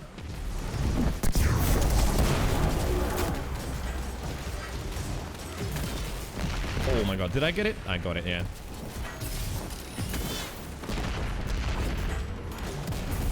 Gimme! I want to do it. Nice. Because I think I need it for an achievement.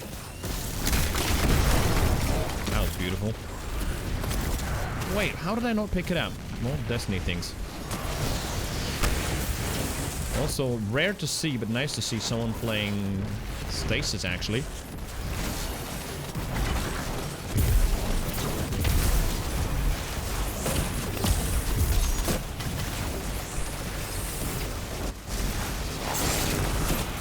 Also, it's so weird how, like, the sound... What feels to me glitches in these big activities. Just can't play back everything, so some of the stuff just cuts out, it feels like.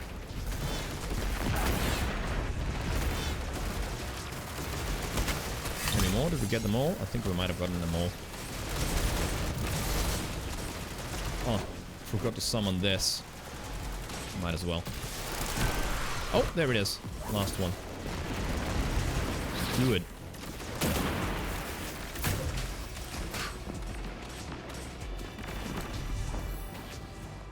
Yeah, Burst Glide is pretty consistent in killing. Yeah, I guess you just get extra speed during that float, and that's what kills you.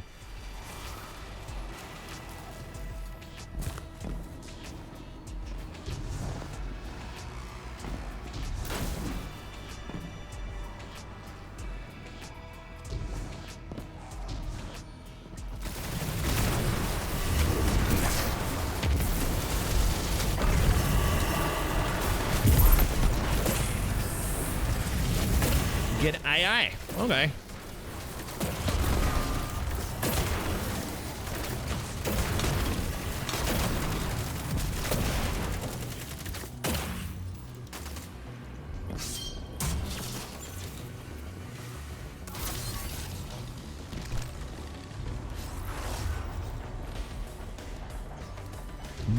Measy Puddin? Yeah. Measy Puddin. Puddin.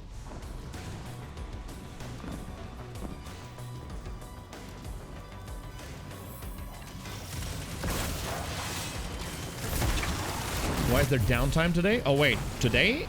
In Destiny?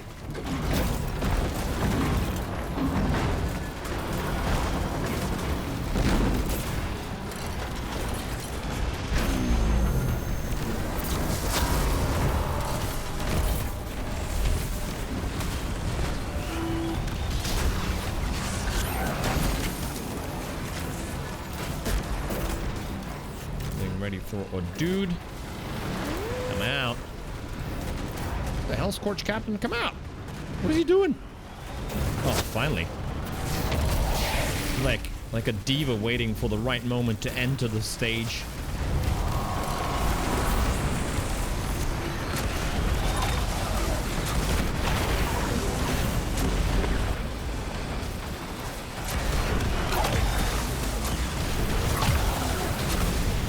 Missed, I think.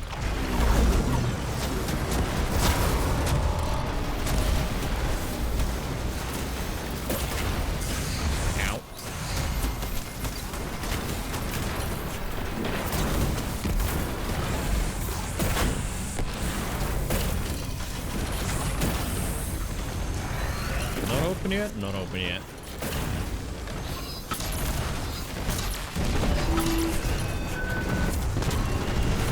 Haha, nice Nova Bomb.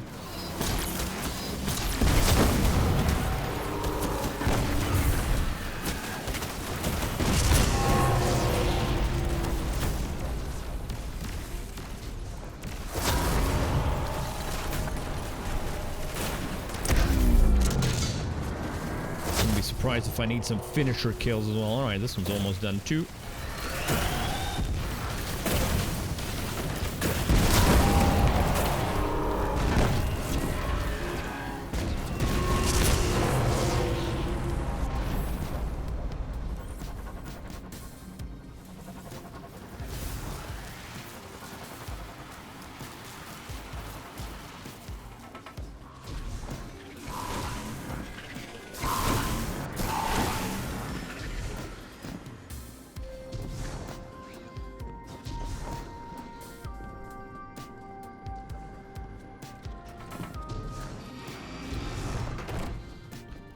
Alright, aye time.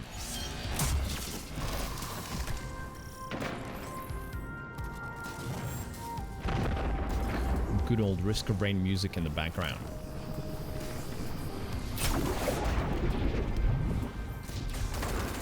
Gotta also remember the emote. I think I have the thing now for this. Any kills? Oh, not entirely, I guess. Oh, that didn't give me wells. We still got an aid back at least.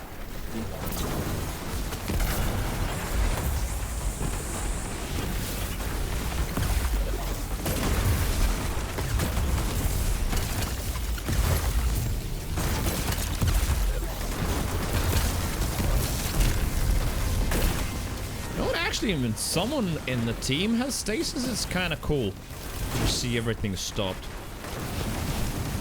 And deal with it easily. Alright, gotta start shooting those babies.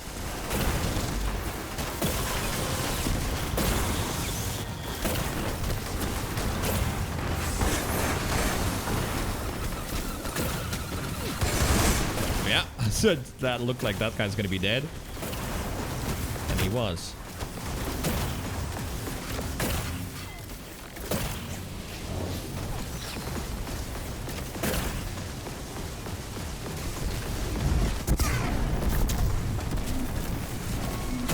Back to immunity. Back to more shanks.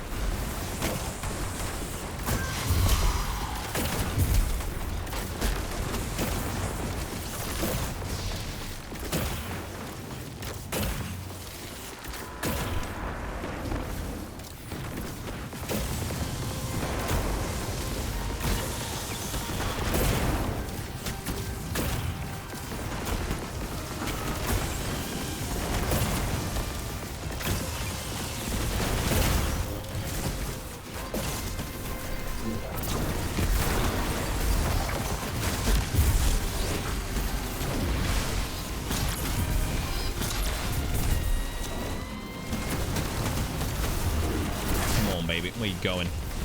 There you go.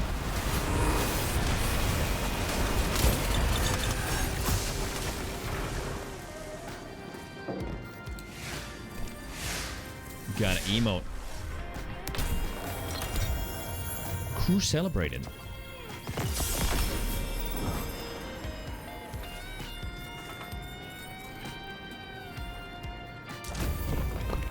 And Taipan, where is it now? Level 6. Alright, we're getting there slowly.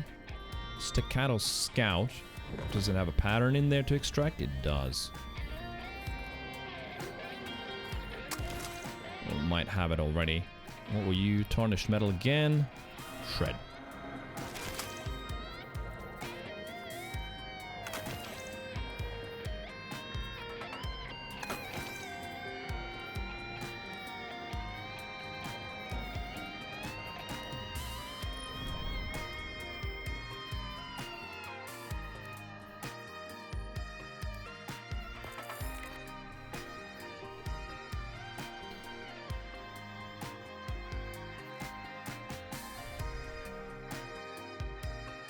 It's not craftable? Alright, never mind then. Just can get the resources from it. Alright. Cool. Oh boy. Right.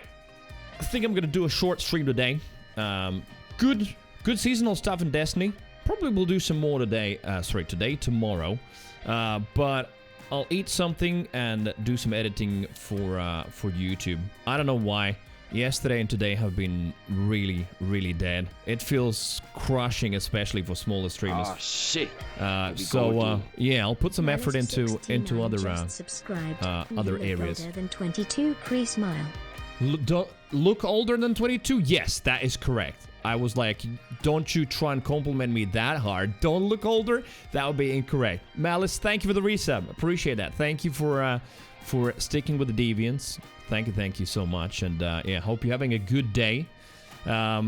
Short, well, yeah, Chuck, I'm sorry about that, but it's kind of difficult mentally, very difficult mentally to stream, and then see that, yeah, we have like 16 people, and quiet silence. It is, I mean, I get it, everyone starts at 0, but you know, having gone through different times, it's kind of a difficult one to get through. So I know that I can just do better by just putting some effort into some other stuff. I'm not going to just boot up Overwatch and just, you know, waste my whole day. Just got to edit some stuff for YouTube's. And then, yeah, do some more Destiny tomorrow. Thank you for watching. Shut up and take my money. And Chuck, thank you very much for the 5. Chuck Tofsky tipped 5 Thank you.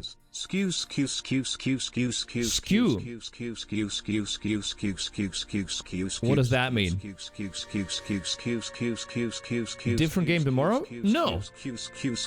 No. What different game could I play? At the moment? Oh no, it just literally was because you like the sound. All right. No, I'm still gonna go with Destiny. I think I'm gonna get the Galahorn. What's it called? Galahorn Catalyst, stuff like that.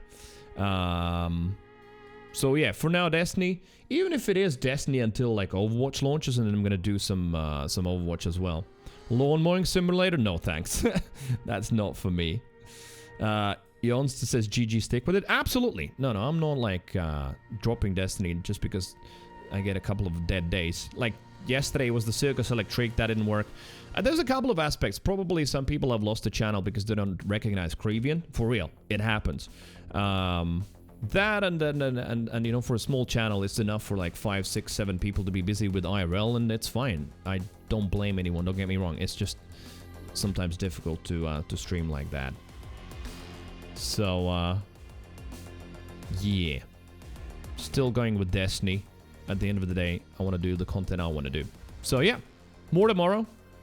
I will think about like what I want to do. Maybe the Galley Catalyst, perhaps. Chuck, thank you for real for the 5. Thank you so much. I will be back tomorrow. I'll still be on Discord obviously today. If any of you are there, I'm gonna see you there. And then back tomorrow, 1 p.m. UK, 8 a.m. East Coast. Is there a manscaping show until after? I have no idea what you're talking about.